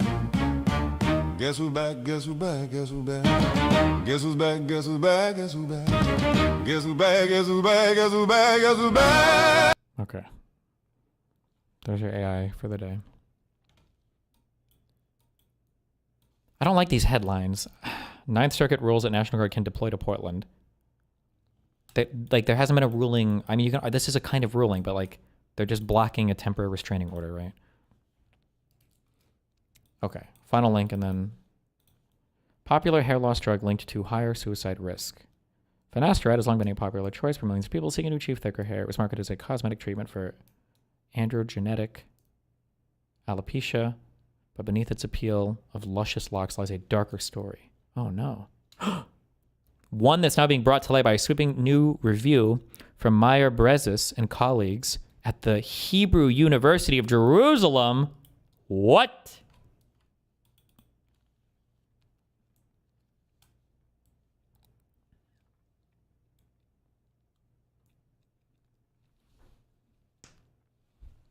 Rip. Now they're coming for your hair. Damn, so Hassan is on like double suicide watch now. Oh, shit.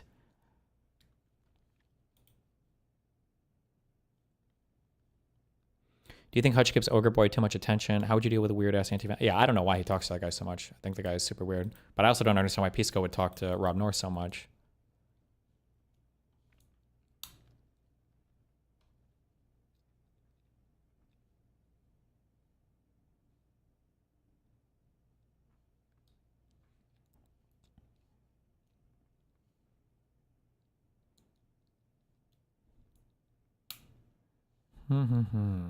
Well, good luck, Hair Bros. We believe in you.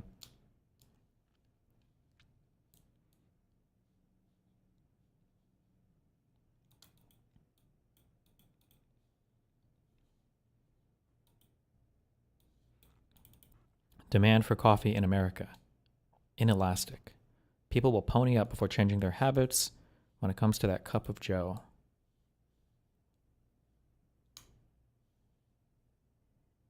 Is this just the stock of a single company, or is this like some kind of indexed? What is this? Coffee December 25 of like the average cost of a good, or what? Coffee futures.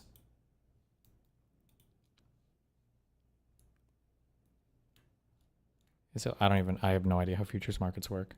I mean, I understand probably what they do, but like, can you trade futures on all fucking coffee, or is it on certain securities related to coffee, or?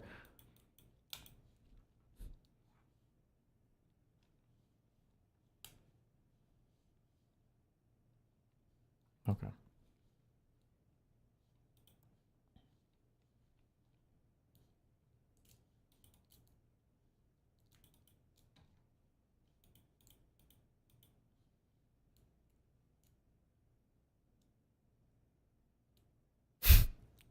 What? Multi-cloud engineer right now. The man who sleeps with the machete is a fool every night but one.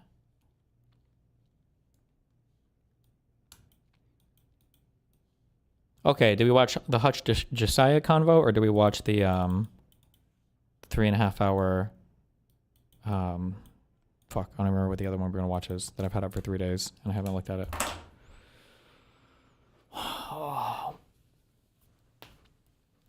Oh, the Dave Smith one. What? Gotten us here. We're taking no risks with the Supreme Court by thinking the Supreme Court is this fucking sacrosanct institution that if we look. Okay. Pisco, whether he accepts or not, needs to take a big L to me in that the pardons were based. Biden should have pardoned more people. If you want to criticize Biden, it's because he didn't pardon enough, okay? And I will never admit an L ever because I'm perfect, okay? But I will take a small hint of an L to Jessiah, who's like, we need to do a bunch of unhinged shit, like pack the courts. It's kind of funny to even talk about that now, given how unbelievably fucking crazy the Trump admin has been. Jessiah's like, we gotta do something. I'm like, we can't pack the courts, Jessiah. That would ruin democracy. The next day, Trump was like, I'm deploying the military to every single large city in the U.S. that I don't like because we're the new law enforcement. It's like, okay, that's a take.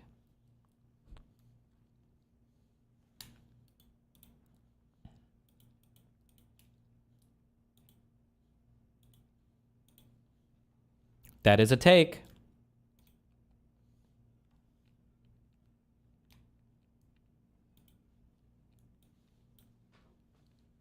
Look at it the wrong way, it's going to cause, I don't know, this massive political catastrophe for us. We're already on the cusp of political catastrophe because so many people, you included, think that it's like you're playing with dynamite. You are. Maybe we need to start taking risks, bro. But you are playing with dynamite if you do this. You're frustrating me because you give me the impression of somebody who never wants to fight and who only wants to fight when we're 1 inch away from success, which isn't going to happen. We're fighting right now, and I support it wholeheartedly, bro. Wait a minute. I never want to fight. Did I just say? The fight. I love the fight that we're doing right now. I think if Schumer kicked the can down the road again, if he had done what he did in April, in 2 months you would have been saying, yeah, that was the right move to make. To the extent that you support the fight. Wait a minute. That is not true. We talked about it. We talked about it on the podcast, bro. I told you they should pick this fight right now. Hey, what's up, man? Hey, buddy, I was trying to find you this poll. You mentioned something about Democrats being seen as more extreme. I have a bookmark somewhere. It's a recent poll. Josiah's been weirdly hostile / irritated towards Hutch for the past couple of months. Felt like every disagreement Hutch had, Josiah took it as a, you're just giving me a hard time right now. Wait, what is even the division on this show? I'm so confused. Wasn't because Pisco for a while was the guy who was like, we need to make friends with the left, and then Hutch fought a lot against that. I don't know what Jessiah was even saying about that. I don't understand where these guys' minds are for everything. But I don't watch it a lot, so maybe it'd be more obvious if I watched more. I just don't have time to consume all this stuff. Actually, it's starting to turn around. More Americans believe that the Republican Party finally is more extreme than I don't think what you just read is true. Okay, never mind. The Democratic Party. I'm trying to find this poll for you. Do you still have a cough? Yeah, bro. It's like a 3-week cough, man. That's crazy. It's brutal. Did you go to a doctor? I have. They gave me a steroid 2 days ago, and we're gonna see where it goes. But I would Minecraft myself if I had a cough for 3 weeks. That's crazy. It's atrocious. As a guy who doesn't vape or smoke or do anything else, and who talks, for a living, it's a pain in the ass. Yeah.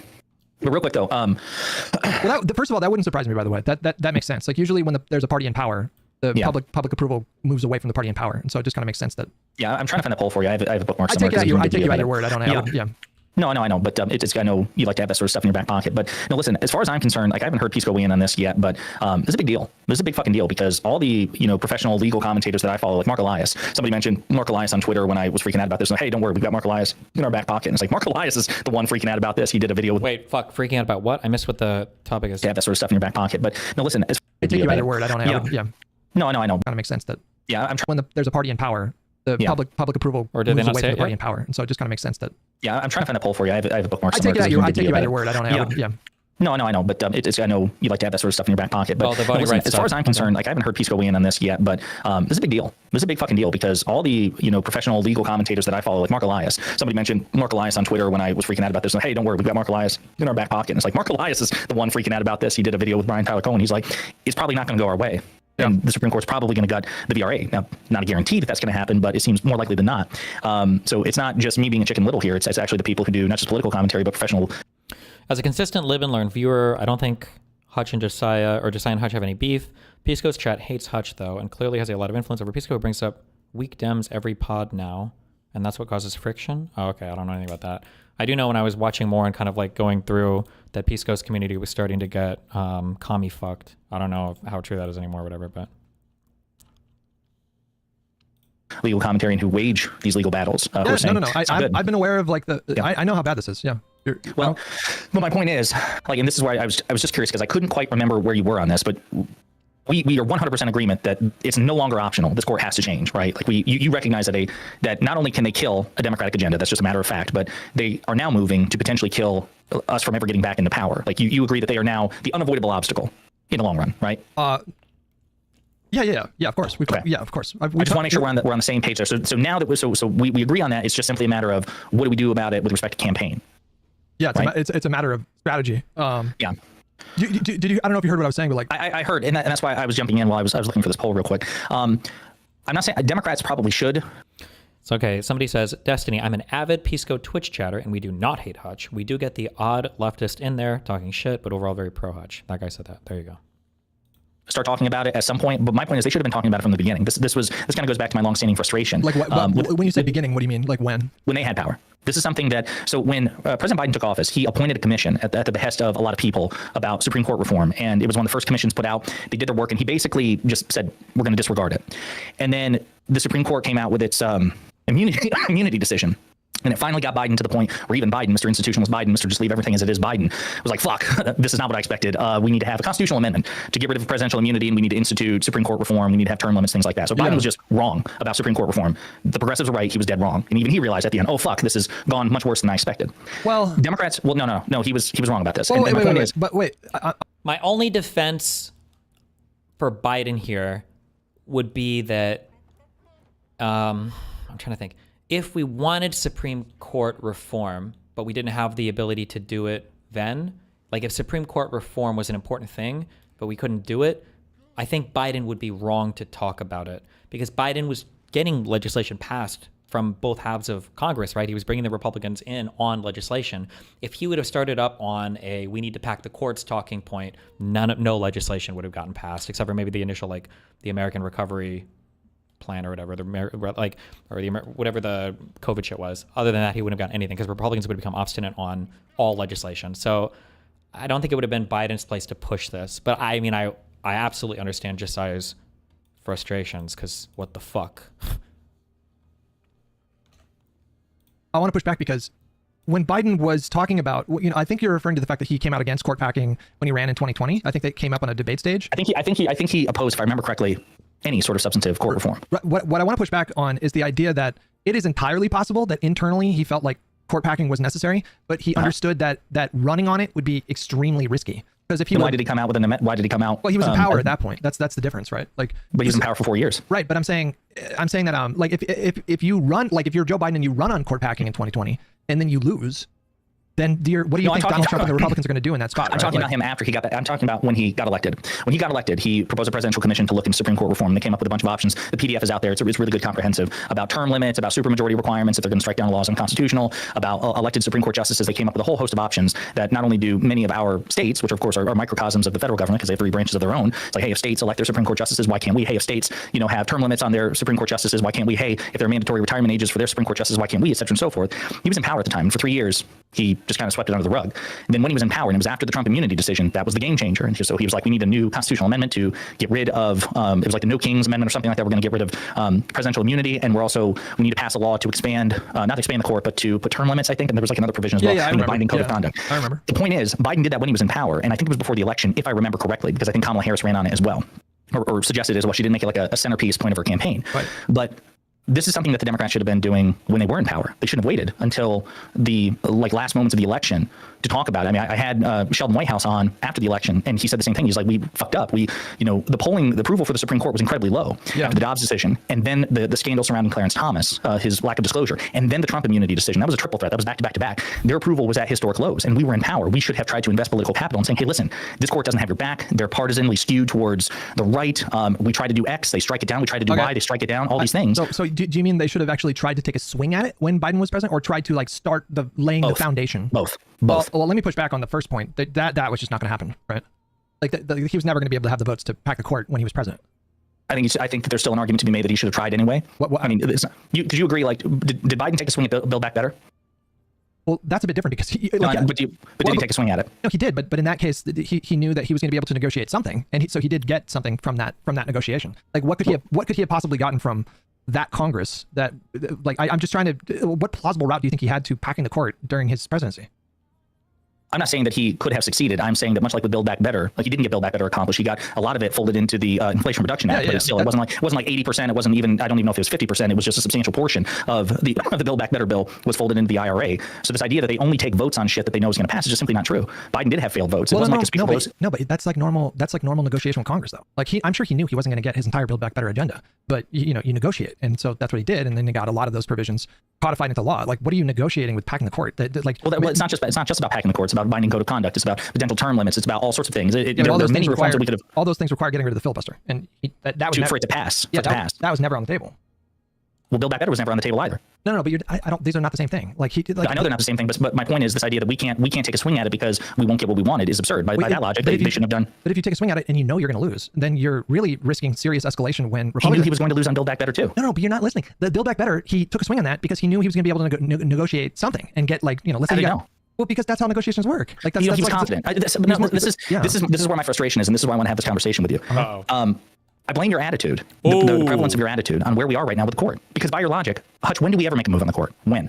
You were against Democrats ever investing political capital and trying to make it a salience. You always said it was a low salience issue. Low salience issue. Stop talking about it. Josiah, low salience issue. It'd be great if we could do it. But it's a low salience issue. So hold on. Let me try to explain. Wait. My point is, it is simply a fact. It's not a matter of opinion. If you disagree, you're objectively wrong. This court is an insurmountable obstacle to a Democratic agenda, and now it's poised to become an insurmountable obstacle to Democrats ever taking back the House. That is on balance the probability. The court has to be reformed. It must. It's no longer an option. I'm with you on court reform. I've never not been with you on court reform. I understand you're not. You have been with court reform in principle. You just have no answers, or you're willing to take no risks. I do. Getting to it. No, I do. Okay, go ahead. Let me explain. So there's a difference between. Let me put it this way, okay? Like, when it comes to court reform, you would agree that this is in a separate kind of special category than like legislation, right? So when we talk about legislation, it's very normal that this is just how Congress has always functioned. That there's gonna be some kind of negotiation with Congress, and then a lot of the provisions are going to be radically changed. A lot of the provisions are going to be scrapped, and then a lot of the provisions are going to remain. That's just how every major kind of landmark legislation gets done. When it comes to court reform, that's something that when you take a swing at it, that's something that you need to. That's something that you need. There needs to be, how how do I explain? How do I phrase this? Hold on.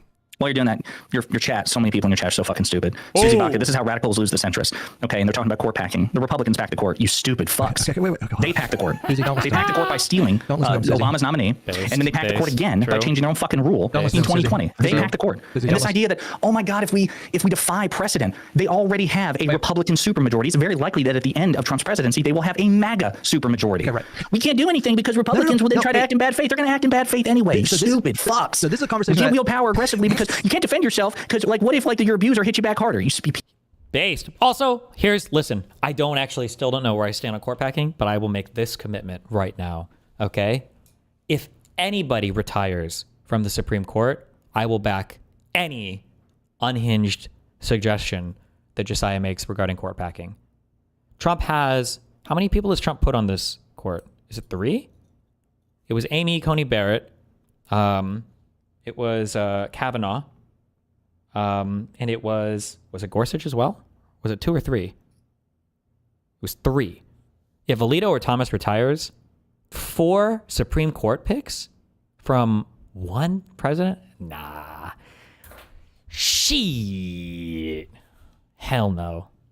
Pack that motherfucker up. People are so fucking dumb, objectively wrong and stupid. All right. So you're very angry. I get it. Okay, but sometimes I feel like we don't make our best decisions when we're angry. The point that I'm trying to make when it comes to court reform and the potentiality of actually like expanding the Supreme Court, adding Supreme Court justices.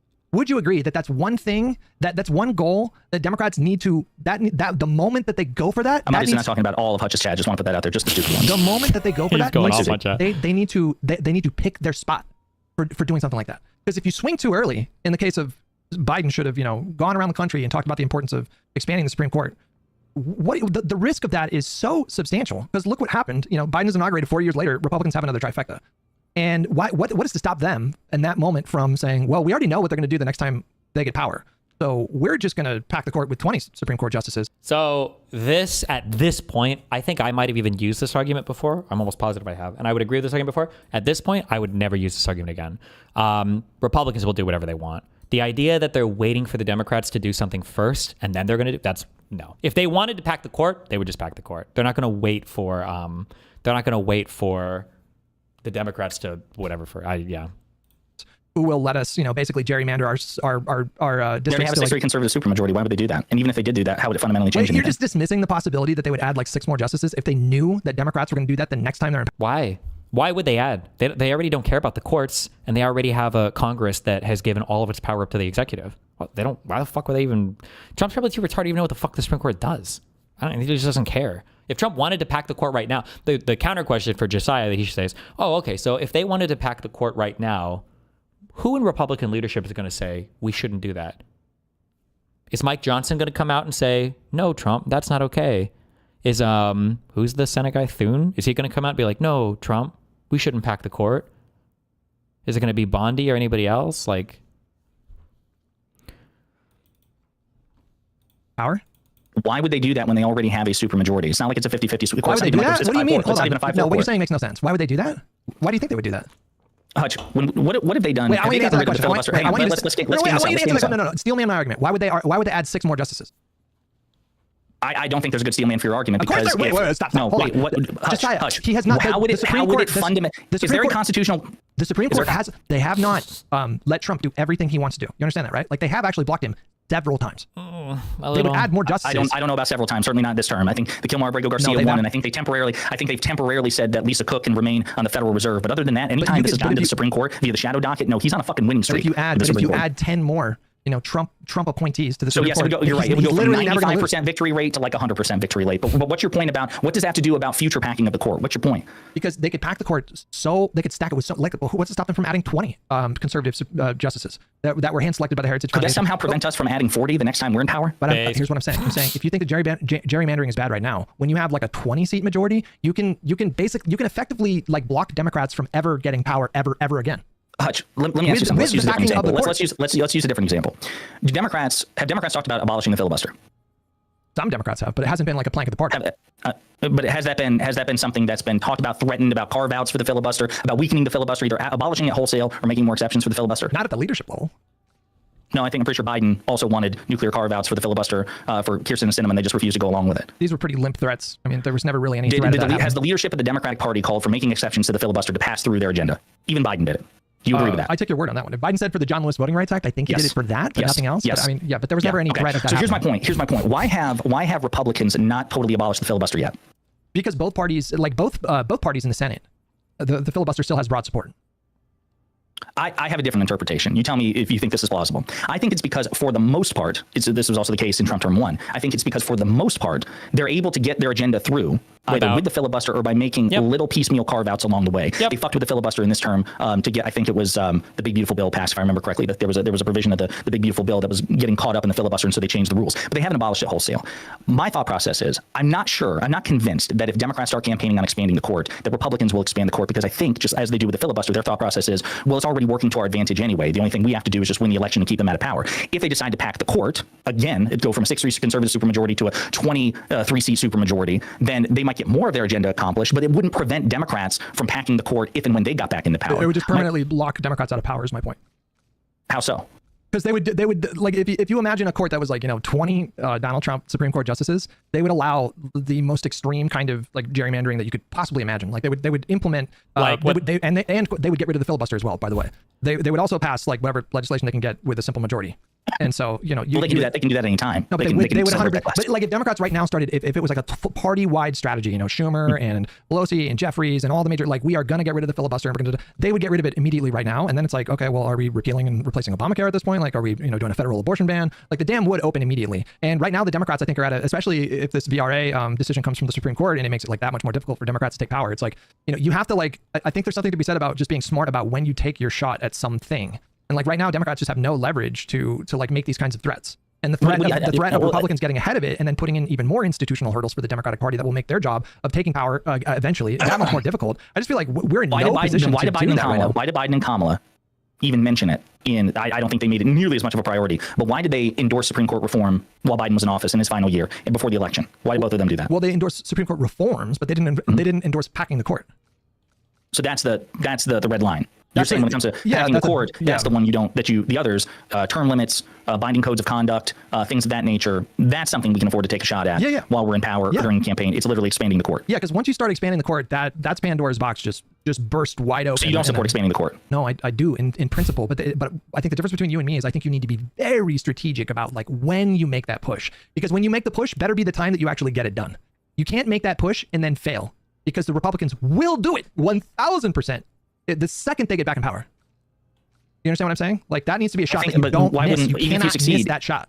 Even if you succeed, if you succeed, why wouldn't they do it when they get back in power? Well, they probably will. That's the thing. It's going to be a back and forth thing at that point, Like, and then I just want to double check on this. So your hesitation is not that they will do it too. You think they'll do it first. It would have to be. You would have to pass some kind of. I don't know if this would require a constitutional amendment, but you would have to package in reforms with expanding the court. And so you would have to package in like the people vote on Supreme Court justices instead of them being appointed and then confirmed by the Senate. You would have to. Some of these reforms might require. Well, I guess it really depends on how the Supreme Court interprets it, right? The Supreme Court might say, yeah, it's not unconstitutional. You can pass this through federal statute. Others might say, no, you need a constitutional amendment to modify Section 3 of the Constitution. I don't know, but my point is, I've come to terms with, I've accepted that any sort of reform we make to the court, the Republicans will either try to undo or to escalate on their side. I've accepted that if we expand the Supreme Court, if and when they get back into power, they're almost certainly going to do the same.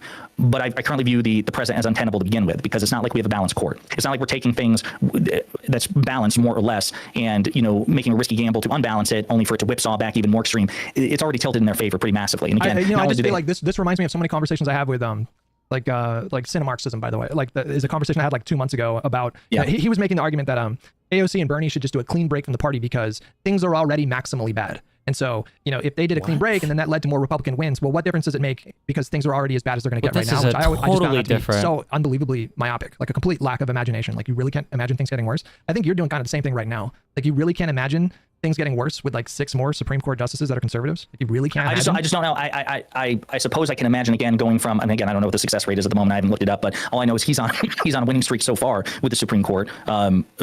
from, I mean, fuck, even when he was out of power with the immunity decision, but since he's been back in power, he's been on a winning streak. What about after the election in 2020? Like the Supreme Court definitely checked Donald Trump when it came to his challenges to the legitimacy of the election. What do you think? What that was all the first. Yes, I agree. But that was the court then. No, that was because he lost factually in every single venue. What are you talking about? No, I'm talking about. I'm talking about in terms of its attitude and posture. I don't. Wait, I actually hate that he let him get away on that. Hold on. And I think that the court now. No, that's the same court now. What are you talking about? Do you think that they're checking? No, yes, I agree. But that was the court then. That was the court then. I think that the court now. No, that's the same court now.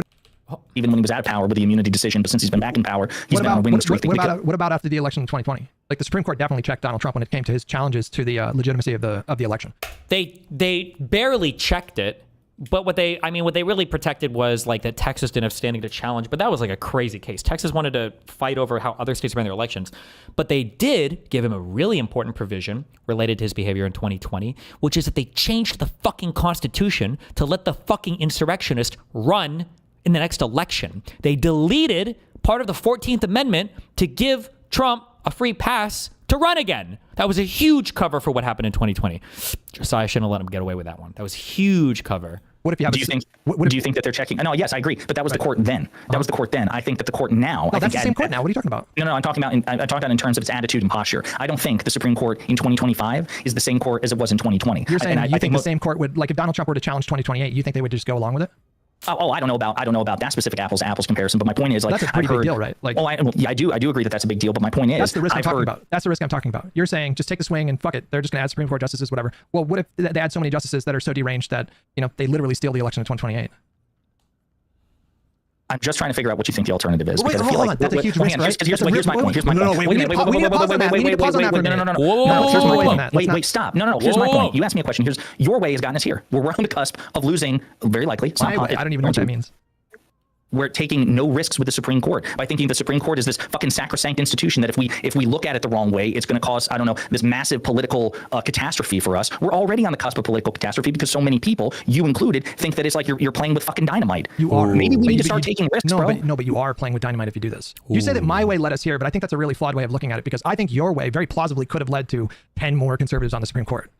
You know what? It's possible. Which would be worse. But I do know in this timeline, where Democrats are like, it's fucked. The Supreme Court. Let's just bitch about it. That's all we do. Let's just bitch about it. No, and you have hope to for be the smart. best. Is what I'm saying. You have to be smart. Is what I'm saying. You can set this as a goal. What is the Hutch smart approach? Because again, I'm gonna push back on this. We've talked about this on Live and Learn exhaustively, and you push back every time. Your excuse is it's a low salience issue, and I'm like, okay, Hutch. Well, how about we try to make it a high salience issue? And you're like, no, you don't want to do that. You don't want to invest political capital. No, but you just so you do believe Democrats should be talking about this. What is Jessiah? What I said was they should be trying to make this a high salience issue, but you have to be very fucking shrewd about it.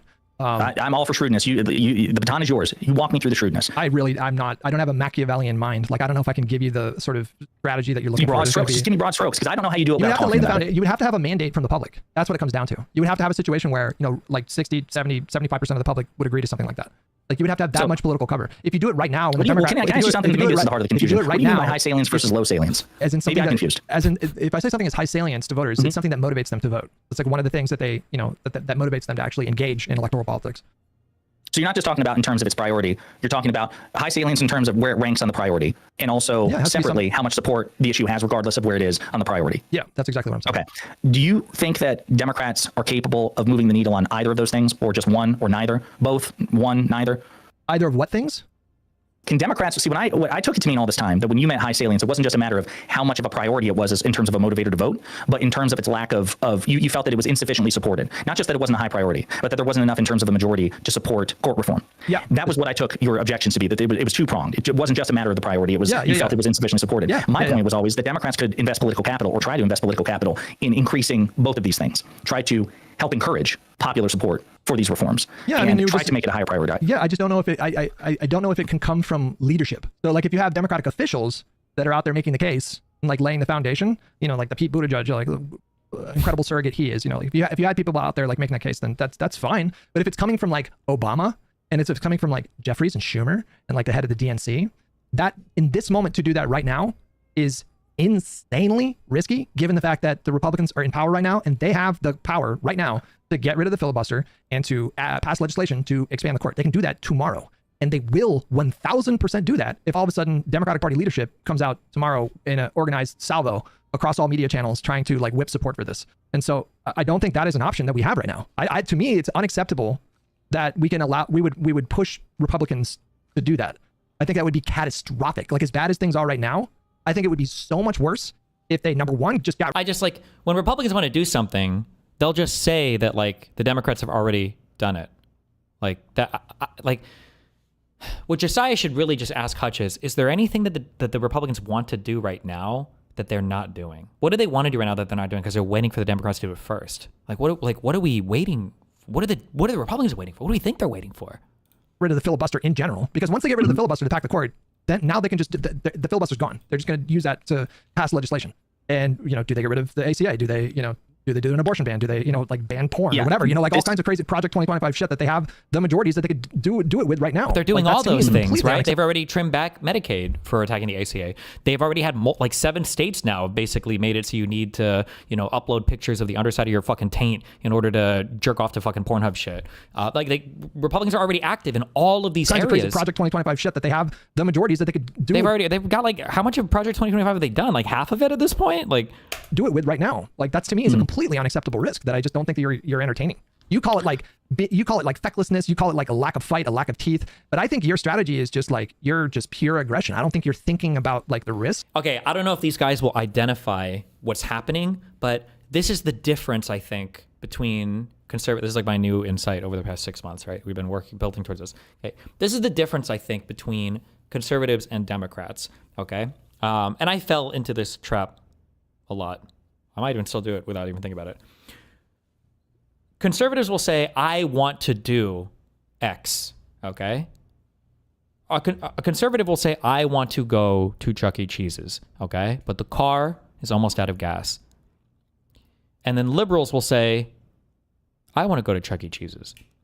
And conservatives will look at the car, they'll see how much gas they have, and they'll say, we need to go to the gas station first so that we can go to Chuck E. Cheese's.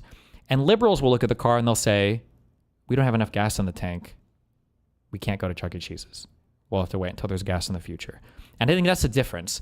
Jessiah hinted at this earlier by criticizing Hutch when Hutch was saying there's not enough political salience in, it wasn't like politically realistic enough to push for Supreme Court reforms. And then Jessiah was like, well, why don't we make it politically salient? And that's what conservatives are so good at doing. That's what they're so good at doing, is if a thing is not possible, what they do is they try to make it possible.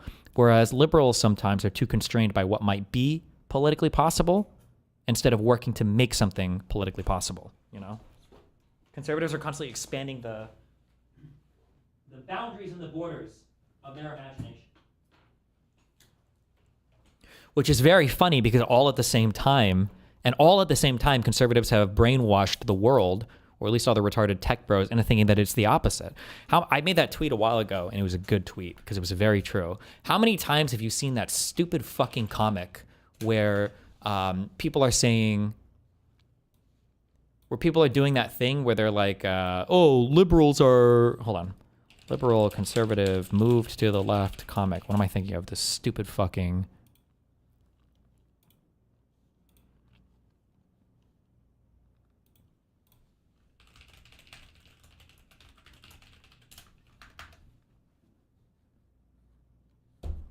Everything is lagging.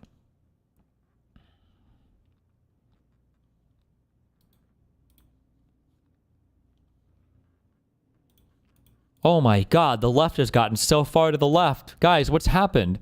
Oh my God. Oh, the left has gotten so far, and now I'm a bigot, and I haven't changed at all. I used to be center left. Right?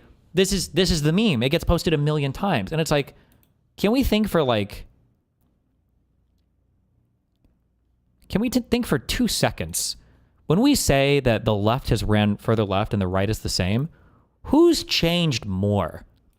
We went from, in 92, from Bill Clinton to Biden, okay?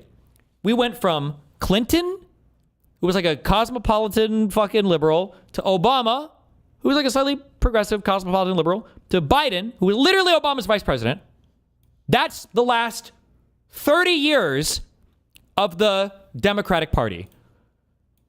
The right has gone from Bush Sr., who was like a Reagan era-ish, like fucking war hawk, corporate neocon, to Bush Jr., who was his kid, who's also a massive fucking neocon, big corporate supporter, expands the size of the Department of Education, doubles it, no child left behind, to Donald Trump, who is a populist xenophobe, who dismantled the entire Department of Education, massively, simultaneously isolationist, while also being a fucking war. What is the bigger change? From Clinton to Biden, or from Bush Sr. to Donald Trump? How the fuck did we ever let conservatives play this game of, oh my God, look at how much has changed. Look how far you I'm sorry, who is this right here? This is Bill Clinton and this is Joe Biden? Meanwhile, this is Bush Sr., Bush Jr., and Donald Trump? Are you fucking crazy?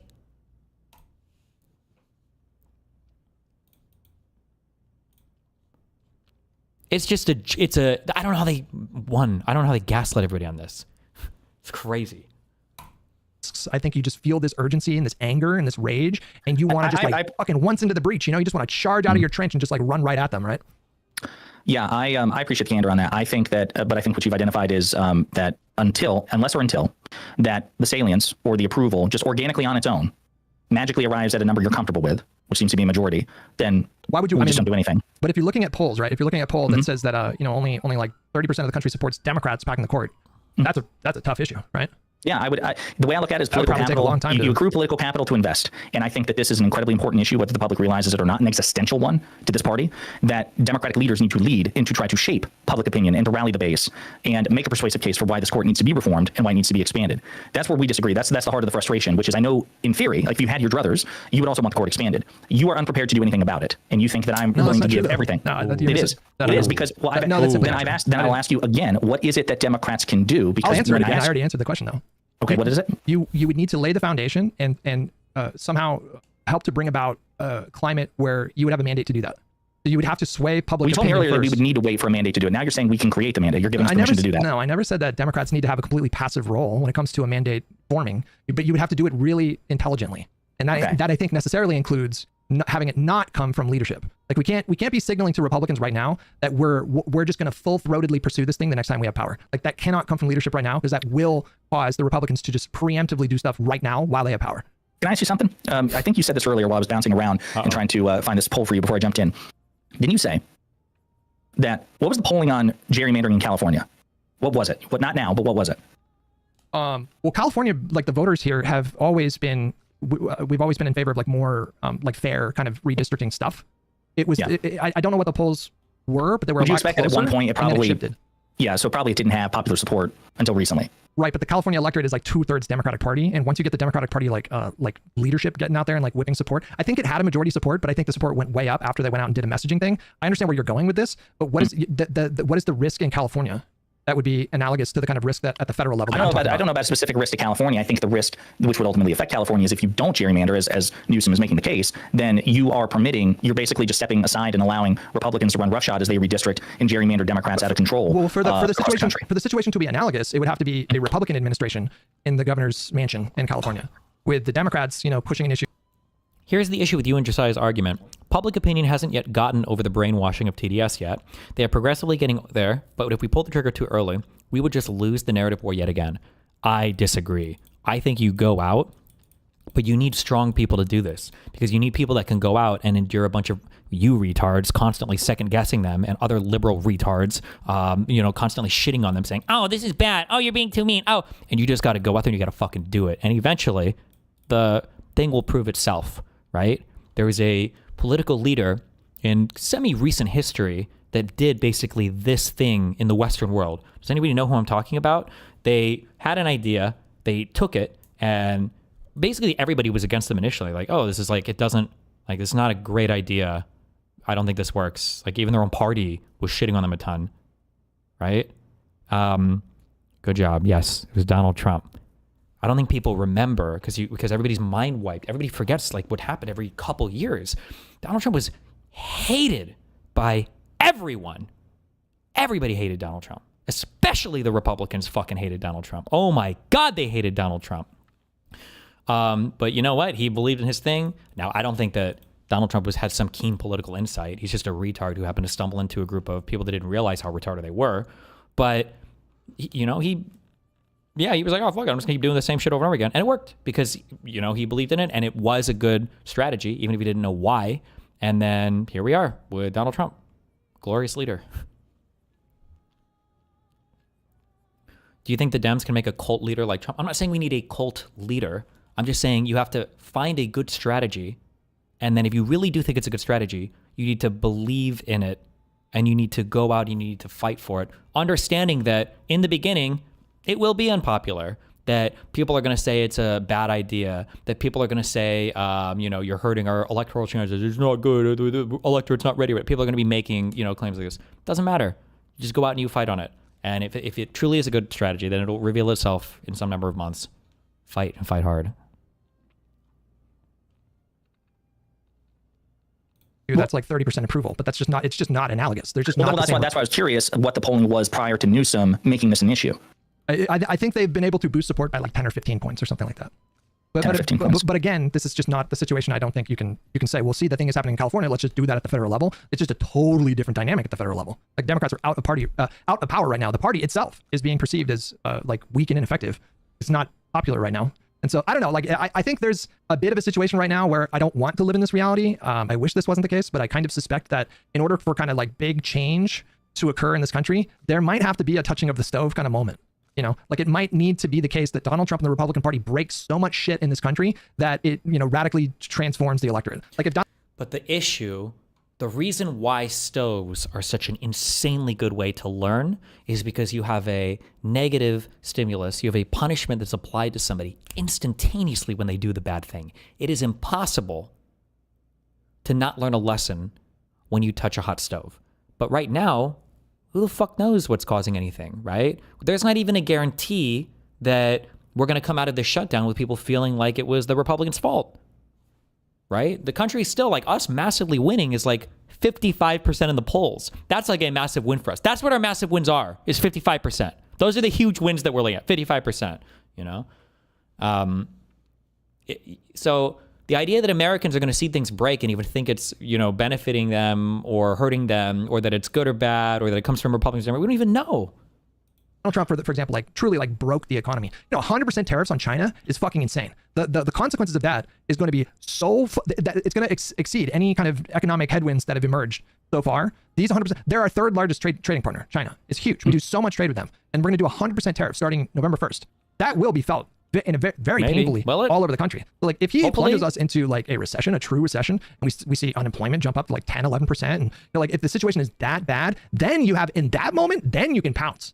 Then you can for sure pounce and be like, we need to really seriously talk about like court reform and packing the court or whatever. I'm not sure that there would necessarily be a relationship between those two things, because it's entirely possible that Trump could have, you know, historic low approval and, you know, Supreme Court reform still not be a salient issue or one with majority support. Again, I think what it comes down to is, and again, I appreciate you trying to answer, and I understand you're unpersuaded by me. I'm still unpersuaded by you. I'm not sure what this smart strategy is in a way that you would not take issue with it, because it seems like you're saying the Democrats shouldn't even talk about it, but that they should in a clever way. I don't know. Just not leadership. It can't be coming from leadership. You can't be telling people we're going to do this thing when we get power. It has to come from like surrogates. And why can't it come from leadership?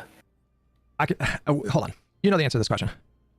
No, I don't. I already told you. Like if it comes from leadership, if leadership is saying this is the direction our party is going, we are going to pursue these reforms once we get power, then the Republican Party will get rid of the filibuster and just add 10 more Supreme Court justices right now.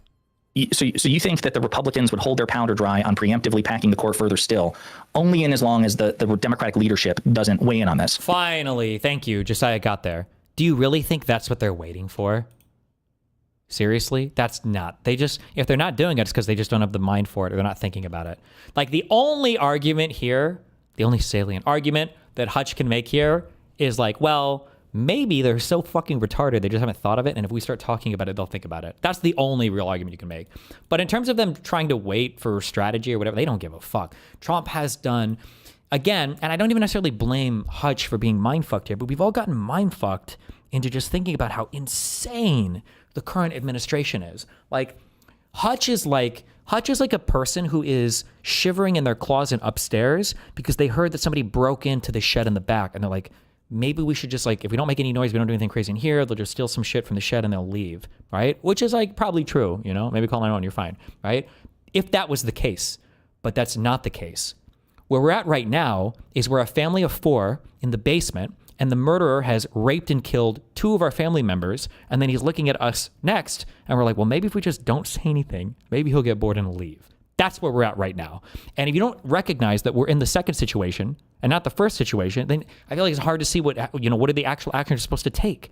There are so many individual things right now that Trump has done that are like the Comey, Bolton, James. This is actual political persecution that is coming after Trump literally truthed out, we need to go after our political enemies. And he even named the prosecutor that he was going to assign to do it, as he's directing the attorney general to politically prosecute people. And he gave the reason. Every part of that truth has it. These are our political opponents. We need to go after them because they make us look bad and they hurt my reputation. And if nobody's going to do it, here's an attorney insurance lawyer who will get the job done. And Pam, I need you to do this right now. All of it is there. And now it's all happened.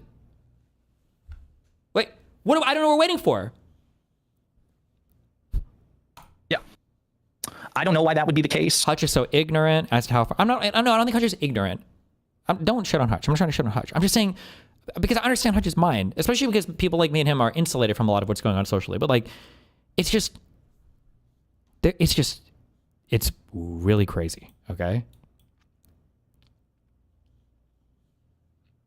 As long as the Democratic leadership doesn't weigh in on this. Yeah. I don't know why that would be the case. That seems to, because I feel like the GOP is also the same sort of bad faith shitheads to be like, it doesn't really matter that Hakeem Jeffries hasn't weighed in on this, or Chuck Schumer. AOC's talking about this, and Bernie Sanders is talking about this, and actually more of them now. Well, no, they already do that. I mean, they already do that. They already do that now. They go on Fox and they're like, they're obviously talking about packing the court. But do you see any indication that the Republican Party right now is going to like pack the court? Like get rid of no, but I'm not necessarily convinced that they would. I don't think that Chuck Schumer and Hakeem Jeffries are the secret sauce that if they opine about something, then that's the green light for the Republicans. Well, once it comes from leadership, that's a totally. If it comes from leadership, then 1,000% that they're going to pursue that when they have power. But again, respectfully, but think about what you're saying. Have Republicans talked about packing the court? No. Republicans have quoted Andrew Jackson and said that they want to go above the court, that they want to defy the court. It's even worse. They haven't talked about packing the court because in their mind, they don't give a fuck about the court. That's the whole point. Why would they pack the court when they don't even give a fuck? It's like, why haven't they gone after the filibuster? Because Donald Trump doesn't give a fuck about passing bills or legislation. He doesn't care about Congress. If he passes the budget, oh, that's cool. If he doesn't, oh, fuck it. I'll just cut the government then. Who the fuck cares, right? Of course they don't care about rigging these institutions because they don't even use them. They don't believe in them. The previous leadership of the Democratic Party under Joe Biden, proposed a carve out for the filibuster to pass the Voting Rights Act, and he proposed pretty aggressive reforms to the Supreme Court, not necessarily expansion. And the expansion is like that's the nuclear option, right?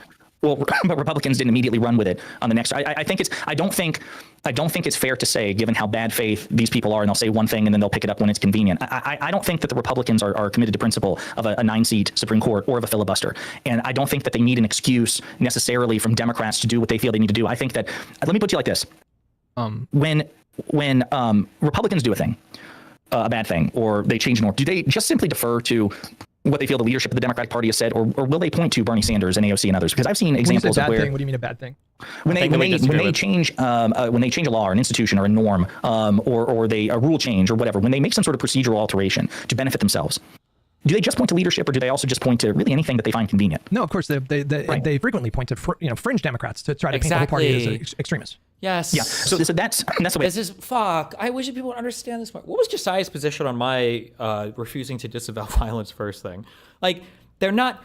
You guys get so caught up. The Democrats get so caught up in like, well, guys, if we do this, we're just giving them an excuse. We don't want them to use us as an example of our extremism. Like, we don't want to give them any ammunition, bro. These guys are shooting chi bullets or whatever, or like these guys are shooting energy rounds. They don't need. They'll always find something, or they'll just make it up. It doesn't matter. You're playing their game. You're getting mind fucked on this. Stop. I look at it. I just genuinely don't believe that that they're just waiting until Hakeem Jeffries or Chuck Schumer says it as a thing, and then that's the moment that they green light. I think that for the Republicans, it genuinely is just a case by case basis, and for them, it's a matter of how much do we need to do this? What is the risk of this potentially blowing back on us? Right now, there's no indication that they're going to pack the court. Like, there's none. Like, there's zero indication they're going to pack the court. Yes, but that indication has nothing to do with the Democratic action. Jesiah's right. Republicans do the analysis of, can we get away with it? That's it. They don't give a fuck if the Dems have done it first or not. They're just saying, can we get away with it? The public seems like maybe this way. Fuck it, let's go. That's it. What I'm saying is I'm not convinced that, basically everybody but Chuck Schumer and Hakeem Jeffries could talk about. Also, Republicans don't need to pack the court. They already own the Supreme Court too. So, like, what would putting 6 more justices on there even do for them? They already have a 6-3 court. Trump is immune from crimes. Trump enjoys more criminal immunity than the King of England did. What would they even need to pack the court for? Of course they're not going to be talking about this. It, and the GOP would be okay with that. Like, I don't know. I don't think that they would need, I guess what I'm saying is I don't think that they would need Chuck Schumer and Hakeem Jeffries, who are the two federal Democratic leaders, to weigh in on this before they decide to change a norm, change a rule, change a law, change procedure to do something which benefits them. I think they look at it as a case-by-case basis. And so I guess what I'm saying to you is if they do it your way, you're allowing Democrats to say, okay, the rank and file can talk about it more, and as long as leadership doesn't weigh in, that's the way to play it. But what if Republicans go, well, fuck, we see the writing on the wall. More and more Democrats are talking about it. Sure, it's not Hakeem Jeffries or Chuck Schumer. We might as well preemptively pack the court and advance further still. I guess what I'm saying is, doesn't your way also carry a lot of risk? Well, everything's risky right now. But like, why don't we let me try to get at this a different way. Like, here's a good question. This would be a good question. What have the Democrats led on? Like, what's one example of a thing where the Dems came out first and they did it? And it was like, ooh, that was scary. Like, we're always playing the game where we're following what the Republicans are doing. We're in the wake of their disaster constantly. And it's like Biden cucked himself, and Jessiah knows this because he was on this argument harder than me. Biden cucked himself out so hard to Merrick Garland. Where did that get us? People still hate the Supreme Court. They still think we did lawfare against Trump. Trump is still politically prosecuting all of his opponents more than any president in probably all of fucking U.S. history. Like, what did that get us? So we even intentionally cuck ourselves out. The Republicans don't look at the Dems and go, well, since they did that, we'll chill, because they know that they can always take the first step. That's where the tit for tat comes in. That we need to take a first step because they have to have. And by the way, Republicans know this. Roll the Megyn Kelly clip. Republicans know this. What I'm saying is not even controversial, although Republicans will gaslight you and say that it is when they're talking about me. But then when they're talking amongst their own, this is exactly what they tell themselves. This is exactly how they know the game works.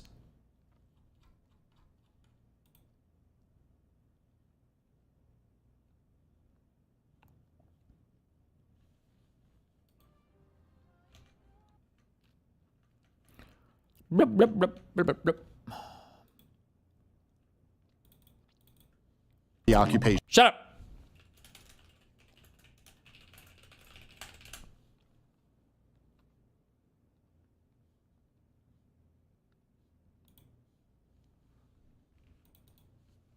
Hey everyone, I'm Megyn Kelly. Welcome to the Megyn Kelly Show. No one cares, and you're disgusting. Extraordinary. Remember, my take was disgusting and horrible for a YouTuber to have, saying that they should lead because if they don't lead, they're gonna, they'll just make us capitulate and we'll get nothing. Certainly, Megyn But Kelly. this is a fact that the Dems fight. Like, you can't argue this fact. You can say they. Who was indicted by a Republican president that was running for president on the other side? It wouldn't be necessarily the specific, a perfectly matching indictment. Mm-hmm. But the they started first could be lawfare, could be crazy. You talked about crazy people. Marjorie Taylor Greene is not the most sane member of Congress. It's not hard to point and look at Republicans and see some crazy out there. And so they get as hepped up, right? They're ready to then go to war next time they win. So every presidential election is this momentous, this side's going to go to war against this side. I don't see how that's ever going to lead to any kind of de-escalation in a way that's favorable to those of us who don't have a we necessarily. So he's giving the cuck centrist take. I don't know what this podcast is if they're concerned about the fifth column, I don't know. But he's giving like the cuck centrist take, right? That like, oh yeah, this is what they would be saying to me, right? And my answer is no. Fuck this bullshit. If the other side doesn't think we're going to respond, then they're going to be unhinged. So we need to do some shit to let them know that we got it in us, that we got that dog in us. But when I say that, these guys and then the Piers Morgans and all the liberals even like scream at me like, oh, you can't say that. Okay. But how does how did the Republicans respond to that claim, right? This side's Isn't everybody just going to get unhinged if we do this? We go to war against this side. I don't see how that's ever going to lead to any kind of de-escalation in a way that's favorable to those of us who don't have a we necessarily. Because they have to feel that there's risk involved to them if they do it again. If they don't feel the risk, they're going to keep doing it. They've proven that. It's the only way to keep the kid from touching the stove again is for them to touch the hot stove. But they have to feel the pain in order for it to really bring the lesson home. Otherwise, the kid might touch the cold stove a second time. Not that I've favored this in my own family. I'm not saying this is a parenting method. But I'm just saying for these guys, unless they actually fear that this could happen to them or their family, they will do it again. They think the ends justify the means. They did something truly extraordinary and dangerous when they did this to Trump and his people. Which was prosecuted for crimes that he committed, by the way, right? So that's my take verbatim. But she's not even factually correct on anything because she's a soulless ghoul fucking hack fuck who doesn't even have the excuse for it, right? Because her own, she is an attorney. She knows she's fucking lying. She knows it's part of the game she's playing. She knows that she is a disgusting, subhuman piece of shit, right? But that's exactly my take. And there's no pushback and nobody cares and there's no hand wringing. But when Megyn Kelly goes on the show and gives his take in front of them, right? And now the centrists, like epic centrists are here and they're like, oh shit, I don't know, right? Megyn Kelly's not going to get called out by the entire conservative establishment. They're all going to be clapping and cheering for her. And they're like, yeah, exactly, based queen. But if a Democrat says something like that, well, we need to go hard, right? But this is exactly my take, right? All I'm saying is that Republicans know this. They play the game. They'll pretend to be offended. And then when they pretend to be offended, people on the left are like, oh, look, we offended them. We need to be, more chill. It's like, bro, they know exactly what the game is. They know exactly what they're doing. What do you think would help Democrats take back power more? Running on court reforms or running on the economy? Like making people's paychecks go further, help, providing relief for families that are struggling to make ends meet, expanding like social welfare benefits. Like, what do you think would be more motivating for voters? Probably kitchen table issues like that. There you go. I mean, I just feel like I just feel like I've never seen any real indication that, apart from like 2022 after Roe, but that didn't even last 2 years, right? Like, voters have not demonstrated that the court reforms is something that really motivates them. And I also just want to game out your kind of... That didn't last 2 years. Well, I think it feels like it didn't last that long. First of all, I think abortion was still a pretty motivating thing because women are always getting pregnant and care about their ability to have an abortion. Believe it or not, that's a thing that's always impacting women. And it impacts especially the conservative men that knock them up and then drive them to outer states to get abortions. But the problem is that it doesn't feel like we can do anything about it. Like, that's the issue, right? Okay, well, the abortion thing sucks. Should I vote Democrat? I mean, like, it would help a little bit. Like, we know the rights won't get rolled back even more, but like, what? Like, fuck, what are you going to do? Like, because it seems like even if we, win again, like, I don't even know if you can make a law allowing abortion everywhere or if the Supreme Court would strike that down. I don't know what that would look like, Like, let's just play it out then, right? Like, sure. Tell me what you're in charge of the Democratic Party right now. Like, day one, like, hit the ground running. What does your strategy look like in practice? Are you talking about now or when we're back into power? Right now, like, right now, right? You're saying that they should make court packing, I assume, like a central pillar of the party platform. So what does that look like? Yeah, so I would probably, this is just me spitballing here, but I would probably say, I would use this issue about the Voting Rights Act to be like, something to the effect of, all right, folks, so here's the deal. If you look at our policies on a blind test, right? You don't associate it with a particular name. You talk about just Democratic policies in general versus Republican. You just see the policy items. We know you support our agenda. You support, Obamacare. You support expanding the ACA. You support cheaper, more affordable healthcare. You support whatever the issue is. A right-wing Supreme Court, which is what we currently have, we have to face facts. They're going to cock-block all of it. They're going to cock-block as much of it as possible, just like they did under Joe Biden, just like they're giving a green light to Donald Trump. These people are not nonpartisan actors. They are the Supreme Court, but they have a partisan edge. And so this party, the Democratic Party, we've tiptoed around this issue, but in the second Trump administration, as they've greenlit this, and I would name issues that they have allowed Trump to run roughshod over, as this Supreme Court has allowed Trump to run roughshod while simultaneously putting him above the law, as they take away your federal abortion protections, as they won't even, police their own. They're engaging in egregious corruption, and I would cite the Clarence Thomas stuff. This Democratic Party has unfortunately just hoped that the Supreme Court would conduct itself in a nonpartisan, professional way. But we have Donald Trump, who's in the White House, who thinks he's a king above the law. And we also have 9 philosopher kings in robes who feel the same way. The Supreme Court needs to be changed. The truth is, if you ever put us back into power, they're going to try to stop so much of what we want to do because they support Trump, because they support MAGA. They are MAGA in robes. So in order to, have an agenda which you all clearly support, get through this court, in order to prevent court corruption, the sort of laws that are regulate Congress, that, I can't accept a gift from more than $30 without reporting it or giving it back. The Supreme Court, their justices are getting millions of dollars in undisclosed gifts.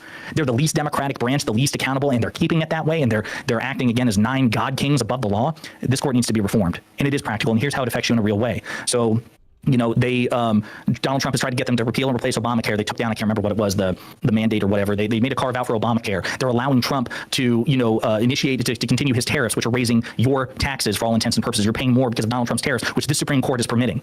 They're going out of their way, bending over backwards to let him harm you in the most egregious way, and then they're dragging their feet to stop him.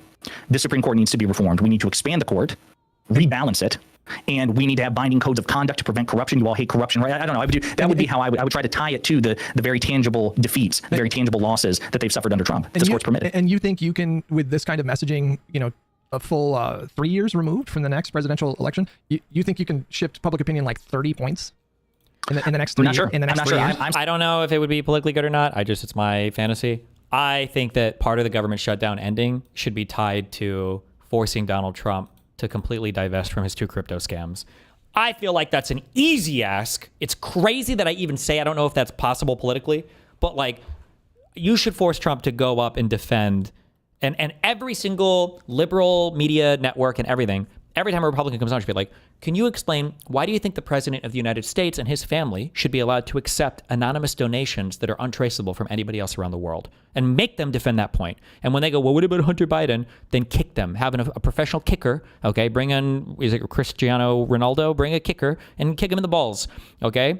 Or in the fucking puss every time they give a pivot, okay? Do that and ask them over and over again. Just explain, why should the president of the United States be allowed to accept anonymous money, untraceable anonymous money from anybody on the planet?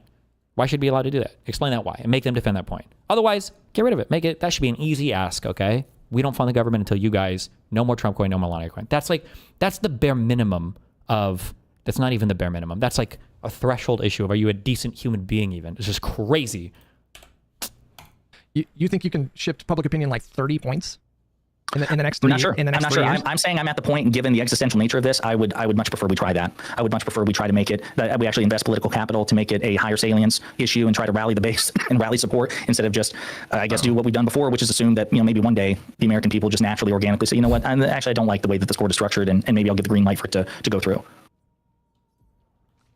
That's what I think. The only thing that I can think of that might support your position here, and I'm open to it, I'm open to this being possible, would be if you did something like that and it provoked an extreme reaction from Republican, that could end up like really backfiring spectacularly, especially if it's in concert with. At some point also, you just need to like let it backfire. Like, again, I don't want to be extremist or Fed post or whatever, like obviously civil war sucks. And I've said like, it should be like, we don't want that to be the case, but it can't be this constant capitulation and fright of like, oh no, like, well, what if they get really mad and what if it gets explosive? It's like, okay, well, how far down that road are we going to go? Like, how many deals with the devil are you going to make until, you're in the depths of hell and you're like, fuck, it's kind of hot down here. Maybe we should have, fought over one of the forks in the roads 50 decisions before we wound up here next to fucking Brutus and whoever else is at the bottom. Like, it just can't be. It can't be that way, right? It can't be that way. At some point you have to say like, fuck it, then we take a loss on this. Like, this is a thing we have to find issues that are worth fighting for. Hello? Wait. Oh, yeah. Struggling economy. Voters, I think, will forgive a lot if they feel like their paycheck is going further, as is evidenced by Trump's win in November. Right. I think that was like the big motivating thing. But if the economy is doing poorly and then they do this Democratic Party provokes them into doing this extreme action, then I can imagine that's backfiring spectacularly. I know it's difficult right now to believe that the Democratic Party could ever get, Obama level majorities ever again, but it's not impossible. Like, this moment is very fraught, but it's not impossible. And things can change very, very quickly, especially if you have like a struggling economy. And so maybe that would backfire like really spectacularly, and it would lead to, even after the Voting Rights Act, it would lead to, Republicans having like a really strong majority. But I don't know. There's just to me, there's just a lot of risk with what it's not even the risk of the Republicans preemptively packing the court. That to me is not even the most immediate risk. The most immediate risk to me, I think, is if they just get rid of the filibuster. If they just get rid of the filibuster, then, like, I love the filibuster when we're out of power and I hate it when we're in power. Yeah, no, of course. Yeah, it's a tool. I mean, but look, they've been further weakening the filibuster since Trump's been back in office. They have not abandoned it entirely, I think, because they recognize that that's again, that would allow Democrats, even when they got back into power, to, pass more progressive legislation. And generally speaking, like when McConnell refused to abolish the filibuster in Trump term 1 because Trump wanted him to, Trump's like, no, McConnell, was like, no, I'm good with it because the shit that I really care about, which are tax cuts and judges, I can get through just fine with the filibuster because we've already done carve-outs for judges and we have reconciliation for tax cuts. And so I think that that's another reason, is that most of the Republican agenda, the big shit that they care about, judges and tax cuts, they can usually get through by sidestepping the filibuster. They don't have to get rid of it wholesale. But I don't believe that they have a principled commitment to it. And I think that they'll discard at the moment that they think that, they actually really want to do something that they all give a shit about, not just Trump, but Johnson. Well, it is holding for now. Like, it is holding for now. Like, it does have enough. I mean, there are, like, the Senate, that's where the grown-ups are, kind of like the quote-unquote grown-ups. Like, the House is more chaotic, but there's a lot of like quote-unquote carve-outs for it. I understand that, but it's still, there's not a real risk right now of them getting rid of the filibuster to do like legislation, just regular legislation. I know they've done carve-outs for the one big beautiful bill. I don't know if they did a filibuster carve-out, did they? I think it was more, that had to do with the Senate parliamentarian. I think they just ignored the Senate parliamentarian, because the Senate parliamentarian said that the reason, so like the Republicans permanently, I think, extended Trump's tax cuts. And the rationale they used was that the tax cuts that were in place that were passed in 2017 were treated as like existing policy instead of a new policy, which would need to break a filibuster. I think they just ignored the filibuster. I don't know if they broke a filibuster or got rid of the filibuster. Maybe that's no, they didn't get rid of the filibuster. What I'm saying is they bent procedure to sidestep the filibuster. Yeah, you can do that with a nuclear option, or you can do that with other procedural gimmicks. Yeah, no, I understand. Six of one, half a dozen of another. You know, but you understand what I mean, though. Like, there's not right now. They do not appear even close to being poised to get rid of the filibuster. No, what he's talking about there. Somebody can remember. I'm pretty sure what he's talking about there. That, oh, well, they didn't like actually get rid of the filibuster. They just sidestepped a little bit, so that's not a big deal. That's his take on that. And I'm not trying to be mean to Hutch, okay? I'm not trying to be mean to Hutch, okay? But that's Hutch's take on that. The Republican take on that, because I believe that's the exact same thing that Harry Reid did. The Republican take on that was like, oh my God. Oh, so you really do want to be able to have Obama appointing federal judges like he's supposed to? Oh, really? You're gonna sidestep the parliamentarian rules? Okay, well, we'll see what happens when your Supreme Court pick comes up, because we're getting your ass on that one. And that's exactly what McConnell did. And it was a response to Harry Reid. I believe it was because of sidestepping the Senate rules for that, because the Republicans weren't approving any judges, right? And McConnell's like, I'm going to get your ass on that. And he did. So what Hutch is saying we should just kind of accept passively was the rationale. That was the casus belli for McConnell to say, no Supreme Court pick for you, because you guys did that to us. And we're like, do you see the asymmetry? Do you see the asymmetry? And I don't think that they would ever just abolish the filibuster outright. I think that they would do, again, what they've usually done, which is the shit that they care about, they will just simply make more and more exceptions for the filibuster, try to sidestep it in other ways. And I don't think just getting rid of it outright is something that they would do, again, not out of principle, but because they don't have to. I don't think they would take it that far. And again, that's kind of my mindset about why I'm still not convinced that if they thought the Democrats were looking to expand the court, that they would just add 60 justices, because they could do that. But it's like they already have a 6-3 conservative supermajority who, for the most part, gives them what they want. So to me, it's pretty analogous in that way. But again, yes, of course, they could abolish the filibuster tomorrow if they want. I agree that they're not poised to, because I think that they're getting, for the most part, what they want anyway with the shit that they're currently doing. But no, look, at the end of the day, I just keep coming back to, I don't see it. Set aside Supreme Court reform, just set all of that aside. When you see this situation come up, where again, on the balance of probability, the VRA is done. Mm-hmm. Probably. What's the answer to that? Vote harder. Fuck, I still don't know anything about, like Section 2 of the Voting Rights Act, or what that means. Like, what are we losing if that goes away?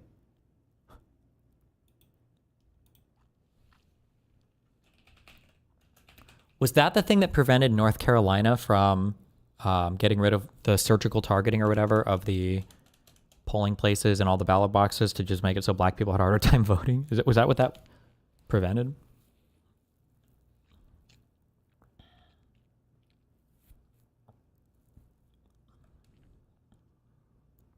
I think it was. They lose all the mandated minority districts, basically why you see random 1 to 2 Dem districts in Alabama, Louisiana, etc. So you can have so this would mean you could have racial considerations in drawing districts. My God. Taking my sunglasses off to reveal my second pair of sunglasses. How glorious.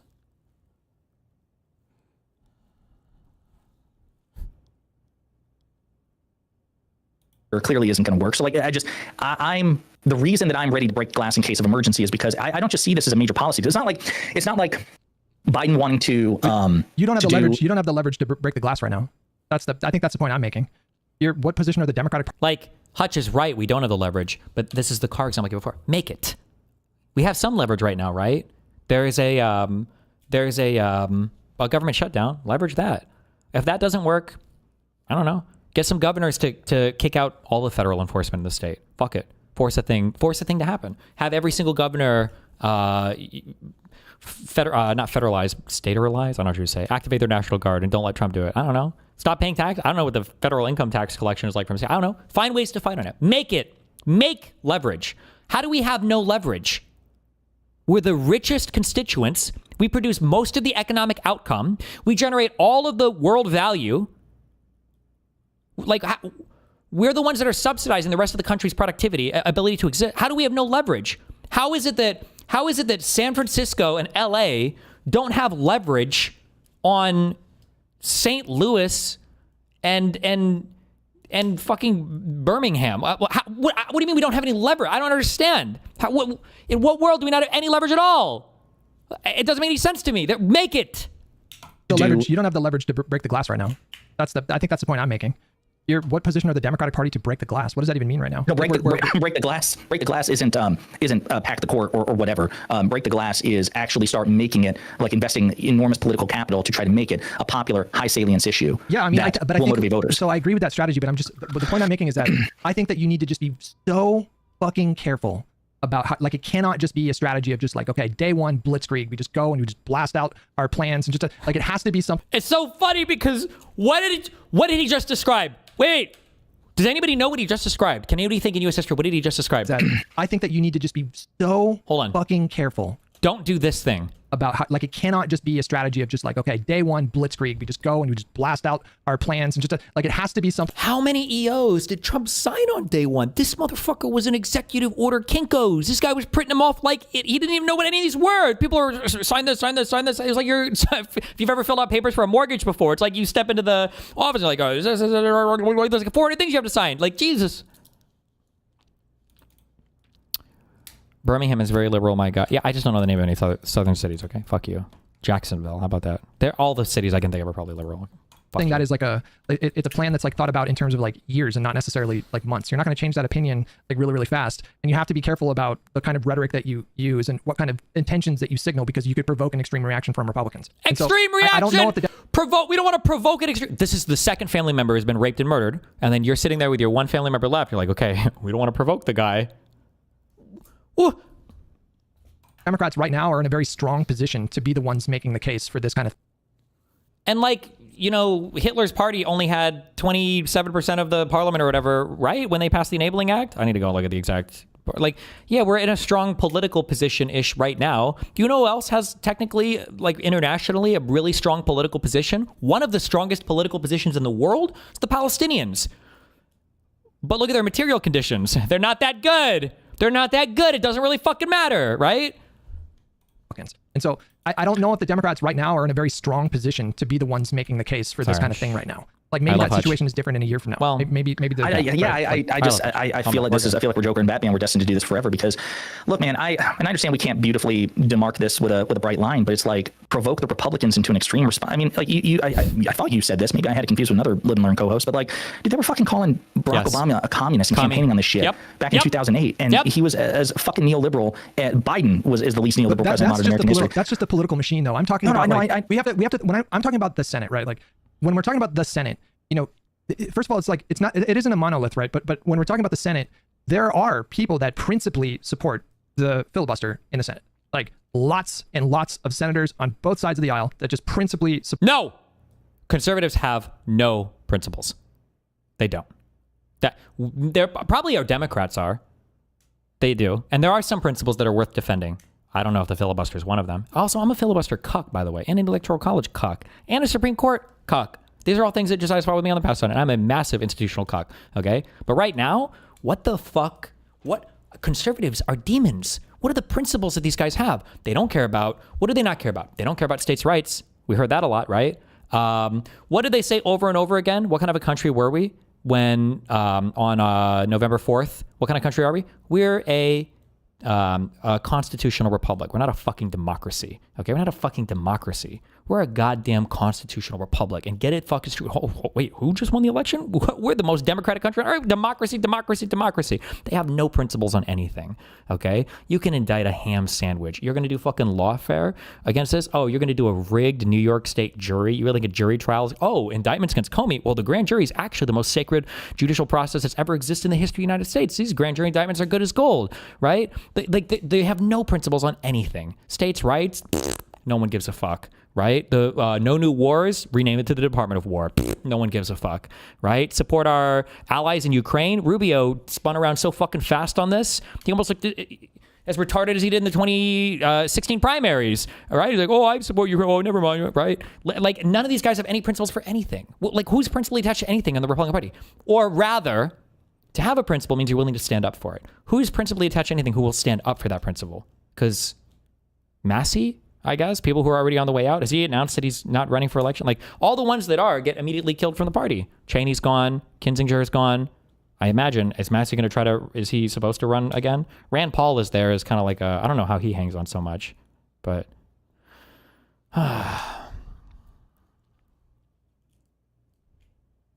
Support the filibuster. That's not some like made up thing. Like I think Thune, like full on institutionally, he supports the filibuster. Like it's not something that they're just itching to get rid of. Do you know what I mean? I don't think they're itching to abolish it wholesale either. I don't. But I don't think like I put McConnell and Thune more or less in the same boat in terms of people who are not like taking a fucking wrecking ball to the Senate for no reason. But I don't think he has a principled commitment to the filibuster. I genuinely believe that if John Thune thought, you do? Yeah. You think they both do or just Thune? No. Well, they both do. Yeah. Interesting. Okay, yeah, we fundamentally disagree on that one. But yeah, I as far as like, I mean, they did the fucking carve out for the filibuster for judicial appointments. Yeah. In fairness, Harry Reid did the same thing when he was Senate Majority Leader as a Democrat. Okay, two things. Well, wait a minute. Oh my God. And Hutch even knows, he brought up Josiah has to crucify this. What happened when Harry Reid did that? That was the impetus. That is how Republicans justify deleting our Supreme Court pick. That was their justification, was when Harry Reid did that. Also, one of the examples earlier that Josiah brought up about them breaking rules that they made, he didn't say the name, but he was referring to them saying, okay, well, because the Republicans created some new rule out of thin air. They're like, well, if it's an election season and, you know, this guy's a lame duck or whatever, if it's an election, no, it was like, if it's 1 year to an election or something, we're not going to do any Supreme Court picks until the next president is elected, because that's the people's choice. And as soon as Trump had the chance to replace, was it Sotomayor? It's like, actually, just kidding. Just kidding. That was a fucking lie. And I actually can't believe you fucking bought it. You guys are actually fucking retarded, but thank you. We will be doing another pick. Thanks.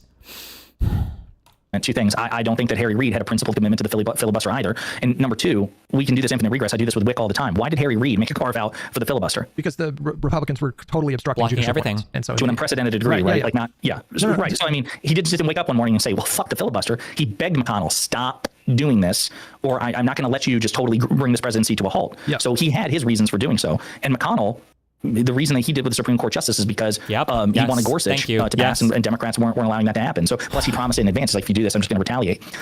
But yeah, I don't think any of them have a principled commitment to the filibuster. I think that you don't make exceptions for that sort of thing if you do. Well, and look, it worked, right? McConnell said, if you fuck with us here, we're going to come back and fuck you so hard, right? And what is Hutch saying right now? Well, fuck, if we do a thing, they're going to fuck us so hard, right? It worked. It works. Because the tit for tat and the make them be afraid, like what Megyn Kelly just said, is work. It's a good strategy politically. It's a good strategy in a lot of ways in life, is to control somebody by telling somebody, okay, well, let's play chicken, but I'm suicidal. It's like, okay, well, fuck me, I guess, because I'm a pussy. Oh, well, I guess that suicidal guy's always going to win. And he doesn't have to kill himself. What a great game, you know?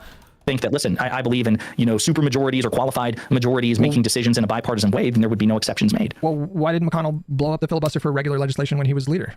Because, he was very clear about that, because tax cuts and judges are what he gave a fuck about, and he has reconciliation for tax cuts, and he already made a filibuster carve out for Supreme Court justices. And I'll point out, it's not a filibuster, but it's a form of it's a anti-majoritarian control. The blue slip in the Senate Judiciary Committee, McConnell's Senate majority under Republicans, they wiped out the blue slip rule, which allowed basically Trump. Basically, the blue slip, if you're Senator Hutch from California, and I'm President Josiah, and I have a Supreme Court, or if I have a judicial nominee of any kind, you can say, hey, Mr. President, I don't like this nominee. I'm withholding my blue slip. You need to pick a different nominee. And that's been the tradition for decades, bipartisan, and McConnell got rid of it. Chuck Grassley got rid of it. He was the chairman under McConnell in the Senate Judiciary Committee, because Josiah needs to, this is a waste of time. Josiah needs to cut through the bullshit, and Josiah needs to say, let's assume that Trump has something on his agenda that he really wants to get through Congress, and the only way he can do it is by killing the filibuster. Do you think that he will find support in Congress to do that? Or do you think enough Republicans, is it 3 or 4? How many do you need? Will stand up to Trump and say, no, we're not going to do that? What do you think would happen? The answer should be obvious. They would buckle.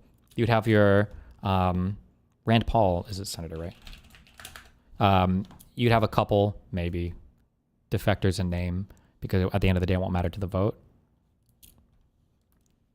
They just wanted to rubber stamp Trump getting his judicial nominees through at a circuit court level. So this idea that the GOP is committed principally to anti-majoritarian institutions, like, no, they're smart about it. They're clever. They're like, we're not going to cut off more than what we think we need at the time, but they're absolutely willing to if it's a high enough of a priority. I have not seen any indication that leadership in both parties are signaling like a serious intention to to like get rid of the filibuster. I think the Senate. I think the Senate is packed to the gills with people that very much want that filibuster to remain in place, and there's no reason to think that they're gonna get rid of the filibuster anytime soon. I'm not claiming that. I want to be clear. I'm not claiming that either party is seriously planning on getting rid of the filibuster. I'm saying that I don't think they have a principled commitment to it. It's like getting rid of abolishing the filibuster wholesale is a massive movement. For the longest time, I was against it. As a Democrat, I was just like, just make more exceptions. Try to, because for precisely the reason you laid out. I like the fact that the filibuster is there right now, stopping stopping Republicans on some things. Like right now, the government shutdown, but that could change tomorrow. They could change it.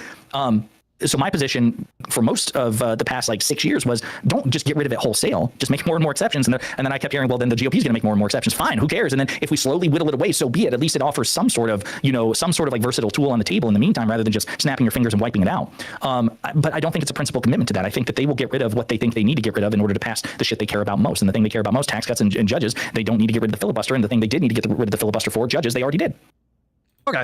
Well, apart from the conversation about like all that, I think I'm having a bit of a Chuck Schumer moment here. I think that's where we're sort of. You're aroused? I am very aroused every time we speak. And I'm wearing gray sweatpants, so if I stood up, it would really show. But you knocked the fucking table over. I understand. But I think I'm having a Chucky Schumer moment here because the case that he made back in I think March for not picking that fight right then was that basically the Democrats just didn't have enough or really any leverage in that moment to like pick a fight over like an unpopular like issue. And his logic was he wanted to wait until now to pick that fight when Donald Trump's popular support will have cratered and he would be in. Well, no, he acknowledged. I don't think that's quite right. He acknowledged they had leverage. He just felt that two things. Trump was not that sweet spot where he felt that he could be more popular and the leverage down the road. Well, that's what I mean by leverage. I mean, like he had institutional leverage in that they did have the power to block, but he's saying like in terms of the leverage during the negotiations, they didn't really have strong leverage. Like Donald Trump was still on a bit of the honeymoon period, and the Democrats were in a really rough spot. And to be honest with you, I think old Chucky boy was a bit vindicated. I think he was right. Like I think I'm not surprised that you think that at all. But I think the fact that they didn't pick that fight then strengthens their position now. No, but Americans are retarded, bro. Americans don't give a fuck. Frankly, but no, I mean, at the end of the day, I think he was right about that because when you look at the situation now, I think they are in a stronger position because they didn't just like swing for the fences right away. And I think like that's all I'm suggesting here. I'm just suggesting that you need to pick your spots. You need to. How do you think he's been vindicated? That's where I'm confused because it's not like it's mutually exclusive. You either use this leverage in March or April or whenever. I mean, he was just right. Like he was right that that Donald Trump's popularity will have plummeted by fall and would give them more leverage in a negotiation. But what have we gotten for that? What have we gotten for that? You have to translate these things at the end of the day to something else, right? We're fighting a lot in government, but we're not doing anything with policy. Republicans have abandoned government, but they're doing everything with policy, right? Just right about that objectively. Well, I don't think anyone contested the idea that Trump's approval rating was likely to be lower as time went on. You didn't know. Wait, hang on. I don't know. I feel like we were having conversations on Live and Learn about like, I don't know if he's going to be more popular this time around. I really don't know. Well, no, we didn't know if he was going to be more popular this time around, but I think we all agreed that on the balance of probability with Trump and really with most presidents, as time goes on, they become less popular. I don't think that was the sticking point with Schumer. With Schumer, that wasn't what people disagreed over. The idea that we have to wait until Trump is even less popular than he is now. I mean, yeah, again, fuck it. Just keep doing continuing resolutions, and then wait another year. He's probably going to be more popular in a year than he is now, right? That was kind of the point, is like this idea of, no, we need to wait. Okay, till when? Till he's less popular. Okay, well, why now in October? Position? Because he's less popular. Yeah, he might be popular next October 2026. I mean, unlikely. You don't think so? Unlikely. I mean, presidents usually don't turn their popularity around. I mean, like Obama and Clinton did, but I'm saying he might be. Wait, maybe I misspoke. I'm saying he's probably going to be less popular in October 2026 than he is right now. Yeah. I don't know. I mean, probably maybe a few points. I don't know what his total basement is, but I would suspect. But that's my point. Is it wasn't this idea of like, okay, Trump is going to be less popular as time goes on. It was your base wants to fight now. They want to fight now. They want to see that you've got teeth now. It's not just It's not just about the base, though. It's not just about the base. Like when you're talking about like leverage in a budget fight, that resulted in a government shutdown, the center is just as important as your own base. But like if the center perceives the Democratic Party as overreaching after a pretty brutal election for them. Overreaching, bruh. Overreaching. We're like a T-Rex trying to get a fucking piece of pie off the table, and we're across this table from fucking Stretch Armstrong. Overreaching.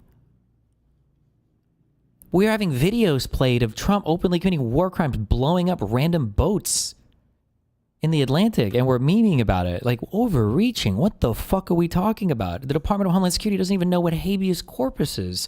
Kash Patel is firing people en masse at the FBI who are not politically loyal enough to the cause. Overreaching. What are we reaching for? Then that reduces their leverage in a negotiation. But the fact that like even the center right now, you know, is backing Democrats at a higher level than they are Trump, and they're blaming Trump more. You know, that stuff really matters. Like Pelosi was on a Sunday show, I think she did an interview, and she was talking about the importance of just like public opinion and how that really influences these kinds of negotiations. And you know, I think she's right. Like, and the more that Donald Trump leans into the unhinged shit and fires thousands of federal workers, and you know, he's just going to make his position even weaker as they go on. The Democrats are just looking stronger and stronger in this fight right now. Yeah, but stronger. You have to keep in. You got to be careful about what we're talking about too, right? Because at some point, like this is only like there's like all of this stuff only matters so that you can do policy. That's the only thing that matters, right? Like at some point we have, like if I show you a person, I'm like, okay, let's have a determination. Tell me if you think this person is healthy or not, okay? They have 14% body fat. Their A1C is perfect. All of their labs are, great. They're flexible. They get a lot of exercise. They do all this stuff, right? Like, what do you think is the overall health of this person? Like, oh, it sounds like, from every number and stat that you're showing me from the labs that you ran a week ago, every single thing, it looks like this guy seems like he's doing pretty good. It's like, okay, well, what if this person drowned 2 days ago? They're fucking dead. These numbers don't matter. This is a dead motherfucker, okay? This is like Trump is sending in the National Guard and some fucking weird paramilitary hit squad to fucking Chuck Schumer's home, and Schumer's like, hold on, excuse me, you're gonna kill me when you're at 12% popularity? You sure about that, bucko? You think you can kill me when CNN's last poll just showed that you are the least popular president of all time? Excuse me. Try again, loser. Like, we have to remember at the end of the day that politics is for power, that all the polling and all this shit only matters if you can fucking do anything with it. That's the only thing that actually matters at the end of the day. And regardless of Trump's popularity, that hasn't slowed him the fuck down.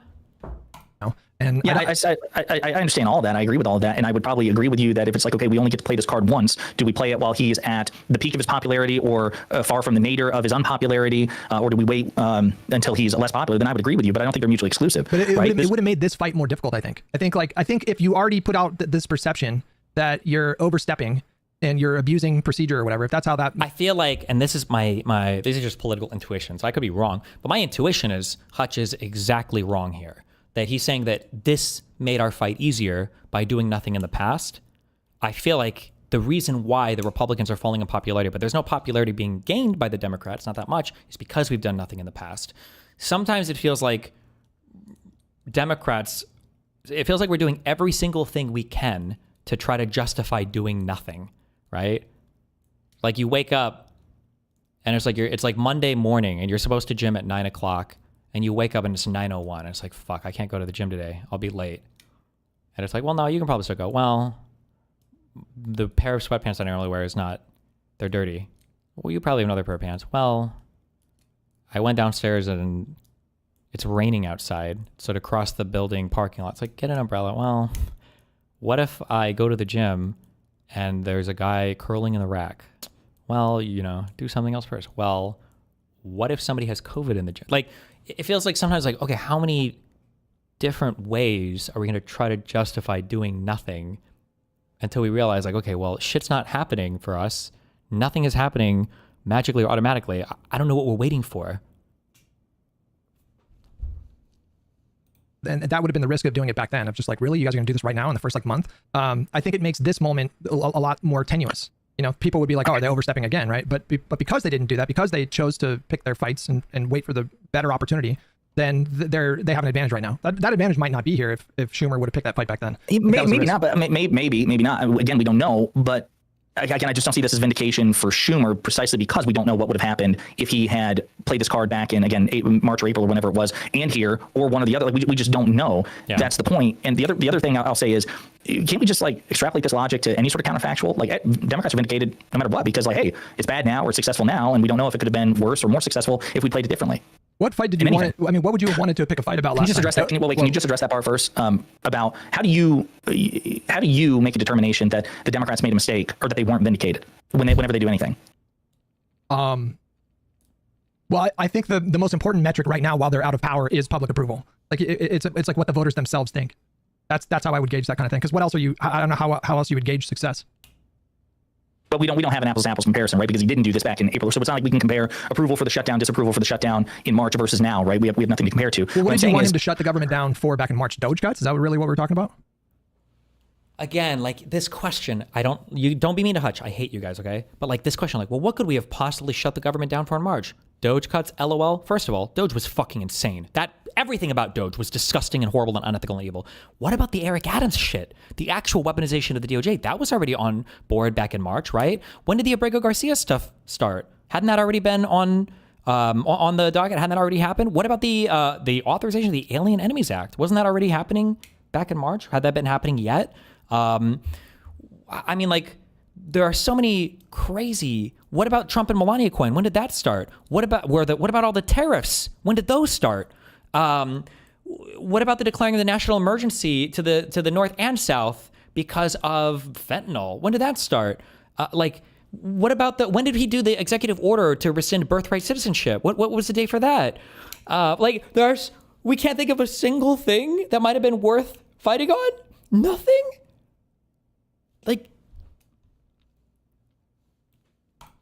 Yeah, and Doge was wildly unpopular.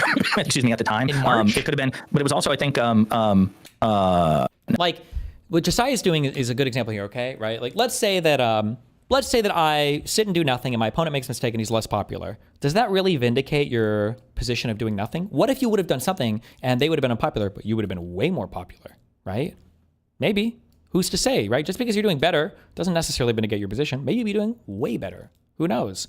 And Doge was wildly unpopular, right? Doge was wildly unpopular, but it was allowed to pass with some degree of success,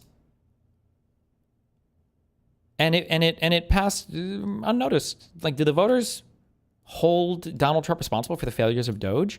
Like, they managed to cut away one or two departments or sub-departments as a result. I don't know if you said the Department of Education is gone because of Doge, but they managed to fire a whole bunch of federal employees. They got rid of USAID illegally, probably. The Supreme Court allowed it to stand for now. They were able to pass along some bullshit cuts to the big, beautiful bill, the budget regulation or whatever, right? And then they got that passed, their permanent tax cuts, without a majority, by the way, but still kept the filibuster. So, 15 million or whatever people dead, I guess, because LOL trans condoms or whatever. Where's the punishment for that?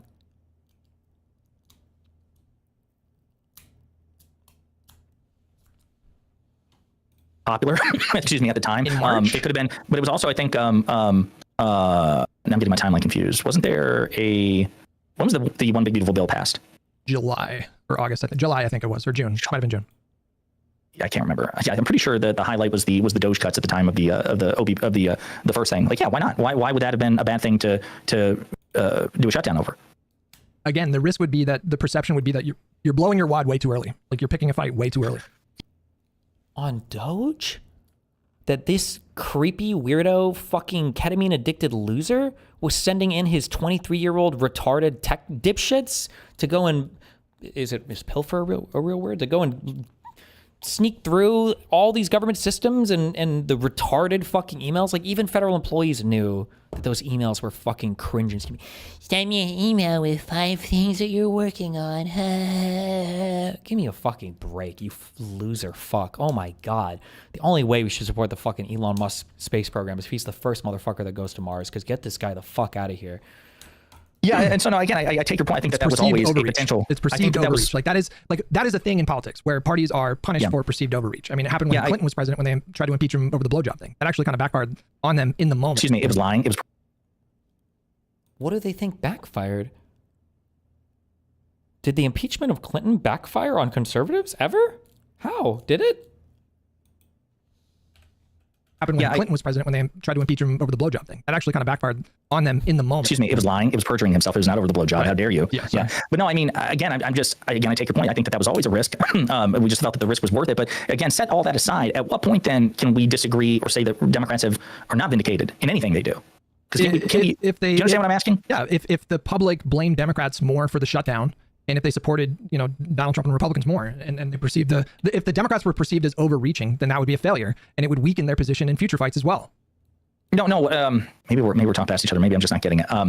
Whenever the Democrats make a decision, what's to stop me from saying that was the right call every time, even if it didn't work? Because the alternative could have been worse. I think I understand what you're saying, but yeah, I'm trying not to strawman you, but I think you have a bad habit of just swallowing anything that they do by saying the alternative could have been worse. And you know, because you don't know. To be fair, I think you minimize. Like, right, no, I understand. I know that you've got that perception of me. I take your point. That's why I'm just being candid with you. I think that if Democrats do anything, your inclination is that was the right call because the alternative could have been worse. I don't think that's true. Well, that's why I'm asking you. How can you determine if the Democrats do a thing, even if it fails? What's to stop me from like playing Hutch's advocate, the Hutch's advocate, and saying, okay, yeah, Hutch, I know you're saying that this was a bad decision because it didn't succeed, but if they had played it a different way, it could have failed even worse. It could have been even greater failure. I mean, like, I would have no problem telling you that I think, like Kamala Harris, we talked about this like 1,000 times, that Kamala Harris made the Harris campaign made a huge mistake by ignoring the alternative media space, largely ignoring it. How do we know? I don't know. She could have gone on Joe Rogan and made a bigger ass out of we would herself. look at the demographic shifts, especially with like younger voters who are listening to like podcasts more than they are, the news on CNN. We could point to like concrete, tangible metrics of where she slid in her support. No, but that actually doesn't prove your point, right? Because I don't know what Josiah's college background is here, but he's analyzing the opportunity cost in a very correct way. So Hutch sees that Kamala lost with a certain audience, and Hutch is saying, oh, she made a mistake. She should have gone and appealed to that audience by going on these shows.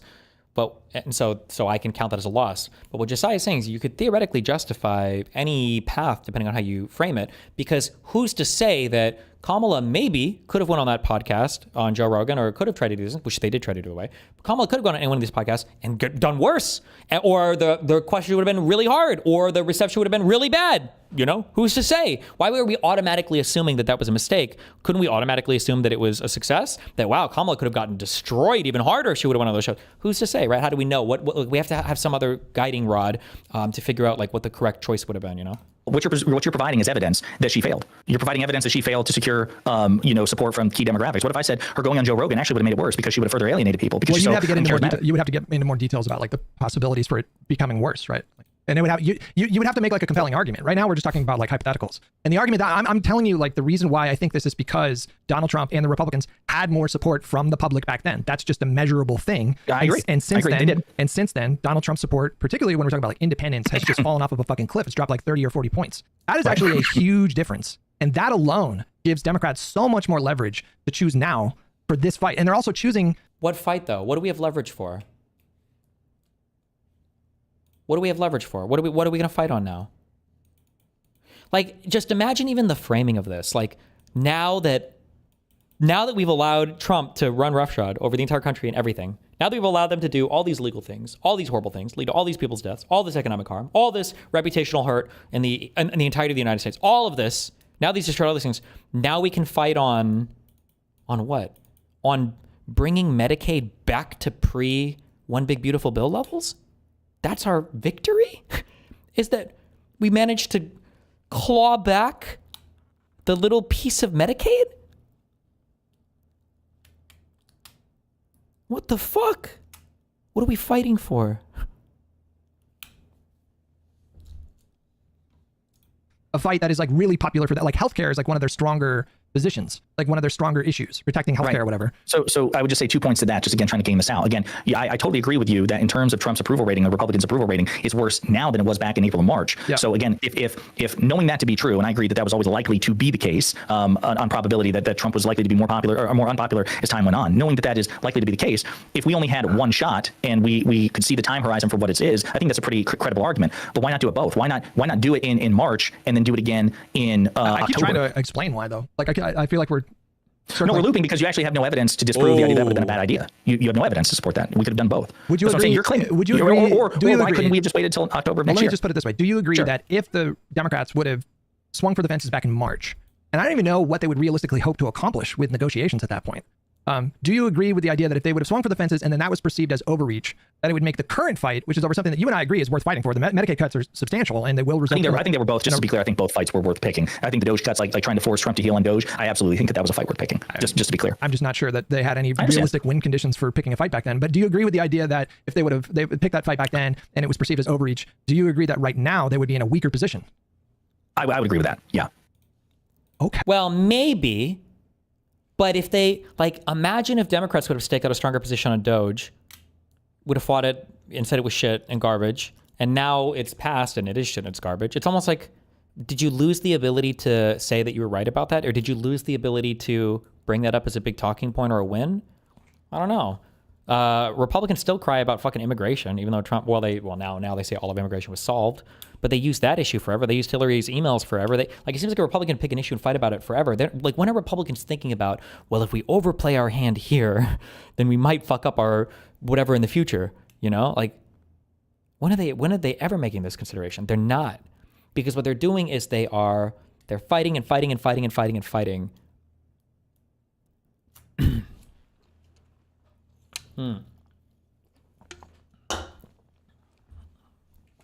There's this really bad book now. I say bad. It wasn't bad at the time.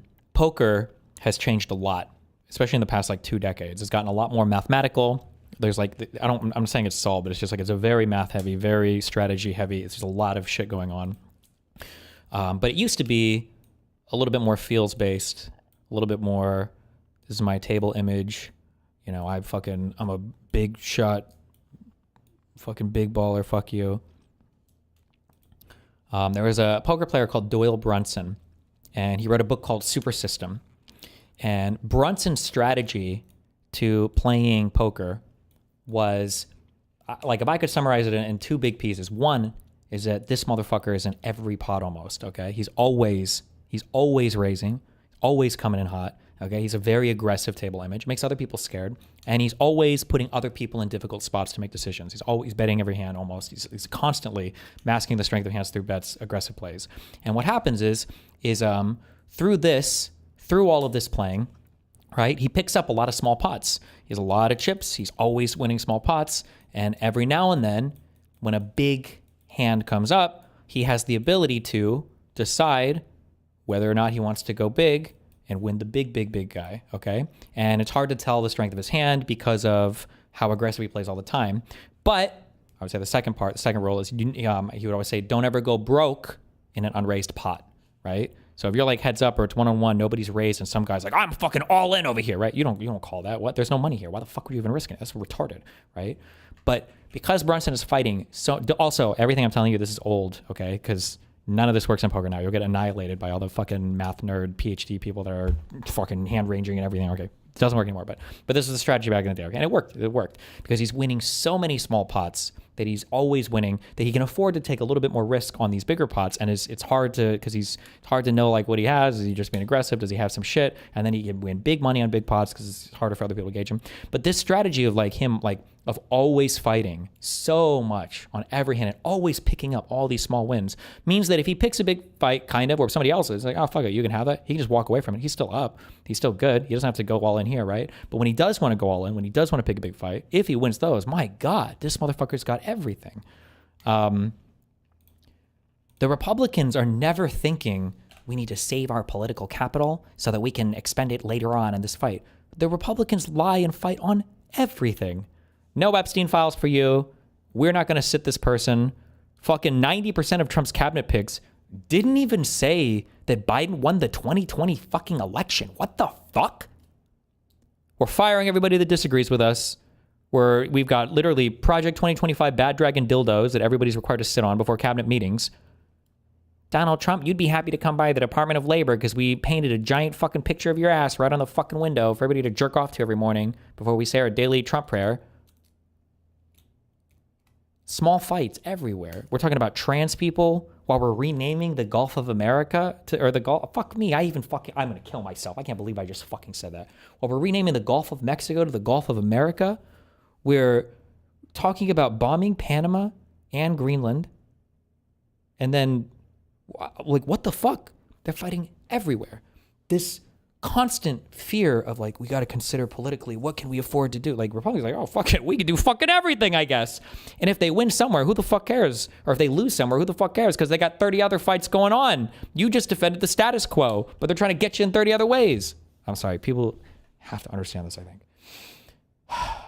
Trump to heel on Doge, I absolutely think that was a fight worth picking, just to be clear. I'm just not sure that they had any realistic win conditions for picking a fight back then. But do you agree with the idea that if they would pick that fight back then? Think about what Republican Hutch would be saying, right? okay, how are we going to be able to fight this government shutdown? We're trying to cut Medicaid. Like, what are we going to do? Like Medicaid might be a step too far. Americans need their health care, right? That's not what are they? They were in a room and it's like, okay, fuck, all right? They're coming after the Medicaid cuts. We need to keep our big tax cuts. What are we going to do, guys? What are we going to do on this? Let's claim that they're trying to give $1.5 trillion to illegal immigrants, I guess, maybe, right? Can they even do that? I don't think so. Fuck it. Let's run with it. Let's just fucking go. Let's go. Mike, get out there, Johnson. Everybody, that's the new, let's go. 1.5 trillion, illegal immigrant healthcare. Boom. And that's the talking point. They don't even care. It's not even remotely rooted in reality. Because if they're lying and they get caught on, who the fuck cares? They're already on like 12 different lies. It doesn't matter. And it was perceived as overreach. Do you agree that right now they would be in a weaker position? I would agree with that. Yeah. Maybe. You don't know, man. Okay. Don't concede. Then how do you not believe that Chucky Boy was not, why would you say he wasn't vindicated then? Because my position is not knowing then what we know now, or knowing then what we know now, that this fight just self-contained over healthcare when his approval rating is lower. I'm not saying that is as risky or more risky than the fight I wish Schumer would have also picked back in April. But that's not vindicating Chuck, in my opinion. Chuck said that it was too risky. Not that it was risky, or not even that it was more risky. It was too risky, and it's not even that it would backfire per se. His argument was at the time, the reason that he said that he wasn't going to support a shutdown is because it would give Trump extraordinary discretion during a government shutdown. I think that's what he said, but I think he was more about the public perception. Like I think that's maybe it's both. But going on his publicly stated reasons, that actually remember. It's not, when you think about public perception, okay, you're thinking like, okay, how is the public going to perceive things if we do a thing? That's not what the Republicans are thinking. Republicans are thinking, how should we make the public perceive this thing, right? Like in a world where Jessiah is like, fuck it, dude, we should send the National Guard to places because like we fuck around, right? Who cares, right? Hutch would be thinking like, well, how would the public perceive that? Which in, a world of 15 years ago, that's a valid question. That's not what Trump thinks. They are like, let's fuck around and send the National Guard to places. Okay, well, how do we want the public to perceive it? I don't know. Let's just say we solve crime there. LOL, LeMayo. Wouldn't that be, yeah, fuck it. Let's do that. It's like, okay, cool. That's the message. And that's what they say, right? We sent the National Guard to DC. We sent the whoever to whatever place. Can they even arrest people? I don't think so. What happened?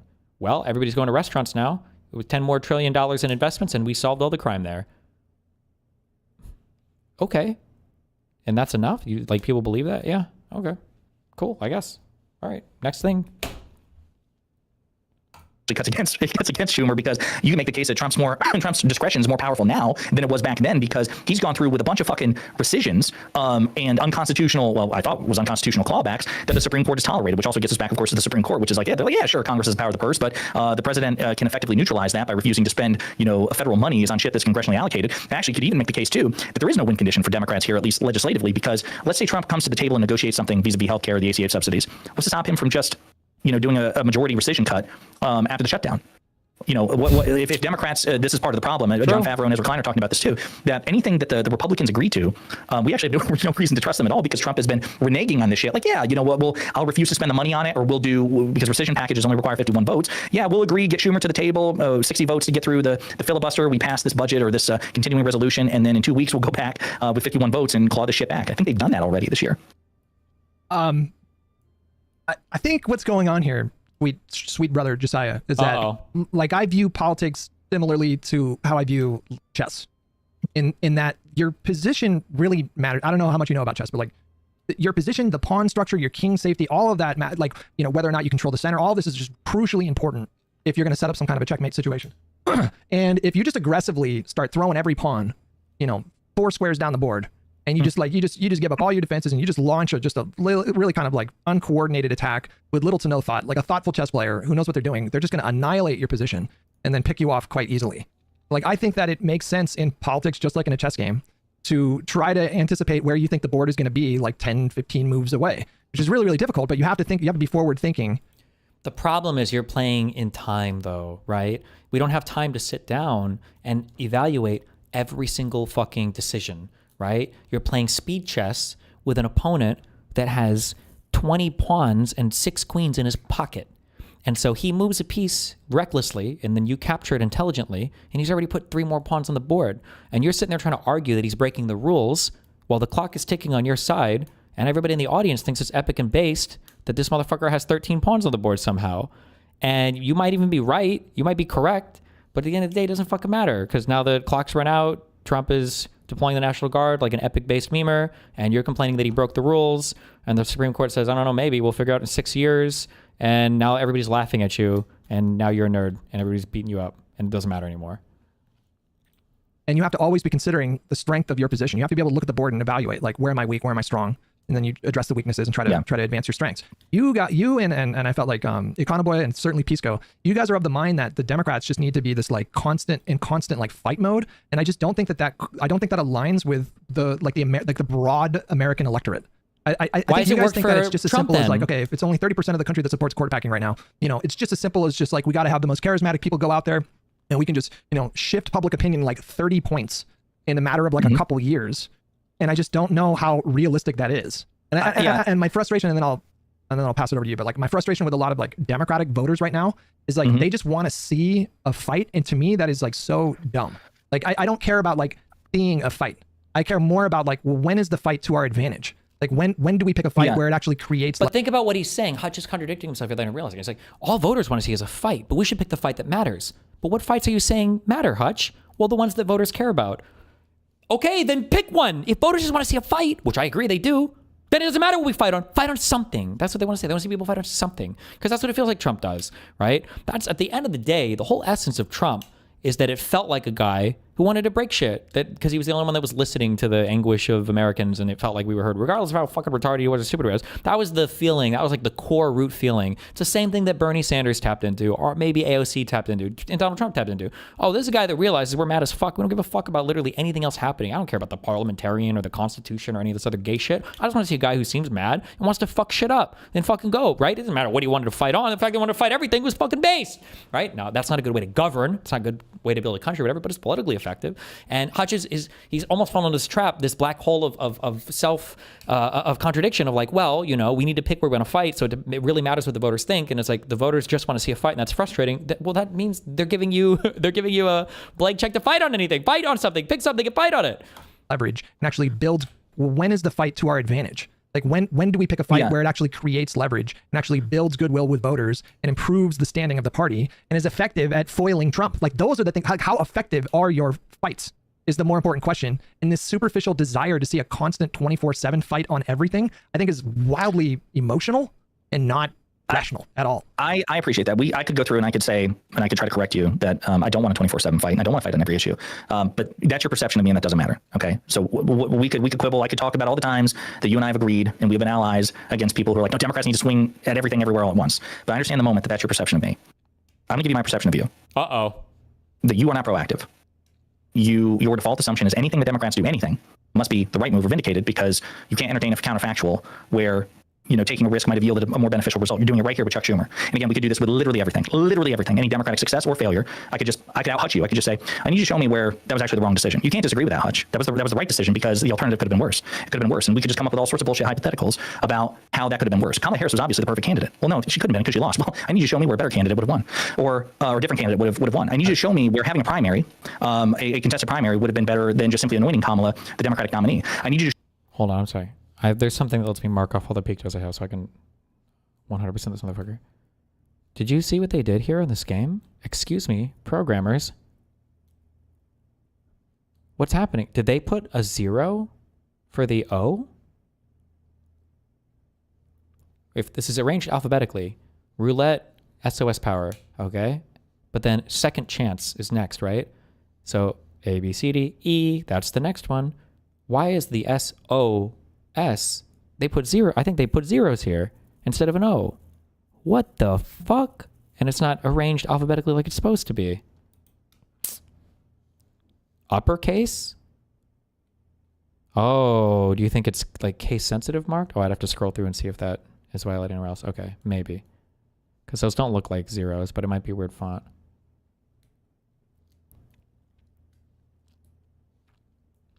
Saved. Lucky. Okay. Wait. Compare the O here to shell on rush.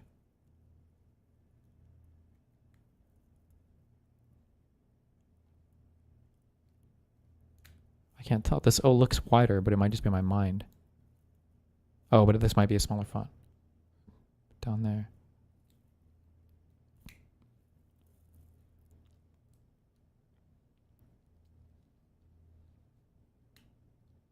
Yeah, I don't know. I've never heard of anything arranging alphabetically by caps like that before. Take a screenshot and compare.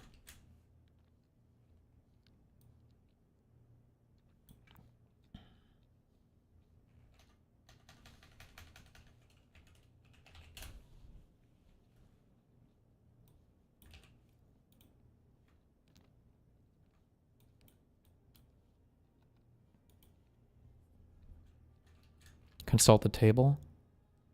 No! I just crashed my game. Oh, no, I didn't. I guess I'm not doing anything besides writing shit down. Hold on. Ugh. Let me take a screenshot.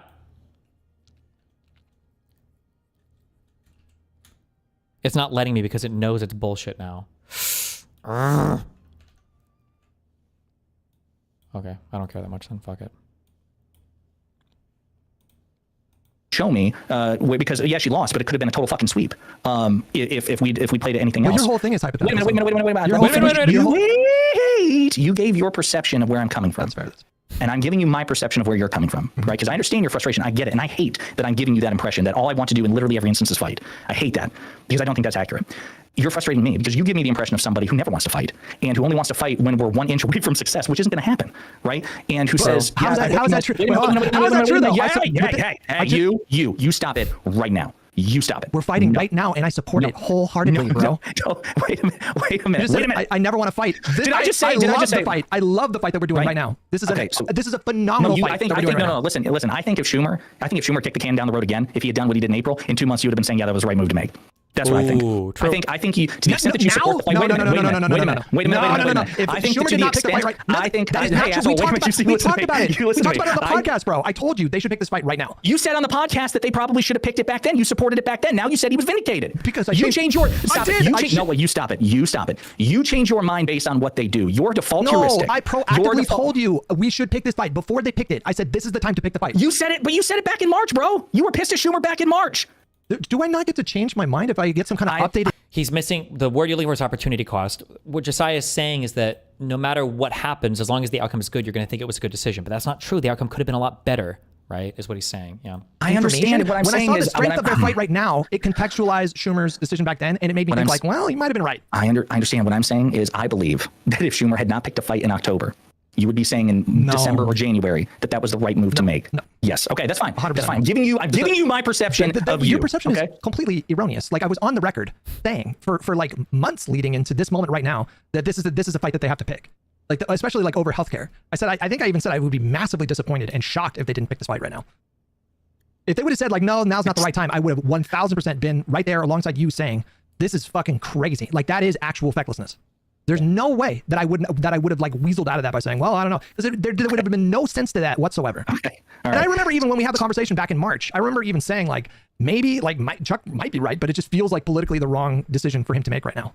I agree that you were less resolute. I agree that you were less resolute back in March than you were before this fight. I do agree with you there. Yeah. So to finish, as I was saying, the Supreme Court, I think you recognize is an existential threat, and I don't think that you have much that you will permit much by way of margin of error in trying to address that, because I think you think you can just swing 30 points in 3 years. I specifically did not make that claim. I said we should try.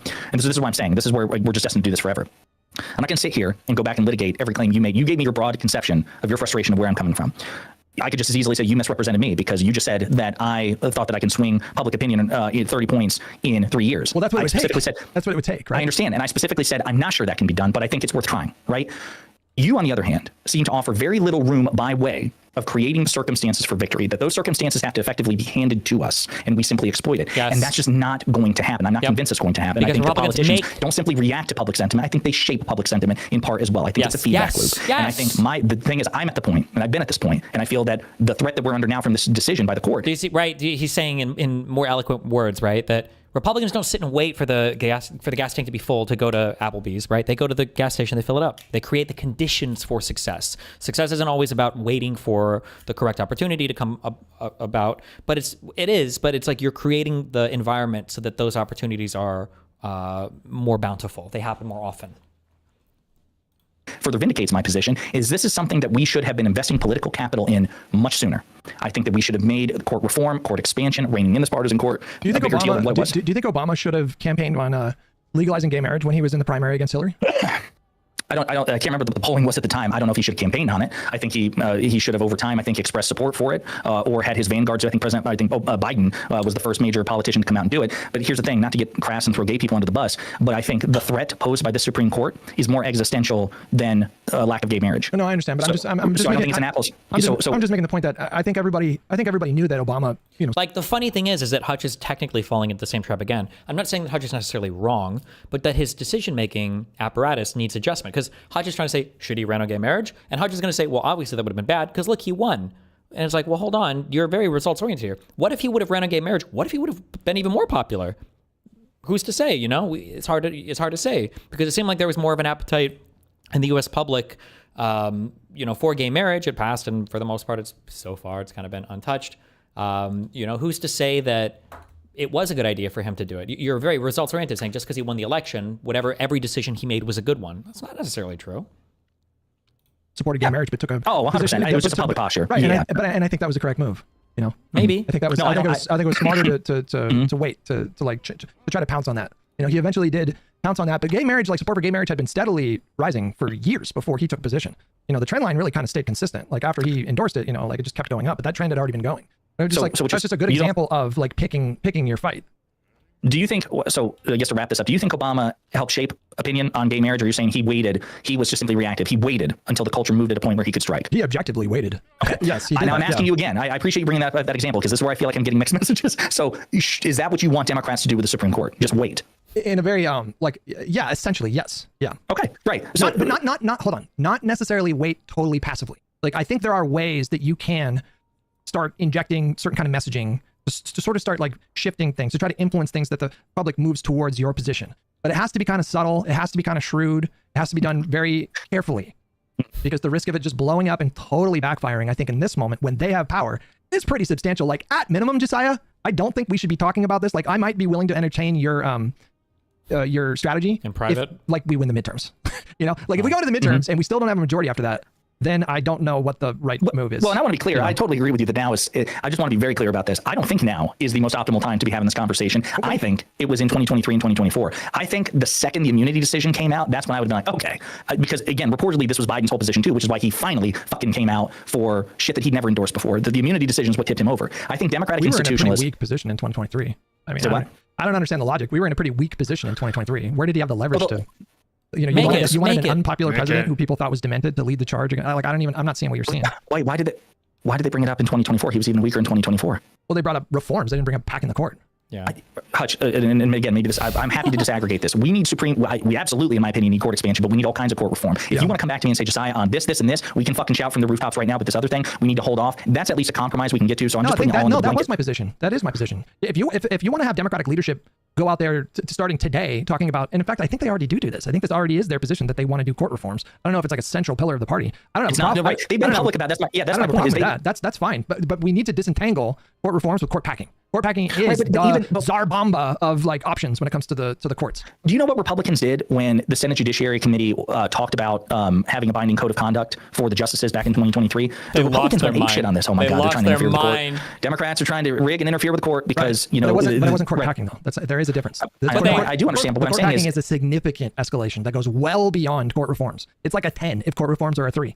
What would you say? Revoking, I understand that, but what I'm saying, arguably, I think you could make this argument. Arguably, court packing is less extreme than McConnell refusing to hear Obama's Supreme Court pick, because this is like an express power given to the President of the United States, is the right to nominate a Supreme Court pick and then have that pick heard and confirmed by the Senate. And McConnell said, no, you don't get one. That's if whatever court packing is, which traditionally I'm not in favor of, I still don't even know, right? Whatever court packing is, it's less extreme than that. It's just a fundamental disagreement. I think that because Republicans are going to pounce on, the fucking Intel thing, of Trump, taking, what is it, a 5 or 10% stake in Intel from the federal government's perspective. Just objectively the most fucking communist policy we've seen in the United States in decades. Don't you and I guess this is where I'm different. At that point, I'm like, okay, not still saying that we shouldn't phrase things carefully, but I don't really give a fuck about what Republicans accuse us of, nor should I think any Democratic politician moving forward, because it's not about that. It's just about the center, bro. That's it. I mean, it doesn't matter like what MAGA, like MAGA has demonstrated that they can kind of. No, I know that inherently on principle you don't care what Republican politicians say or do either. But why do you think Republican politicians say that? Why do you think they try to Obama, Biden? Before I even get to that question, I've heard this logic, this exact same logic, to justify why defund the police. We shouldn't have, like adopted different messaging. They use the same logic where it's like, well, the Republicans are just going to call you extremists anyway, so you don't really need to actually, be thoughtful about your rhetoric. I think this is really stupid. No, that's why I said. Well, that's why I said. Yeah, right? but defund the police sucked. That was a bad idea. That's not what I said. I don't take that seriously because I just fucking said. Not that you shouldn't be careful with your words. And you should be careful. Use this rationale, but this is being careful. Do you see what you're doing? You're kind of talking out both sides of your mouth. Oh my god, bro. No, I'm saying that. We'll skip to the end. I think Republicans say the shit about Kamala and Biden and Obama all being communists because they're trying to actively shape the narrative, not just for the right, but also for the center. Yep. And I think that, and I think that Democrats are not simply obligated to just accept the narrative as it is. I think that they can shape the narrative, and I think that they should also care a bit less about what Republicans have to say. I think that they should be more proactive than reactive. And I think this idea that we have to that we have to shape our approach based on what Republicans accuse us of being is just bullshit at this point. I don't think it's gotten us much by anywhere because here you have Trump actively engaging in the sort of policy that he would have accused Kamala of with great success, with great fucking success a year ago, and he's doing it shamelessly. And I think their shamelessness is their superpower, and I think we should try to adopt some of that approach in our own politics, our own campaigning, to the extent that we're able. But as far as the court thing is concerned, which we got off on this fucking tangent. As far as the court thing is concerned, I still think that. Did you agree with me that you probably shouldn't start like publicly talking about that's what I'm saying. That's what I'm saying. The midterms, right? Right. That's what I was saying. I think we should have done this earlier. And you asked, well, why earlier? And because I think that they were at their nadir in terms of approval rating after the Dobbs decision. Even at their nadir, though, even at their nadir, the public opinion about this issue is nowhere close to what they needed it to be to justify doing it. Like if you do something like that with 30% of support, I mean, you're gonna get punished massively by voters. That's the risk. Like the backlash is always a risk. And so, that Republicans supported Ukraine in 2020, when the invasion happened or whatever, 2023, right? Israel Palestine was 2022, or am I mixing the two of those up for October 7th? The initial support, Rubio and everybody was out there talking about how important it was that we support 2022. How important it was that we support our Ukrainian allies. All these Republicans on record. And then Trump came out and he said something. Trump didn't think I wonder where my party is. Trump reversed course on that immediately. And everybody came out and changed their mind on, I guess fuck Ukraine. This idea that I always think that the Democrats should wait is just wrong. Picking the healthcare fight made perfect sense in 2009 after the election was had, and we had a brief window of time where we had enough votes to actually do stuff like that. And the fights that Biden picked when he was president and he was negotiating with Manchin and Sinema, I think he did that really intelligently. When did Democrats again? I'm confused. When did Democrats ever make a mistake by acting or not acting? Because again, I take your point. I understand what you're trying to say. Hey, listen, I support action. I support action when Democrats take it. Well, again, that goes to I think your default is because you move positions on this with Schumer, and I understand it's because I've got new information. I think a lot of it is your default heuristic is what they do is correct, and I think a lot of what your positions are shaped around that. In terms of the leadership, the leadership structure. Sure. Is that what you mean? Yeah, sure. Again, I'm still. I love you, buddy, but I'm convinced. I genuinely believe that if Schumer had not picked this fight, I think in December you would be saying, well, he's vindicated. He should do it next time. No, you're assigning me. By what metric, bad though? faith? I'm not sure. It's not incompetence, and it's not even bad faith. I just think that your default is one of hesitation and reaction. It's just not like you said, considering the opportunity cost, I think. Your position was, unless I am mischaracterizing you, your position was that I want to pick fights all the time, that all I want to do is fight. My position is the opposite, which is that I think that your instinct is to just wait longer. And to the extent that you do support democratic action, it's you always point retroactively, right? What are you accusing me of here? Say that again? Your default is to default to what the Democratic leadership does. I try to evaluate things independently. I just try to look at a situation and I just try to ask myself, what are all the angles that I would have to consider if I was in the leadership position right now? My big problem with leadership in the party has to do more of branding than anything else, because I do think that in terms of Democratic leadership, they have demonstrated themselves to be quite competent. I don't even know how you could disagree with that. Pelosi and Schumer and Jeffries, they have demonstrated time and time again that they were insanely effective in their roles. Jeffries, he has extracted concessions from Republicans multiple times. The guy's never even been House Speaker. Every fight he's ever picked, he's kept his caucus unified in that fight. On what? Like though? Schumer, I don't say actually what you will know. about like he's cringe and he says stuff like aroused or whatever. But like, are you seriously telling me that Schumer has not been effective in his role as like Democratic leader in the Senate? What have we gotten with Schumer? No, I think that in terms of like the legislative aspect, yeah. Wait, legislatively? I mean, I'm talking about like his role. Are you talking about as the when Senate Biden leader? was He's there, done or a fantastic job over the years. Don't even get me Over the started. years, the rules are different now. What about Biden, right? Biden was phenomenal when it came to. Oh yeah, getting and I stuff done agree, with right? Congress. But Yeah. right, but there's more than just the legislative angle, right? I totally agree with you that when it comes to whipping votes, I mean Pelosi's unparalleled. It's not just in about winning terms of votes. strategy. It's about like when to pick your fights. Like, you know, Jeffries he's not tried to do a shutdown every single time, right? He's picked his battles, and every time. No, actually, he actually tried to do the shutdown back in March. Well, I think Schumer was giving him cover. Like I think Schumer threw himself on the sword there. I understand. And again, we're kind of he says one thing, but you think that there's, you know, like I know he says that it was because. Well, why would both of them throw themselves on the sword at that point?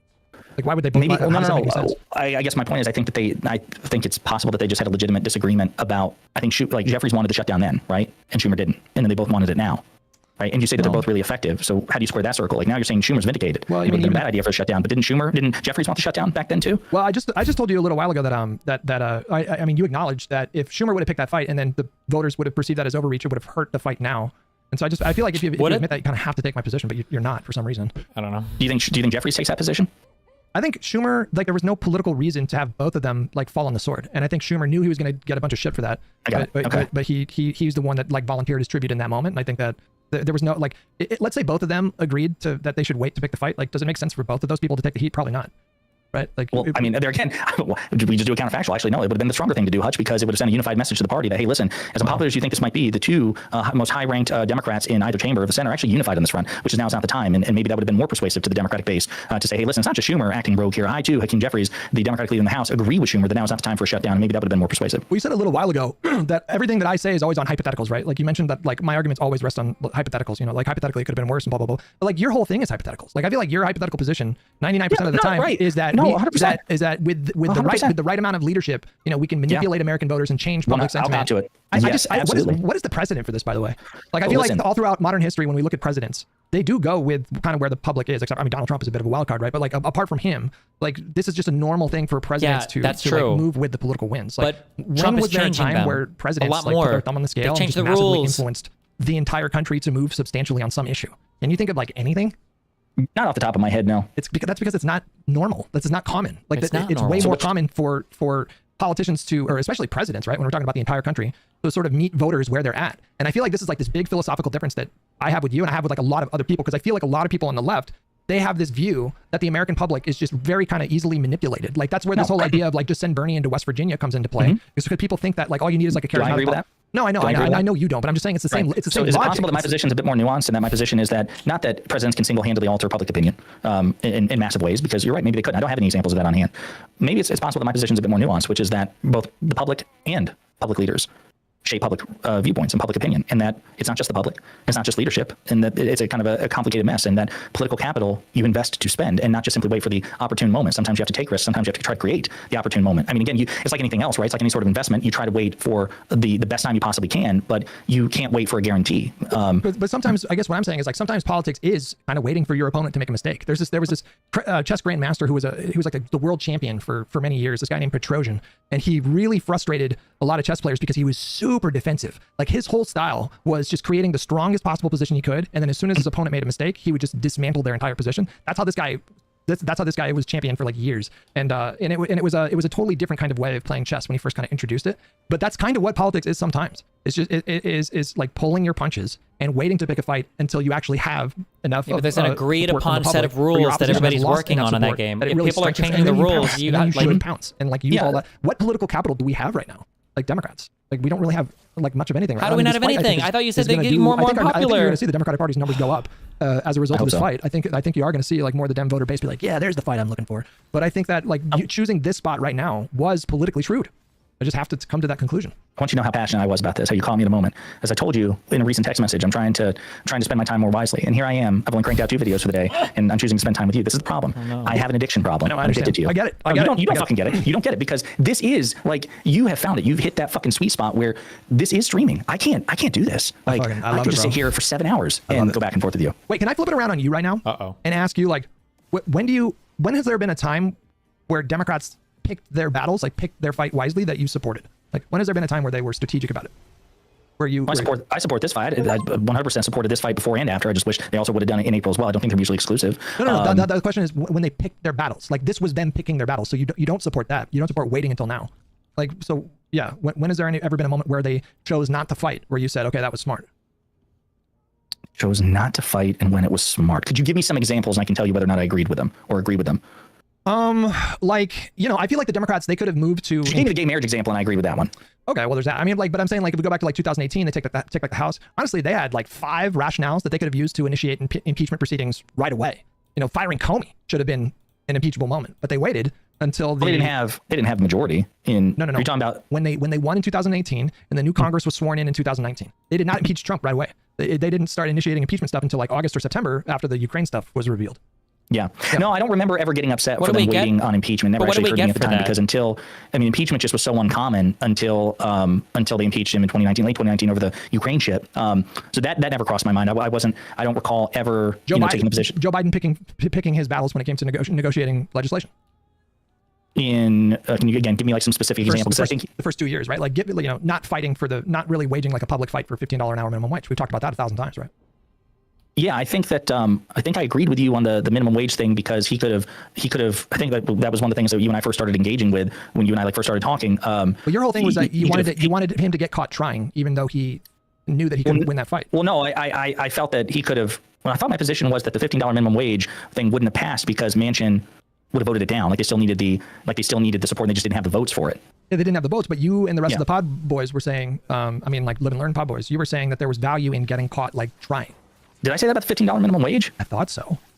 I thought that was like the whole thing. I think Jessiah didn't have as much input there, so I probably felt that way. I don't recall getting upset about him not going after the parliamentarian because you were the one who persuaded me on that. You said, well, my position was, I think initially my position was, from what I remember, that they should have overruled the filibuster. And I think you made the point, or overruled the parliamentarian. You made the point that wouldn't have made a big deal. No, because but when the Vanguard boys came on, I think you were trying to find like a middle ground position between mine and theirs. And you said the parliamentarian on the $15 minimum wage, because I thought when I spoke up, a few times I spoke up, you didn't support like firing the parliamentarian, but you were saying like it might have made strategic sense to Biden to go out there and still like tell people like I want to get this done, knowing that he would fail, because then it would just look like he was fighting. Like that on was the $15 minimum wage or on a separate issue.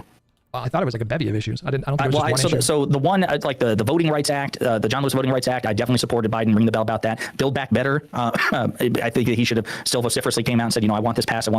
But he got Manchin, was it Manchin or Sinema, who supported the Inflation Reduction Act? Was it both of them or just one of them? No, they both supported it. Yeah. Yeah. So he was able to secure a lot of concessions, a lot of the climate aspects of Build Back Better in that. I thought that was successful, but I don't recall ever saying that Biden should have picked a fight over the $15 minimum wage. I don't think that's an example. But like just in general, of him continuing to speak out, yes, I support Build Back Better. Yes, I want to see Build Back Better pass. The John Lewis Voting Rights Act. Those are examples. If we go back even further, like Obama not picking a fight about like codifying Roe is like another really good example of what I'm talking about how sometimes it makes strategic sense to explicitly not pick a fight, to publicly not pick a fight. And that's just like that's that is the kind of true. thinking that I'm thinking about. Like no one is saying that we should fight on every single thing. I'm making it sound like that. I agree in principle that I felt Biden should have been fighting more, gotten caught more. Like one thing that he did that Peaceful and I disagree on. I thought it was good that after he tried the immigration agenda and it failed, that he started to issue executive orders, basically daring the court to strike him down. They were likely unconstitutional. That's part of the reason that he didn't want to go the executive order route. But once the bipartisan legislation fell through, he basically tried to get caught trying by way of executive order. I think that was the right thing to do. I think in terms of his rhetoric, again, just talking about Build Back Better or the John Lewis Voting Rights Act, I think those were things to stake the ground on. But I don't think $15 minimum wage was one. I don't think Obama gay marriage was one, just again because the at the time it was still so socially conservative. I don't think that even a majority supported gay marriage at the time that Barack Obama was campaigning for the office, and it may have cost an election. I don't know. That was 2008. I was 17 years old, not paying attention to politics at the time. So I think the codifying Roe thing is like the perfect example of what I'm talking about, because he got a lot of flack from people on the left, because what happened was he came out, it was like 3 or 4 months into his administration, and by that point they were already like balls deep in the ACA negotiations, and he came out with his public statement saying that codifying Roe was not a legislative priority for him. When he ran on codifying Roe, he explicitly ran on like I want to pass a bill to actually do this thing, and then he gets elected 4 months later. He says the thing, and people were pissed off about it. He still gets flack for that. That was I've seen people criticize, but that was like the perfect example of what I'm talking about, because he had to do that in order to get the ACA passed, and he just I can't again. I don't. That was with the 60. That was like in 2009, 2010, right? That was 2010 or 2009 when he came out with a statement. 2009. Saying Okay, so again, I wasn't paying attention closely at the time, so I don't think I had a strong opinion about it at the time. Again, in hindsight, that's not a hill I've ever died on or anything I've ever advocated for, because I recognize that at the time it wasn't like he was off by a couple. Like there were just, if I remember correctly, like dozens of members in the House on the Democratic side that were pro-life that would have never codified Roe into law and would have never taken that risk politically anyway, because at the time Roe was good law, right? And there was no direct threat to it. So again, all I can say is that in my years of political commentary, I've never taken the position that I'm aware of that Obama should have spent political capital on codifying Roe. I'm not accusing you of that. I'm just saying, like, these are the kinds of decisions in politics that I think that I value just as much as when a party, sticks their flag in the sand and picks a fight. Like, I think the ability or the skill of knowing when to retreat and when to pick the fight, these are equally important skills to have. And again, I totally feel like you want that's to true. nurture just the one side. I understand. I agree. And I understand. I feel the same way about you. I feel like you want to nurture just the one side. And this is part of our Joker Batman ongoing eternal tension is you think I'm more on one side and I think you're more on the other. But you haven't articulated a coherent, communicable vision of how we would even get to court packing. Like you're kind of not concerning yourself with the finer details. Your prescription here just assumes that we can drastically change public opinion in a really short time frame.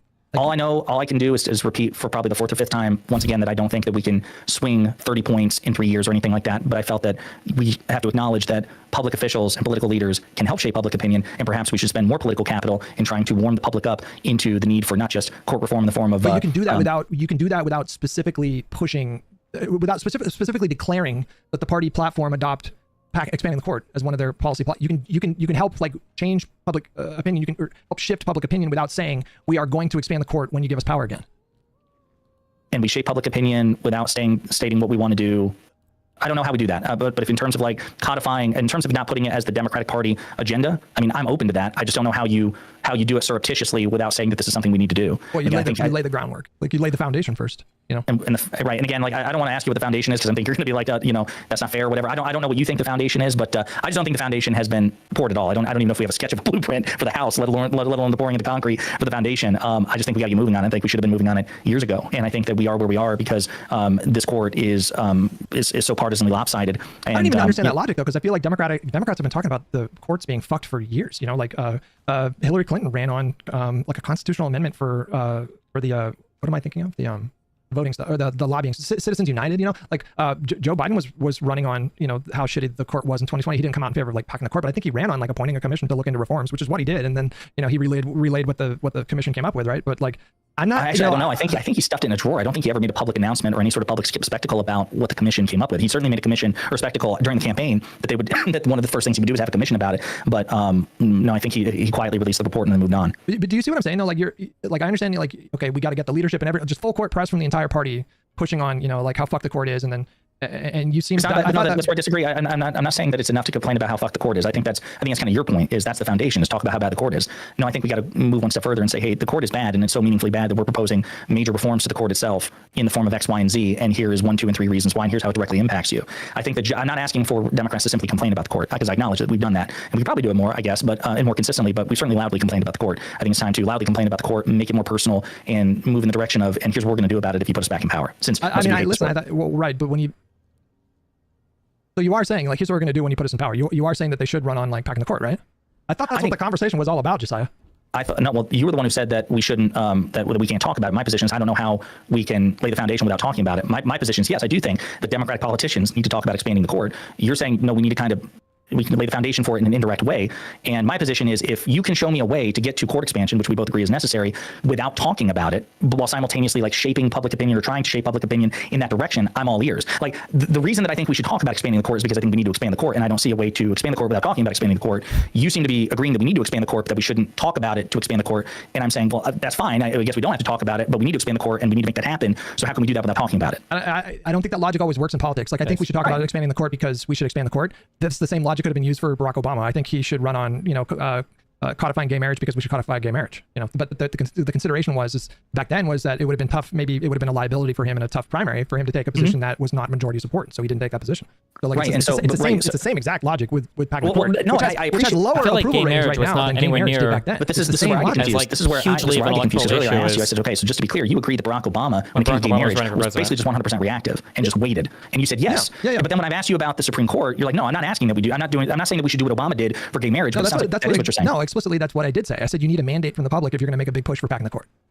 Okay, so when it comes to packing the court, to be super clear then, Democrats can't and shouldn't try to shape public opinion because it's just too risky and the time is not right. I did it. No, we need to. There's a difference between trying to shift public opinion about like possibly like pushing a public to be more open to expanding the court. There's a difference between that and then running on. Did they talk about anything different for the rest of this? But did Obama do that with gay marriage? Yeah, 100%. What did Obama do with gay marriage that is analogous here? Give me the in 2008 when he was running in a primary against Hillary Clinton, he took a position of I support civil unions but not gay marriage. Got it. Because that was what the majority of the country felt like at the time, and then it was pretty close to the Supreme Court decision that he came out in favor of gay marriage. And by that point, the political winds had already shifted. So like I think it was just about a majority or a slight majority of support in the country by the time he took that position. What did he do to help shape public opinion? I really don't know. I don't know. I think a lot of that. I think a lot of that came from media. To be honest with you. Got it. Okay. No, but that's fine. I'm fine with that. So what I'm trying to understand though is, are you saying we should adopt the Obama playbook for expanding the Supreme Court? And it seems like you're telling me yes, but also no. And you should always adopt. I mean, you should. If you're trying to do politics smartly, you should basically always adopt that policy. Like if you're a president, why would you come out like strongly? No, I understand. Right. So there are two parts to this, right? There's the candidate coming out and campaigning on it, and then there's the shaping public opinion about it, right? There's two parts. My understanding is you think Obama certainly didn't do the first, and maybe he didn't even do the latter, which is try to shape public opinion like in a Machiavellian way somehow. But you think with the Supreme Court, we should adopt half the Obama playbook, which is not to campaign on expanding the court, but you think we should try to shape public opinion about expanding the Supreme Court. Yo. Hey, what's up, Aaron? What's up? We were having a conversation about solving the world's problems. I figured. It's been 24 hours and also 5 minutes. In a very broad sense, we're talking about the strategy of like should presidents okay, hold on. Should presidents meet people where they're at, like meet voters where they're at, or should presidents use their position to try to Aaron is passionately side advocate more for with big changes? Jessiah and this than kind of Hutch. analogous to the would be stuff my that we've guess. disagreed with on the past about like the role of the presidency. I don't know if we've specifically disagreed, but yeah. Really quick, what is the topic? Because I was realizing that we never actually like set a formal topic. You approached me in DMs like, hey, I saw you in Live and Learn chat. Let's debate. But then and then later I was like, oh, this topic is evergreen. And I sent that to you at like 6 in the morning after I streamed all night. And I was like, I don't even know what topic I'm referring to. I think you were in the Live and Learn chat when we were discussing like the Ezra Klein strategy, which I guess is a little adjacent to what we're talking about. The Ezra Klein strategy of like, should we run pro-life Democrats to expand our majority? I feel like you were in the chat. Oh, sorry, go ahead. I was just gonna say real quick. I don't want this like to be a 2v1, and quite frankly, I need to get back to doing content. So just if you want to like bring Aaron in on this and on the Supreme Court thing, and then I can fuck off in just a few minutes. That might be the best like natural segue. Okay, yeah, let's do that then. Aaron. Jessiah. You agree that the Supreme Court is fucked, needs to be expanded and reformed, Supreme right? Court is indeed fucked. I mean, if you're asking me my true ideological position, the Supreme Court should be abolished pretty much to the point that it be replaced with an institution that has like the highest legal authority, but in no way, shape, or form resembles the current institution that we have. I think it's a very undemocratic institution in the first place. That's not happening anytime soon. So in the meantime, before people like me grab the mic and say, let's get rid of it, we should probably listen to the people that are like, maybe we just reform it a little bit as a treat. Yeah, Hutch and I are in our ongoing Batman Joker dilemma of he thinks I'm too aggressive and I think he's too reactive. And so we were using the example of basically how do we. Hutch doesn't want us to actively campaign on expanding the court, but he's open to Democratic politicians and trying to help shape public opinion to make them more amenable to court expansion. And Hutch, I don't want to misrepresent you. Is that a fair assessment? Democrats right now should not run on, we're going to expand the court if you give us power.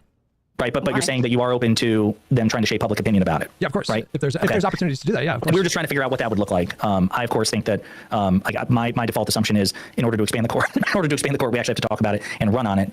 But if we can do it like an indirect way, I don't give a shit as long as the court gets expanded. So we were trying to nail this disagreement out before I dipped. Mm-hmm. Hutch, what's your reason for not wanting to expand the court, or you don't think it's like a good thing for them to run on yet? No, it's not that I oppose expanding the court. I say they shouldn't run on it because we're out of power right now. And if we signal an intent to expand the Supreme Court next time we get power, what's to stop the Republicans from eliminating the filibuster now and then doing, not only packing the court, but eliminating the filibuster to do like a lot of horrible things in the next year where hopefully, we can win the midterms. I don't know about this fucking voting rights situation. I feel like every single like what if scenario, like what if the Republicans do that? It's like usually they're already doing that or there's nothing stopping them from doing that. So I think that the Democrats need to not determine their position based. I'm not saying they should ignore it entirely, but I don't think it should really factor in like what the Republicans are going to do in a very significant way at all because they're going to do it anyway. They're not going to be consistent on this. Like back when Scalia died or whatever, McConnell's like, well, he's a lame duck, so we don't want to appoint a judicial she's nominee to the Supreme bringing the Court exact- yep, during the and they lame duck walked that session, and then back. when they had the opportunity to get Amy Coney Barrett on the court, obviously they reversed that and they just did whatever the fuck they want. Yep. And don't you have Republicans now calling for them to get rid of the filibuster? And like they've already. Yep. They sidestep it when they can. I think it was like Marjorie Taylor Greene. I realize like she's an outspoken voice right now and kind of like a lone voice, but you'll see these sorts of sentiments already pushing or like already coming from Republicans right now that are, you know, to the extent that there's household name Republicans, they are putting this on the table as a thing that they want to do. Well, the filibusters, I mean, just so I don't know. I think there's been like a few voices at a few different times in terms of Republicans that have been calling to just get rid of the filibuster generally, but this is certainly not a mainstream position. There's not any real threat of that happening right now. Thune has not indicated that he's going to get rid of the filibuster anytime soon. Like he's resisted Donald Trump. Like Donald Trump has called for the filibuster to be removed and they haven't removed it yet. But as soon as you say like we are going to pack the court, then they just will do that. Like and Donald Trump has not made a serious effort. I think he's like gone. He just like said something, but that's not like a serious position that Trump is committed to. I don't think so at all.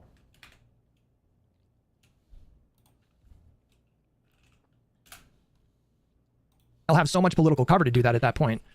So I think this idea that we shouldn't really worry about Republicans, what they'll do in response to the things that we'll do, I don't really think that makes sense because they can do some really awful things if we're not thoughtful and careful. They could do some awful things. What do you think about that? Like, I feel Hutch, it sounds weird for you to say it's like a fringe thing, but then you're saying that like, well, even Trump has called for it, which I didn't even realize. I mean in the Congress. We're not seeing any like push to get rid of the filibuster when it comes to the Republican Party in Congress. Yeah, I don't. We talked about this a bit, and I'll be super quick. I don't think the Republican Party has a principled attachment to the filibuster. I think they see it as a means to an end. I think historically speaking, they do not view the filibuster as an impediment to the lion's share of their agenda because they care mostly about judges and tax cuts. And so when it came to judges, the Supreme Court in particular, they made an exception to the filibuster, nuclear carve-out. So they fucked with the filibuster. There was no need for them to abolish it wholesale because they could keep it in reserve and use it against Democrats where they pleased. And then for the shit that got in their way that they cared about most, they were willing to kind of like whittle away at it and chip at it. And I just think that's how the Republican Party views it. How like you have an increasing number of populists like Marjorie Taylor Greene who are just openly saying fuck the filibuster. But the reason that John Thune, who's the Senate Majority Leader, is holding on to it is because I think he just doesn't see right now that he needs to break that glass, and to get rid of it wholesale would mean that if and when Democrats ever get back in power, they would have a clear field. So why wouldn't they do more permanent stuff with the one big beautiful bill? Like why? Also, nobody is going to catch this because this video ends in like 5 minutes. But like, notice what Hutch said. Like, notice what was the fear before, right? If Democrats talk about packing the courts, it's over because conservatives are going to actually do it. And now we've been presented new information. Oh, well, Trump and conservatives already talked about packing the court. So does that mean we should do it? No? Why the double standard? No? If the conservatives already brought it up. So does that just mean that we literally have to follow them on every single action? They have to do every single thing first, and then we're always just one step behind because we're always waiting for them to be unhinged?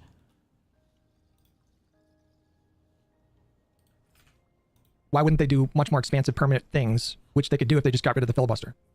I don't, because again, I'm not sure what you think like their highest, like the stuff that they cared about the most was the tax cuts, which they made permanent in the one big beautiful bill. So again, that was McConnell's rationale for not getting rid of the filibuster when Trump demanded it back in 2017, 2018 or whatever. Again, the stuff that they cared about the most, their high priority, they just didn't need to abolish the filibuster wholesale. They just make exceptions and tinker with it when and where they please. And again, the OBB, it wasn't a nuclear exception, but they did. And again, I have to go back and read the article about it. Talking about it, why haven't they done it? Because they don't need to. Sidestepped the filibuster on that by fucking with procedure of the parliamentarian. So these like anti-majoritarian traditions or rules, they'll either make exceptions to them or find other ways to work around them, even when they think it's a high enough priority. So your whole thing is like we're on a ticking clock. The filibuster is going to go one way or the other. Yep. I don't know if it's going to be abolished wholesale because I know even Democrats call for the abolition of the filibuster, but I'm not sure if and when Democrats get back into power that they would vote and just get rid of it for the reasons that we talked about earlier, which is we love it when we're out of power and we hate it when we're in power. I think it'll just be it's kind of like an ice cube in hot water. I think it's just going to slowly melt over time rather than totally evaporate in an instant. Well, I mean, I just want to be the one in power when there's like some serious pullback from the filibuster. Like I don't think strategically it makes a lot of sense to be pushing for this kind of move when we're out of power. Like you would have to explain. Yeah. I want to be. I mean, I feel like this is about like what they run on in the midterms and then leading up to 2028. No. Yeah, and I want to be clear, like because I was trying to still find this poll. Unless I miss, like I don't think I'm certainly not advocating for, and I don't think Aaron is either, that Democrats should be saying let's abolish the filibuster right now.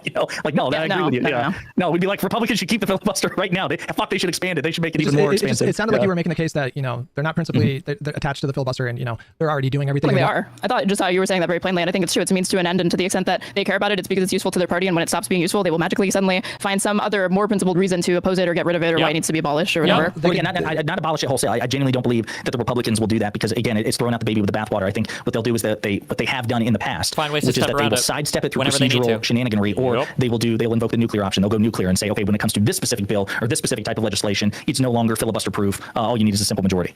True. They've done that a few times this year. They've passed things through it's budget reconciliation, right?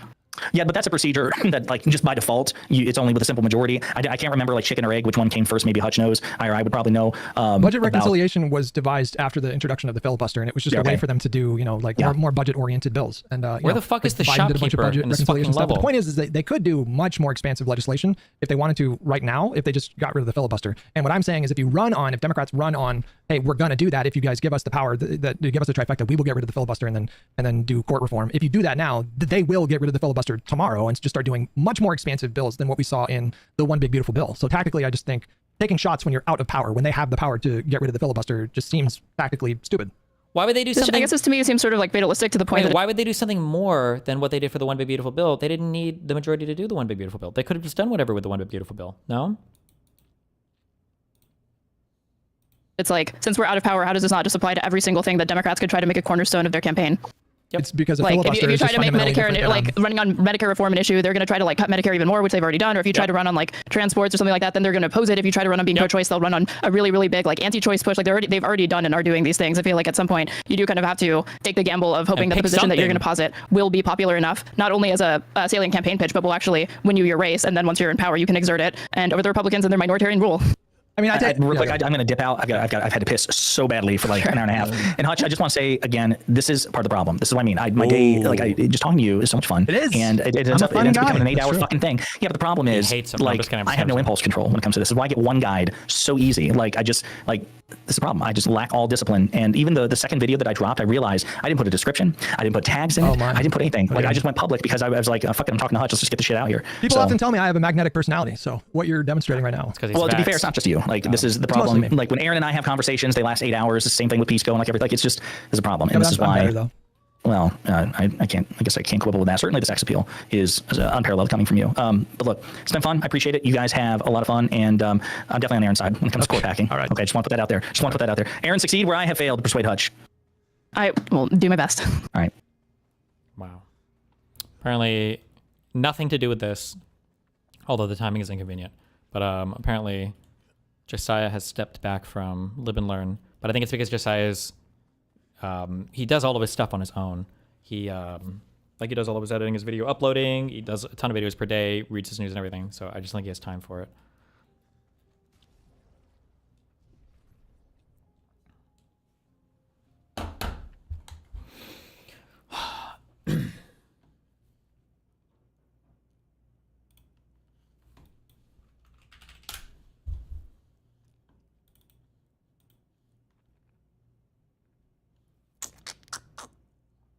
Nice. Oh, wait, what am I looking for? This. Okay. I join your... Oh, fuck. Maybe later. Zip, zip. I love you. My little mixer thing is here, and I need to fuck with my cameras tonight. Tomorrow I go to Vegas.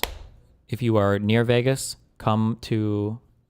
Zip, zip. I might be able to hop on later to food shop stream or something. Maybe. We'll see.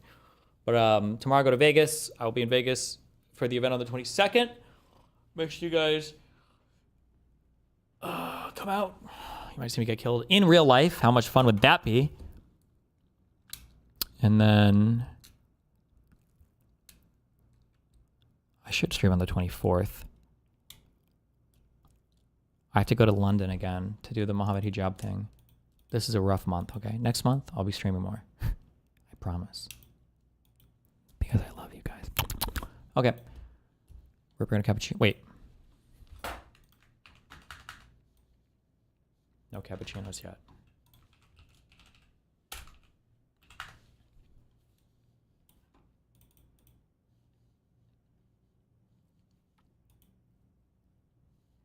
Okay.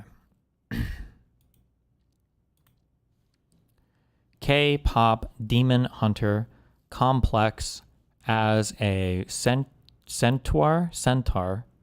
It's centaur, right? B, big bear, bugbear, uni. I hang up Liar and Capri.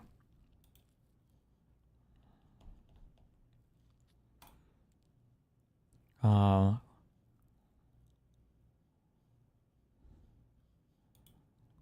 hmm.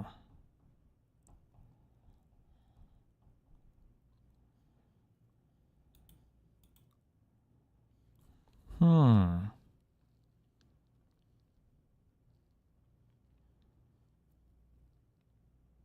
Is a liar a monster? Like a demon, a centaur, a bugbear, and a liar? Or is this an instrument that the fucking weirdo people play? Liar. Fiddle. I don't remember. Fuck. This is going to be one off. This is going to be one off. Oh, okay, never mind. Just kidding.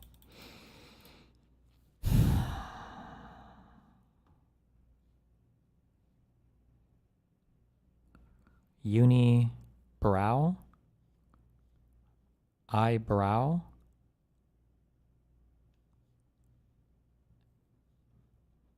Demon brow? B-brow? No. Univision? Isn't that like a news network for Spanish people? I don't even know. Okay, hold on. Uni is another word for college or university, but that doesn't...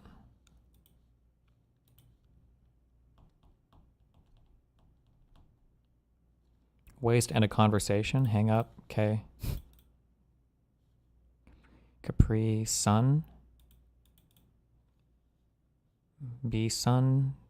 Big Bear Sun. K-Sun. Jesus. Oh, wait. Abbreviations for drinks? Like a Capri Sun, a pop, soda pop? Oh. Oh my God.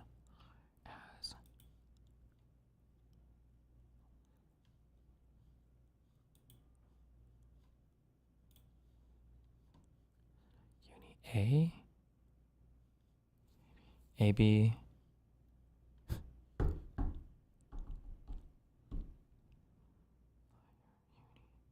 Liar?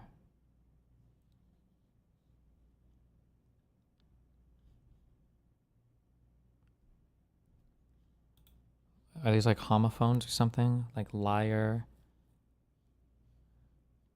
Uni? I? As? No. Pop. Capri?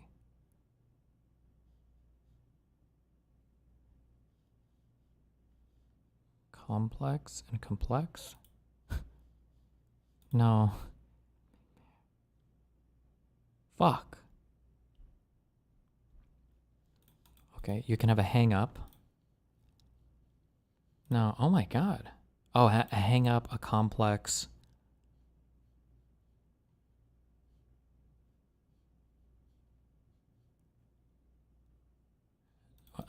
I'm fucked. I'm not gonna get any of these.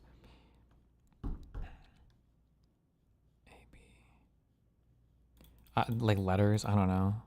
I have no idea. Fuck me. One away. God damn it. B K A K A I.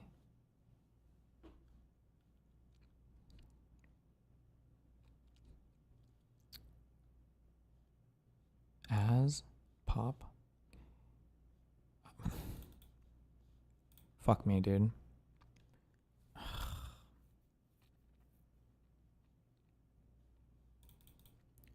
B as I A K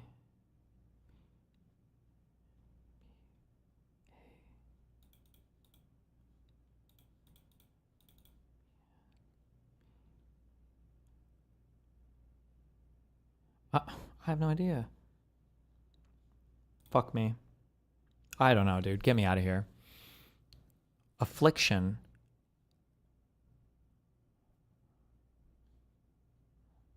What? Hold on. He has a bugbear? I've never heard that term in my entire life. I would have never gotten that. He has demons, I guess. He has a complex or a hang up. I would never use these as the same way as like demon. That seems really weird, but okay. Presented by Constellations. I don't think I knew any of these. A big bear, or represented by Constellation. A centaur, a hunter, a liar. Okay. Periodic table symbols. I don't know. Iodine is K. I don't even know. I want to say potassium. I don't know if that's true. Be beryllium, and As is Asgard. As aluminum.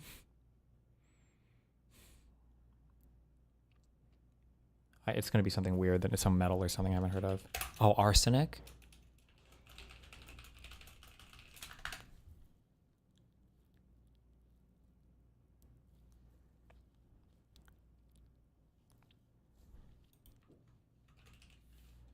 It is. And then acorn, Capricorn, popcorn.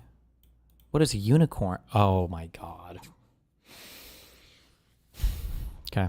All right. I might stream tomorrow, or I might not, and I'll be back in 5 days, 3 days. Oh no, I'll be live in Vegas, so be careful. I love you. Don't die. Quick 950. Oh. If I throw up a 950 or higher, then I don't get killed at my event.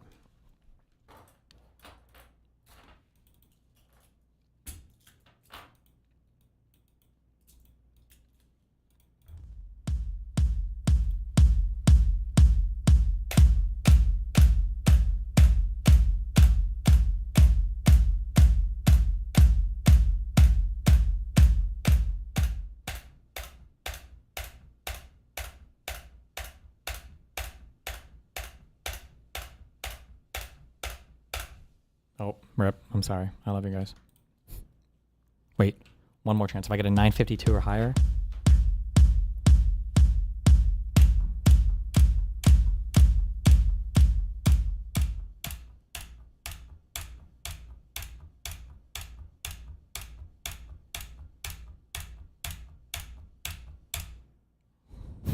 Okay, 955 or higher. Hold on. This is it.